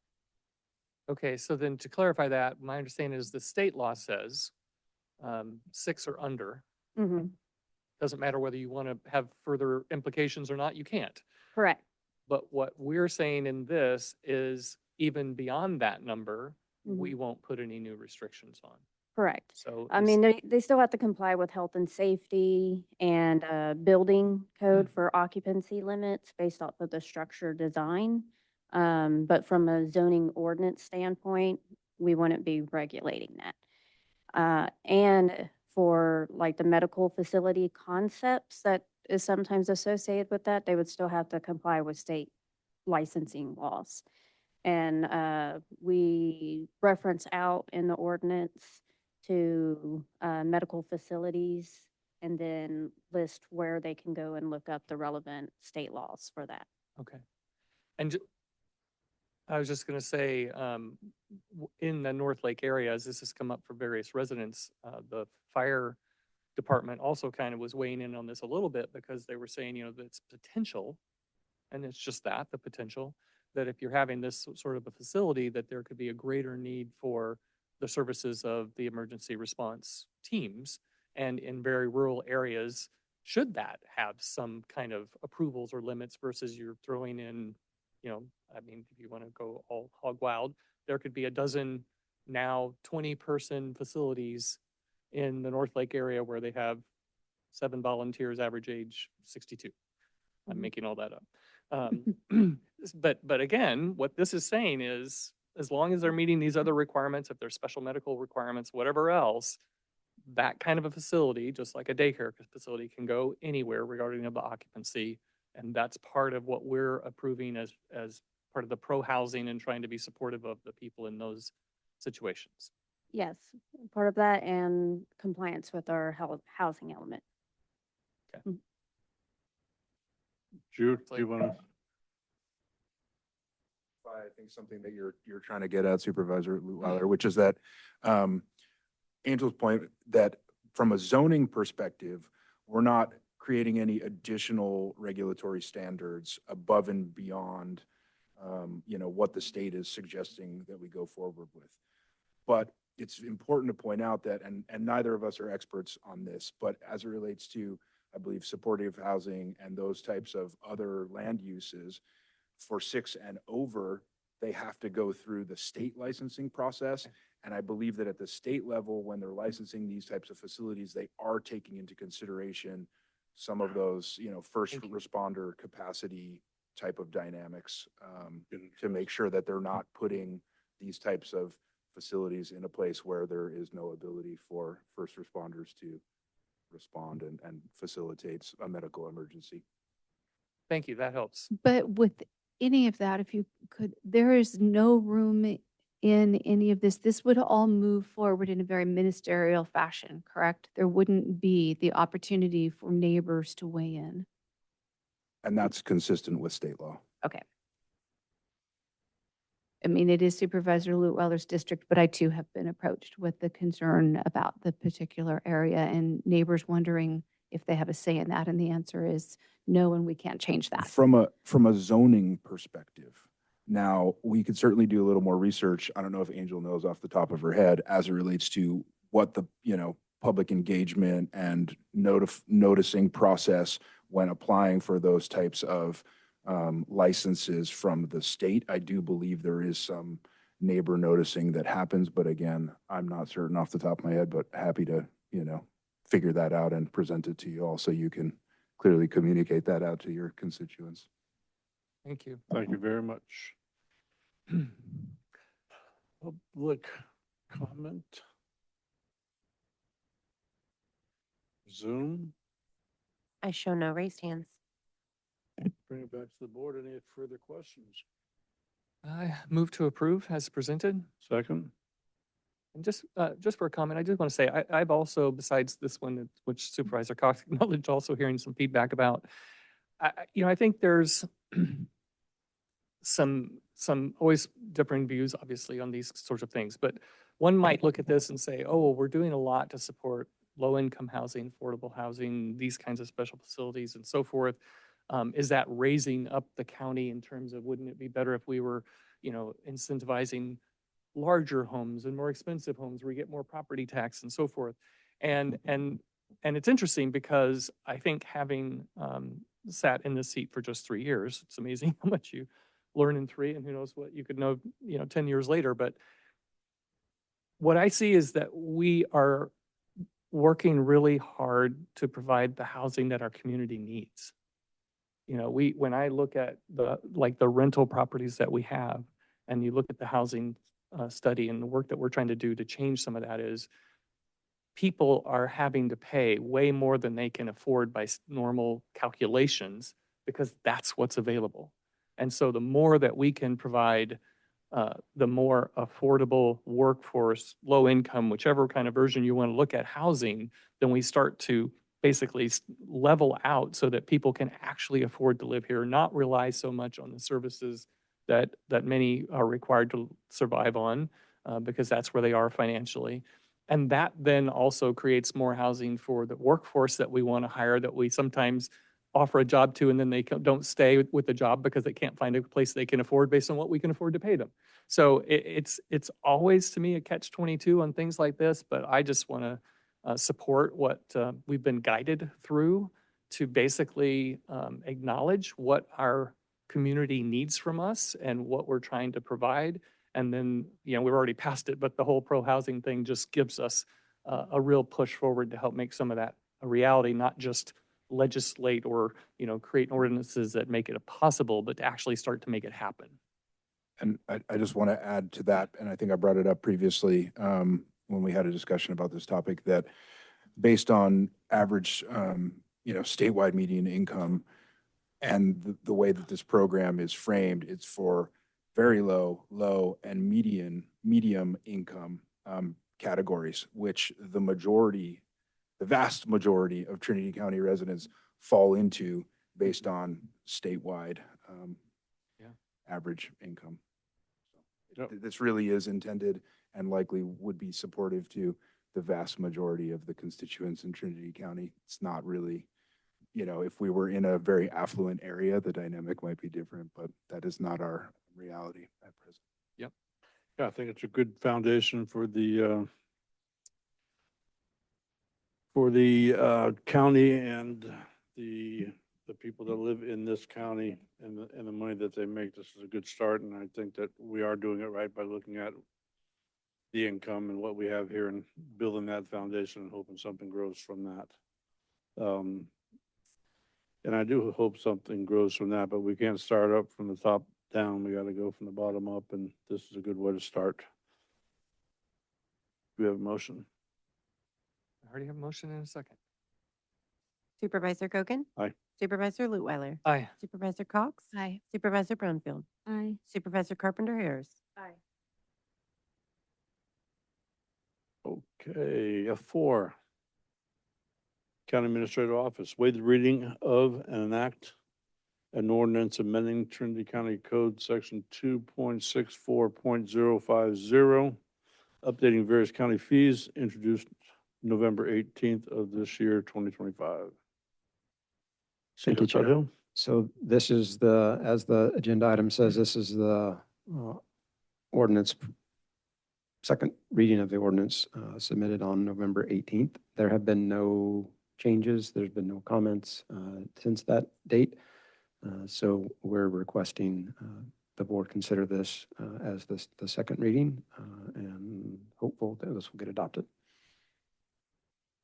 Board have any questions? Do you have any public comment in or out? I show no raised hands. I'll move approval as presented. Second. Supervisor Gogan? Aye. Supervisor Cox? Aye. Supervisor Lutwiler? Aye. Supervisor Brownfield? Aye. Supervisor Carpenter Harris? Aye.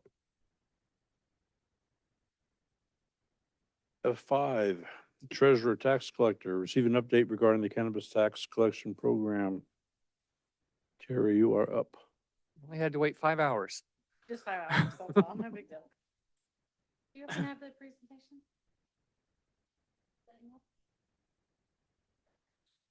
Well, good morning, afternoon. My name is Terry McBrayer, Treasurer Tax Collector, and so Do you, skip that presentation. And so today I am looking to provide an update on the cannabis tax collection program, an overview for you, kind of the current status, some of the operational challenges, revenues, some trends, compliance, and a couple of recommendations and some feedback that we've received.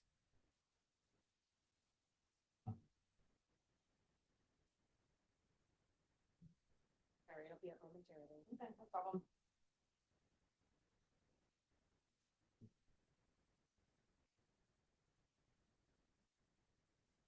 I can go ahead on a couple other things while we're waiting for that. Back Go in, so just for a little bit of history on this, so November 3rd of 2020, although there were competing measures, voters ultimately approved the cultivator-sponsored cannabis tax measure. I'm surprised at how often people are aware that that was actually a cultivator initiative that was approved. That initiative went into effect on January 1st of 21. Do you have the clicker? Yeah. And so we started that process in 21, and then roughly in October, there were some court proceedings that affected the cultivators' taxable status. And so I think most of you are probably aware of some of those, the situation with the rulings on that, about what was considered valid or not, and if they did not have a valid license, then they would not be taxable. So that caused some issues for us. In 2022, let's see. Not moving. I gave it a jump start. In 22 was when the cultivation tax was temporarily reduced for 2 years. And in 24, we initiated some contact with the, a vendor to support, the cultivation program, or a cultivation tax program, but also one that would interface so that would simplify the process for both of our offices.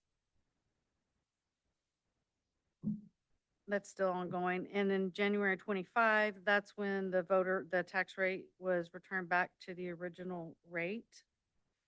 There's a few key things that I wanted to kind of mention that were part of this measure.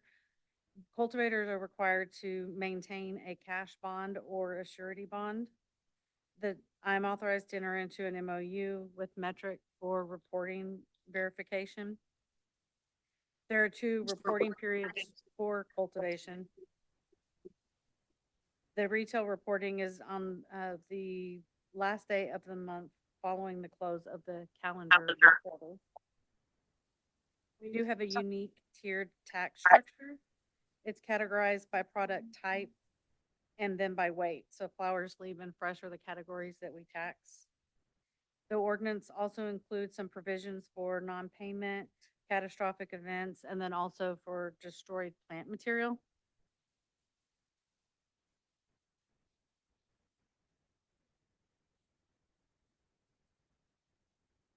Okay, well, that's a little bit.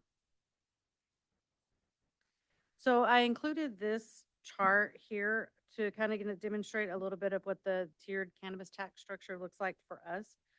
It is unique in the taxing methodology in comparison to other California counties. Like I said before, it's by the type and then by the weight. The thought process behind that was they were thinking that this would be tiered progressively so that it protects the smaller producers and, licensees that are suffering a crop loss or they have a low production year. There is a full tax rate, and then each tier is a percentage of that full tax rate. So like the 0 to 100 pounds transfer, that would be 25% of the full rate. And then there's 4 tiers in each category. So this is where some of the, if this and that type of takes place with some of that we're having some issues with as far as the software is concerned.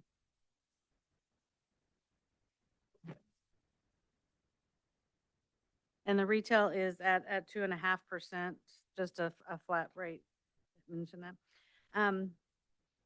For reporting requirements, they are required to have the surety bond on file or a cash deposit, the 2 reporting periods. So for a transfer, so anything taking place in January and June would be due on or before November 15th of the same year. Any transfers that take place between July to December would be due on or before May 15th of the following year. Retail reporting is required quarterly. Part of the cultivators are required to submit a metric transfer report along with the required tax form.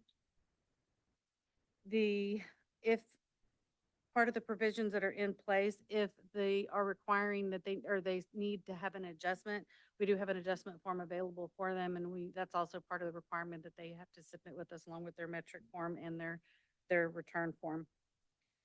They are another issue. Well, we're having to, they are required to report even if they have 0 transfers. So they still need to submit a form. They still need to submit their metric report. That's still required regardless if they have any transfers or not.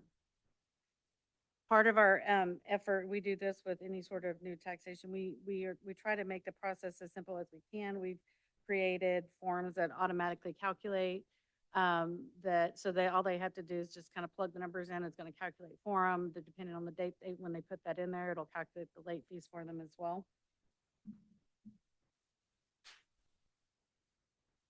This slide represents the total collections. This is, being that the cannabis tax is a relatively new program, there are several factors that have influenced the taxable transfers. Basically, from the year to year, we've had a whole number of things that took place that have affected this. One thing that has remained fairly consistent is the amount of product that is being transferred. For a baseline if we're looking at the approved rates, it's about 200,000 to 450,000 products, depending on the if it's the original rates or reduced rates.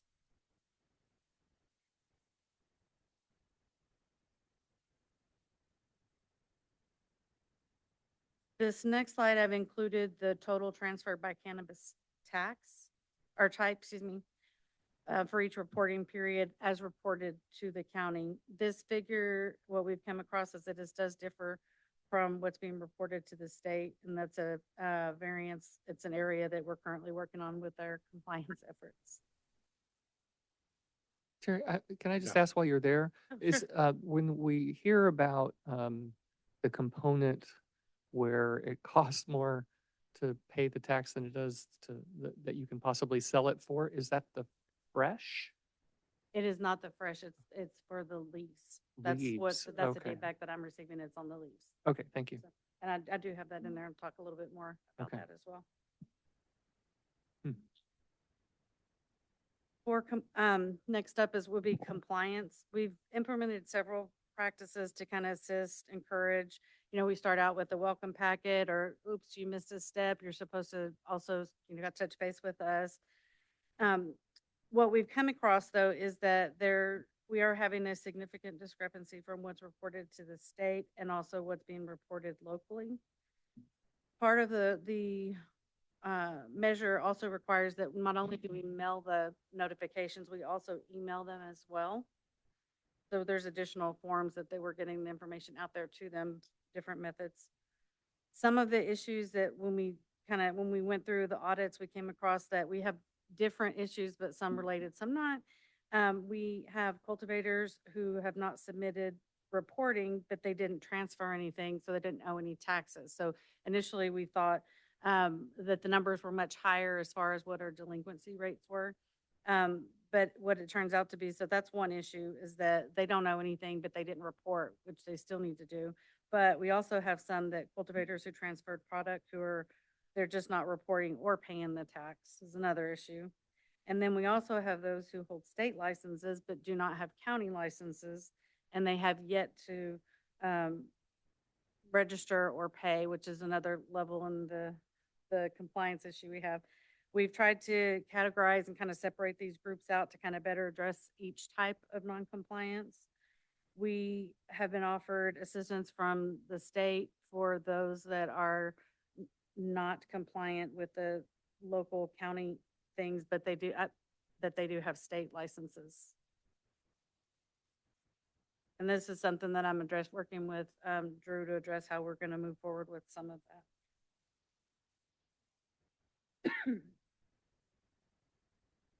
This next slide is the delinquencies. This kind of represents some of the different various scenarios that we have, including where they transferred, but they don't owe taxes. And so the number that we have actually that's outstanding, not including the state, the one that's a separate issue it's going to take longer to resolve. But as far as those that are registered and are reporting, but just have not paid. So that's what we're representing when we're looking at the actual delinquent percentages for us. How much of the January to June huge increase in non-compliance is a timing thing versus timing shouldn't matter? Well, timing has a lot to do with things. I do find that a lot of, and what the feedback that we get, a lot of people, they're harvesting in the fall, depending on what type of grow they have. If they're harvesting in the fall and their product's not selling until the spring. And so that's another layer to this also is adjustments. So so the state, they might, something we come across a lot, maybe they're selling something towards the end of the month, and then the distributor doesn't actually receive it until the following month, but then it passes quarters, and so they need to do adjustments. And so I think a big factor that we have in this is that we started sending out additional notices. Sometimes color tends to draw attention to things, and so we've added notations on the envelopes, including the color. So there's a color on the envelope, and it gets larger with each notice that we send. So we're trying to draw attention, and that has seriously dropped the delinquent ratios down. was good strategy. It works for property taxes too. Mhm. Something simple, but people sometimes just forget or don't, it just gets mixed in with everything else, but the color usually catches people's attention. Some of the operational challenges that we've had, it is a very manual process, and there's been data inconsistencies combined with high turnover, processing delays, court proceedings, the rate changes, just the market impact. There's been several things that have happened, like with cultivators also, that we've had some and they're kind of left without a whole lot of recourse when they've transferred things. And then there's one particular place on the coast that supposedly freezers failed. And so they're telling the cultivator that they didn't, that the product was no good, but they didn't give them anything to justify that. So and it's been pretty consistent with different places. And we reached out also to Humboldt to kind of verify some of that. But we do work with the cultivators and to get what we need to try to do the adjustments. So they provide some sort of invoice or something to justify what's taken place, whether it be that or they didn't get paid. There's also in there a provision. So if there were a fire, the way the ordinance reads, they would basically reach out to the ag commissioner, and the ag commissioner would then verify if they were in fact in an affected area and they had a crop loss there. With our processes continuing to be largely manual, and then there's no integration between the systems, we've had to create internal tracking tools and the workarounds, but that lacks efficiency and streamlining. And we have a huge number of different types of variables with which part of this are we not compliant with, or are we waiting the following period to you had an adjustment, but we needed to pay the next period, or maybe they didn't get paid for 2 periods. And so there's a lot of different variables. And it's quite the hassle to do that all manually. We have created a lot of things to work around that, but the need is great for us to have some sort of electronic collection software.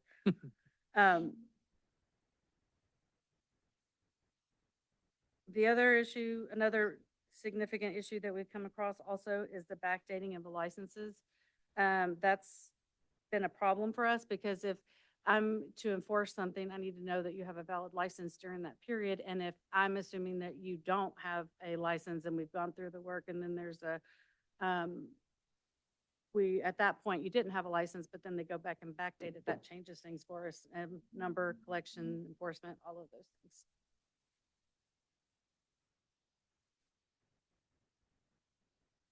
I know everyone is well aware, and I wanted to just kind of reiterate this. The market is oversaturated, and that's going to bring, really the prices of decline. What we're noticing that is, I've heard that it's from all categories, but what we're actually seeing it in most is it's the cannabis sleeves.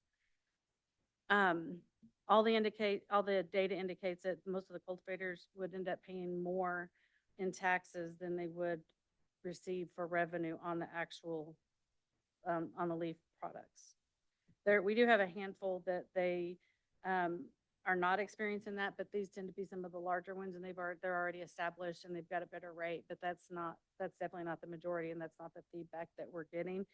So I would recommend for the board's consideration, if that minimum, to kind of look at the rate for the leaf. The math is just not there. My understanding is that as far as for a voter approved measure, that the area that is of discretion would be to reduce it, but not to change the structuring, but it would be more of the rate. Those are the things so that concludes my presentation. Do you have any questions for me? I do. It looks like Supervisor. Go right ahead. Did you have something? I do, but that's fine. Go ahead. If we can go back to the, sorry, Shan, but back to the slide that had the pretty heavy grid that showed about the compliance, non-compliance. Mm-hmm. And a question perhaps for Drew as well in this, if we look at, we keep growing in the total numbers in the program, is there much fallout from the program, or do we retain 98% and we just keep growing, or are we losing 30%, but we're adding 50% kind of a thing? I'm just trying to figure out how much of it is these are experienced continuing operations versus a whole bunch of new. We're having I'm experiencing we're getting feedback. There's a lot of people dropping out of the program. They're selling their farms. There's a lot of changes happening. So Well, speak to that and more, I'm but- specifically looking, if we can get to that chart, Mhm. it was showing 300 and, keep going forward, I think. No, forward, I think, not back. There. So we're up to 362, and I'm just wondering, is that 100 new because we lost some? Or is that we had 350, we kept 350, we just added 12? I know it's not exact numbers, but just generally, is this representative of a lot of turnover or just a lot of growth? Looking at those numbers, I would say that it seems to me that there's probably about a 20% turnover rate at this point. So, we're in stasis just over 300, 315. We've been up to, I think, 340-ish total active. Okay. So that 360 reflects, that kind of variability and turnover. Okay. I'm not sure exactly in terms of how Terry put these numbers together. I got that from you, from your office. No, I was just gonna say, as far as your question, no, I think Yeah, that's okay, good. okay. No, as far as your question about, the turnover rates, and then is it someone who picked up a previously licensed farm and maintained that entity, and their tax reporting moves from one individual to another, or is it a dynamic where they basically purchase a property, the old reporting may be reflected in delinquency because the entity and property changed hands. Now they've gotten into the business and. Yeah, I mean, it could be they don't understand the program like the person before them. It could be that they are just getting started, so they haven't actually had a crop to rotate and sell. I'm just looking back to the question I'd asked earlier about timing, because if you look at January to June of 2024, 85% of the people were in compliance. You look at the same time period for 24, or I mean for 25, and only 56% are in compliance. Well, just to And- kind of clarify that a tad, that's the compliance right now, because we still have some of these that they're not in compliance still, if that makes, does that make sense? Well, I'm just like, when I asked about timing, I thought, is it because we were only measuring through the first part of the year? But now, if I look at January through June of 24, it says during that time period that we measured, 85% were in compliance. When you look at the same time period for 2025, only 55% are in compliance, which is, it just begs the question of, so why is it? And that's part of why I went, well, is it because there are a bunch of new? Is it because of turnover of new operators that haven't gotten up and running? Or we just have, hey, I'm not complying. Terry obviously knows these numbers much more clearly than I do, since she put this all together, and I appreciate that. My question would be, is that a function of people having done no transfers, and therefore they haven't done the reporting because somehow they don't think they need to? Which is part of why we dug deeper, because we were like, because at first it was really high delinquent numbers. I'm like, this is just not acceptable. It's too high of a rate. But when we looked at the ones that I'm looking at, we have ones that have no transfers and no tax owing, but they didn't reply. So when I'm looking at delinquencies, I'm looking at, when I say delinquent, I'm looking at people that owe and didn't pay. Because we have compliance where you still are required to report, and we still need to go have them turn those things in. But that doesn't, that's not delinquent. Delinquent, you actually did something and you do owe those taxes. Interesting. So Okay. we had, we're having to treat all the different scenarios slightly different. And one of the things that we're working with Drew on is, in the event that there's any type of changeover, if they have the cash deposit on hand or the surety bond, then that simplifies things a lot, because if there's a changeover and they don't pay, we can cash in on that deposit or that surety bond. And that's one of the things that we're working with. And in my dream world, there's going to be a block, and that he can't move forward until they have that on file. He knows that we have don't give them the license until they pay that bond or the cash deposit. And that's, we've got, so And that's what something we've implemented, throughout this past calendar year, that there's a hard requirement now to make sure that they either have a surety bond or cash deposit on file before we'll issue the license. And I think you could probably speak to that. It's been a good that's been a improvement in that realm. huge improvement. In fact, they're, oftentimes they're coming when they get the license, they're coming right over and taking care of that. And then Sherry, could you walk Shan back to the slide? I don't remember if it was forward or backwards, that shows the amount collected by category and the different rates. I know it's the different rates, like from 0 to here and the tiering and all those complicated things. This one? Yeah. Okay. And then I'm just wondering if we could get county council, I know not here to make decisions about things, that's what the ad hoc's for and all that, but there are things that we can do and can't do whether we want to or not. So I'm wondering if this provides the right framework for you to kind of convey what you can and can't change. Well, I can talk globally, just probably not specifically about this, but when a tax measure is put in place by the people, you cannot change the structure that it was put in place as. So we're gonna have a little bit of trouble changing kind of the components of the poundage or the framework of it. You can reduce your rates, so you can charge less. But for instance, one of the things that was heard was get rid of the tiering. You can't do that, is my understanding. We dissected this and I consulted with county council and I did thorough research. And so that we cannot do. We can't change the structure, but the reduction is my understanding that can be done. Okay, and I just want to keep pushing so I know where we can play and where we can't. So you can change rates. You can So- reduce, just not increase. Could the board, right? You Could can't the, increase could the it. board come in and say, we're going to reduce the full rate to the 75% rate? Yes, you can reduce the full rate to the 75% rate. You can reduce the rate for specific characteristics down to 0 if you would like to eliminate it, but you cannot increase it. Gotcha. Okay, so Which- there's ways to get at different things, but we still have to just make sure as it was stated before, the people voted for this as put forward by the cultivators at the time. And from talking to them, I know a bunch of them would wish they'd done it differently, but here we are. But we can, if we choose to, play with the rates that would lowering them, eliminating them, and so forth. But you can't just go and say, well, we want to do away with that structure and that structure. You can just change what's within them to create the effect you want to create, assuming you want to make those changes in the first place.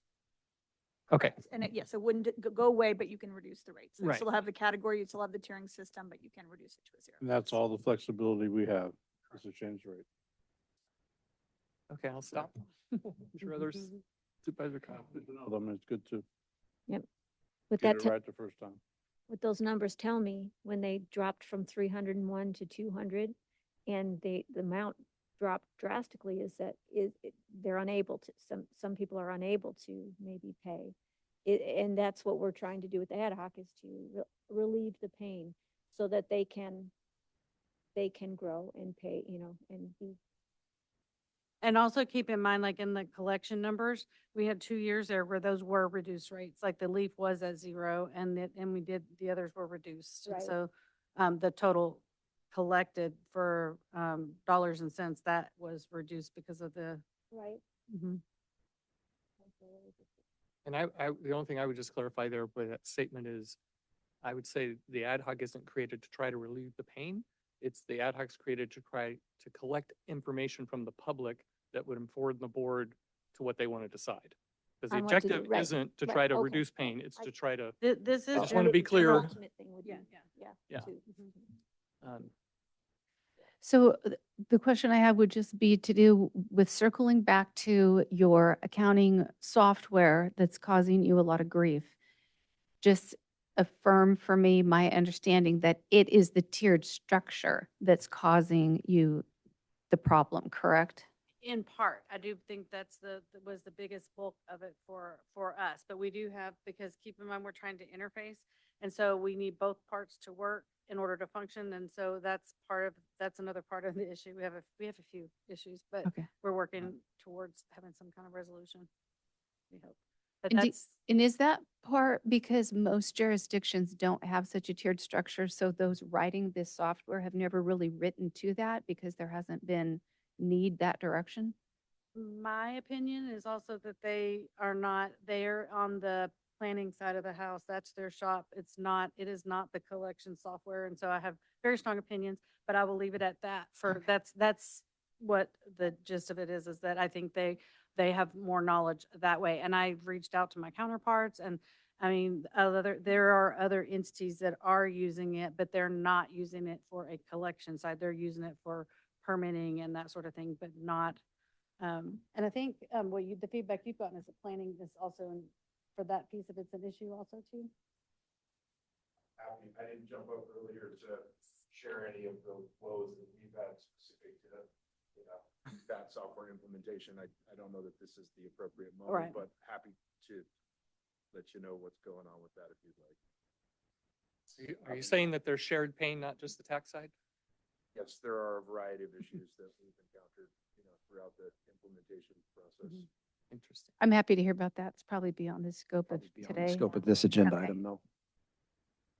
I do have one more that this is probably maybe is the most challenging. Would you be able to create a spreadsheet that showed how much of, say, $350,000 expected this year, I'm using broad numbers, falls into each of these 15 buckets? That'd be a larger ask and more time, I would say. Yes, I could. Okay, part of it, I'm just trying to look ahead to say, in the examples that we were kicking around, if you came in and said, okay, you take the cannabis leaves to either, well, it sounds like to zero if you're really going to affect, because the lower end is where they're having the most trouble. So you take that to zero. Well, how much does that mean? It looked like you had $90,000 on one of your sheets. So that would be the board saying, we think we want to give back $90,000 that's going to the general fund to the cultivators. One thing that And so I'm trying to figure out where else if we were making decisions about, well, if you can't change that there's tiers, but you can make the rates the same in all the tiers. One of then the things I what's did the financial notice- impact? And so that's what I'm trying to That's get okay. at. Whenever the tax rate was zero, I mean, it's a good business move on their part too, because when the tax rate for that was zero, we noticed that there was an increase in for leaves. And then now, so I would imagine that this next coming up period, there may be less because now the rates are returned to the regular rate. So, Okay. so there's been shifts that way. Okay, I just think at some point, you know, the ad hoc committee can certainly come back in and provide the feedback that we've received from the public, whether they're cultivator public or not cultivator public. But at some point, we'll have to have the extrapolation of different approaches to say, if you want to use Supervisor Brownfield's example, relieve the pain, make this perhaps more economically feasible for some cultivators or some category of cultivators, we also have to then know how that translates into what is the impact on the general fund. Yep. But maybe an impact of keeping properties too and not selling and not, you know, there's some offbeats to that too. Yeah. Yeah. Might help. Board, just a reminder, I mean, the intent of this item was to really tee up some of the data and the discussion for the ad hoc moving forward.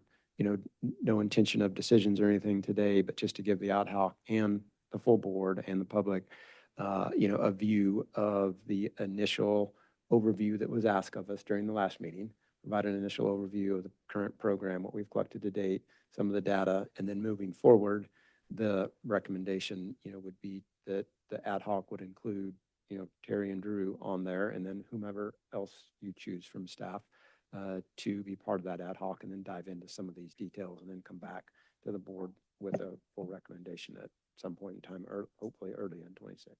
Yeah.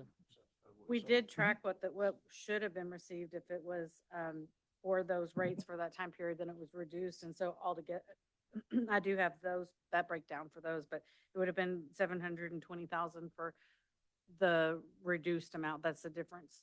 So that's what, for the time period that it was reduced, that was the difference. So in if it was at the regular rate, that it would have been that it would have been 720 $700,000 more dollars. I think myself and Supervisor Lutweiler are fine with what was presented today and very helpful. I mean, it's a complex issue.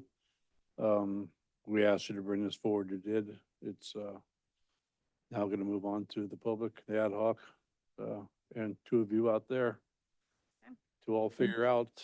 And, you know, one thing that It was great information. I don't know if Nicely done. it's spoke of a lot, and you mentioned it's open to the public. You don't have to be a cultivator to go to the ad hoc. You can, it's anybody. You don't have to, you could be a neighbor, friend, pro, con, whatever it might be. But you're welcome to come. Thank you, Jerry.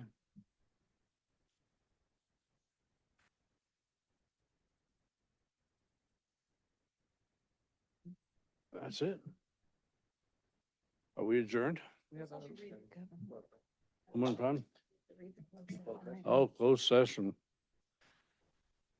Okay, closed session code, section 54954.5 E, public employee employment, CAO. I'll also report out from 11:18, which is, oh, give me that one. Direction was given. Do we have any, excuse me, do we have any public comment on G1? So, right. Or afternoon? Good afternoon. That report out wasn't actually, it's non-compliant under the Brown Act because it wasn't agendized. So I will be waiting at the end for your written report out that you state you'll be making in lieu of open meeting reporting out. But I want to address the process surrounding the chief administrative officer vacancy because both county code and California open meeting laws establish clear public requirements for how this position must be filled. Trinity County Code 2.60.030 states that vacancies in this position shall be filled through statewide recruitment measures. That language is mandatory. It shall. It does not contain exceptions and is not conditioned on the whether this position is at will. While the CAO serves at the pleasure of the board, at-will status affects termination. It does not eliminate the requirement for a lawful, transparent recruitment process when filling a vacancy without any public posting of that either. The obligation to recruit and publicly post the position remains. There is no publicly posted job announcement. I checked before I came over. No recruitment plan, no notice to the public, no documented outreach of any kind. Yet closed session agendas reflect active consideration of an appointment. Under the Brown Act, Government Code Section 54957 permits closed session interviews and evaluation of applicants only after a lawful, publicly disclosed recruitment process has taken place. It does not authorize closed session to determine whether to recruit, how to recruit, and whether to bypass recruitment entirely. You also can't interview someone that does for a position that doesn't exist. Those policy decisions must occur in open session. The Brown Act compliance is a collective responsibility. While board members may rely on staff for guidance, a California law distinguishes between good faith reliance and knowing participation in actions that deprive, knowingly participating in actions that deprive the public of information the law requires to be public. Once again, I strongly recommend the board seek independent outside counsel before taking any further action on this appointment. You do not have a lawful reason to be going into closed session because the position has not been publicly posted, nor have you disclosed recruitment plans as required in your own county code. Independent review protects the board. It protects the county, and it ensures that the public confidence in the legitimacy of this final appointment is there. I'm respectfully asking you all to agendize a public discussion on how you intend to fulfill the county code statewide recruitment mandate, to conduct this process transparently, and to ensure that closed session discussions remain within the limits of the Brown Act. This is an important leadership transition. The public deserves clarity, transparency, and full legal compliance. We're looking to you to provide that, the board. Please. Thank you. Also, I do have written comment that I'm going to be entering into the record as I have done previously. There's copies for everyone, so I'm assuming that you're receiving all of those as well. I do have a question. How will this be reflected then post-meeting in the record? You put it in an updated agenda packet into the minutes, or how do you make that publicly available? I'm just not familiar with that. Part of the board packet after the meeting is completed. Board packet. Thank you.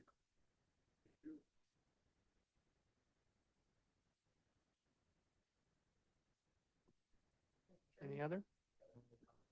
Any other? Nobody on Zoom? Well,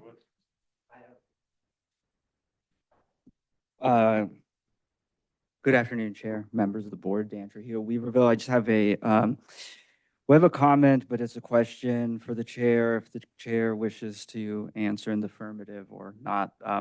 So as you know, California law allows boards to meet in closed session for personal matters, including the appointment of the county administrative officer, and that protection serves an important purpose, which I respect those purposes. My question today, or my questions, I have 4 questions, is where that line was drawn in closed session, whether the public can be assured that that line was respected. So first question is, during closed session discussions, were conversations strictly limited to qualifications, performance expectations, and employment terms of candidates, or do they also include discussions of expanding or modifying the scope of the authority attached to the CAO position? I'm not sure if the chair respond, or I can. can't respond. Okay. Second question, were any delegations of authority, changes in signing power, or shifts in oversight expectations discussed, pre-approved, or informally agreed upon during closed session deliberations? Same question, open response. And third question is, was there any point at which a collective concurrence of the board was reached formally or informally outside of an open and notice session regarding how authority would be structured going forward? My fourth question is, can the board clarify for the public whether all policy level decisions affecting institutional power as distinct from personnel evaluations were reserved for open session discussions and public input? I just want to emphasize why I'm asking these questions. In rural counties, trust is built on formal compliance and less on formal compliance and more on visible restraint, on showing the public not just that the law was followed, which again, that's not, my questions are not legal questions, but ethical questions, and was the spirit of transparency honored? So if you would like to answer in the affirmative or negative to any of those, I would appreciate that. If not, that's my comment. Thank you. Repeat question 3 for me, please. Yes.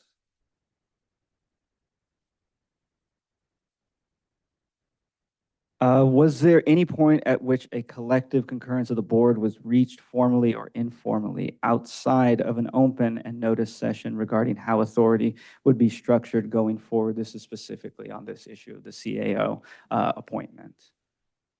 Not to my knowledge. Thank you.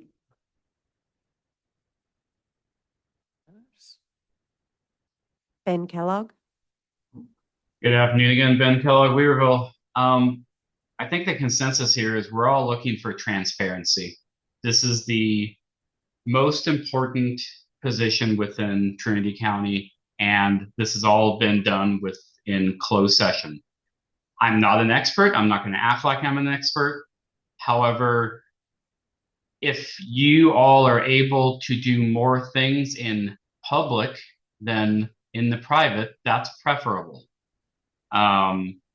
Just because you can do something doesn't mean you should do something. There are other boards within Trinity County that have had their board positions in interviews in public. The Trinity Alps School Board last year, or perhaps this year, their open board positions, their interviews were done in public. The current board members interviewed those prospective people. Why can't that be done here? I'm sure it probably can be done, but you all are opting not to have that happen. You'd rather do the minimum to get passed legally than to appease the people who elected you all into office. I wish things would change. I really would. Thank you. Thank you. Any other on Zoom? I show no other raised hands. We are adjourned.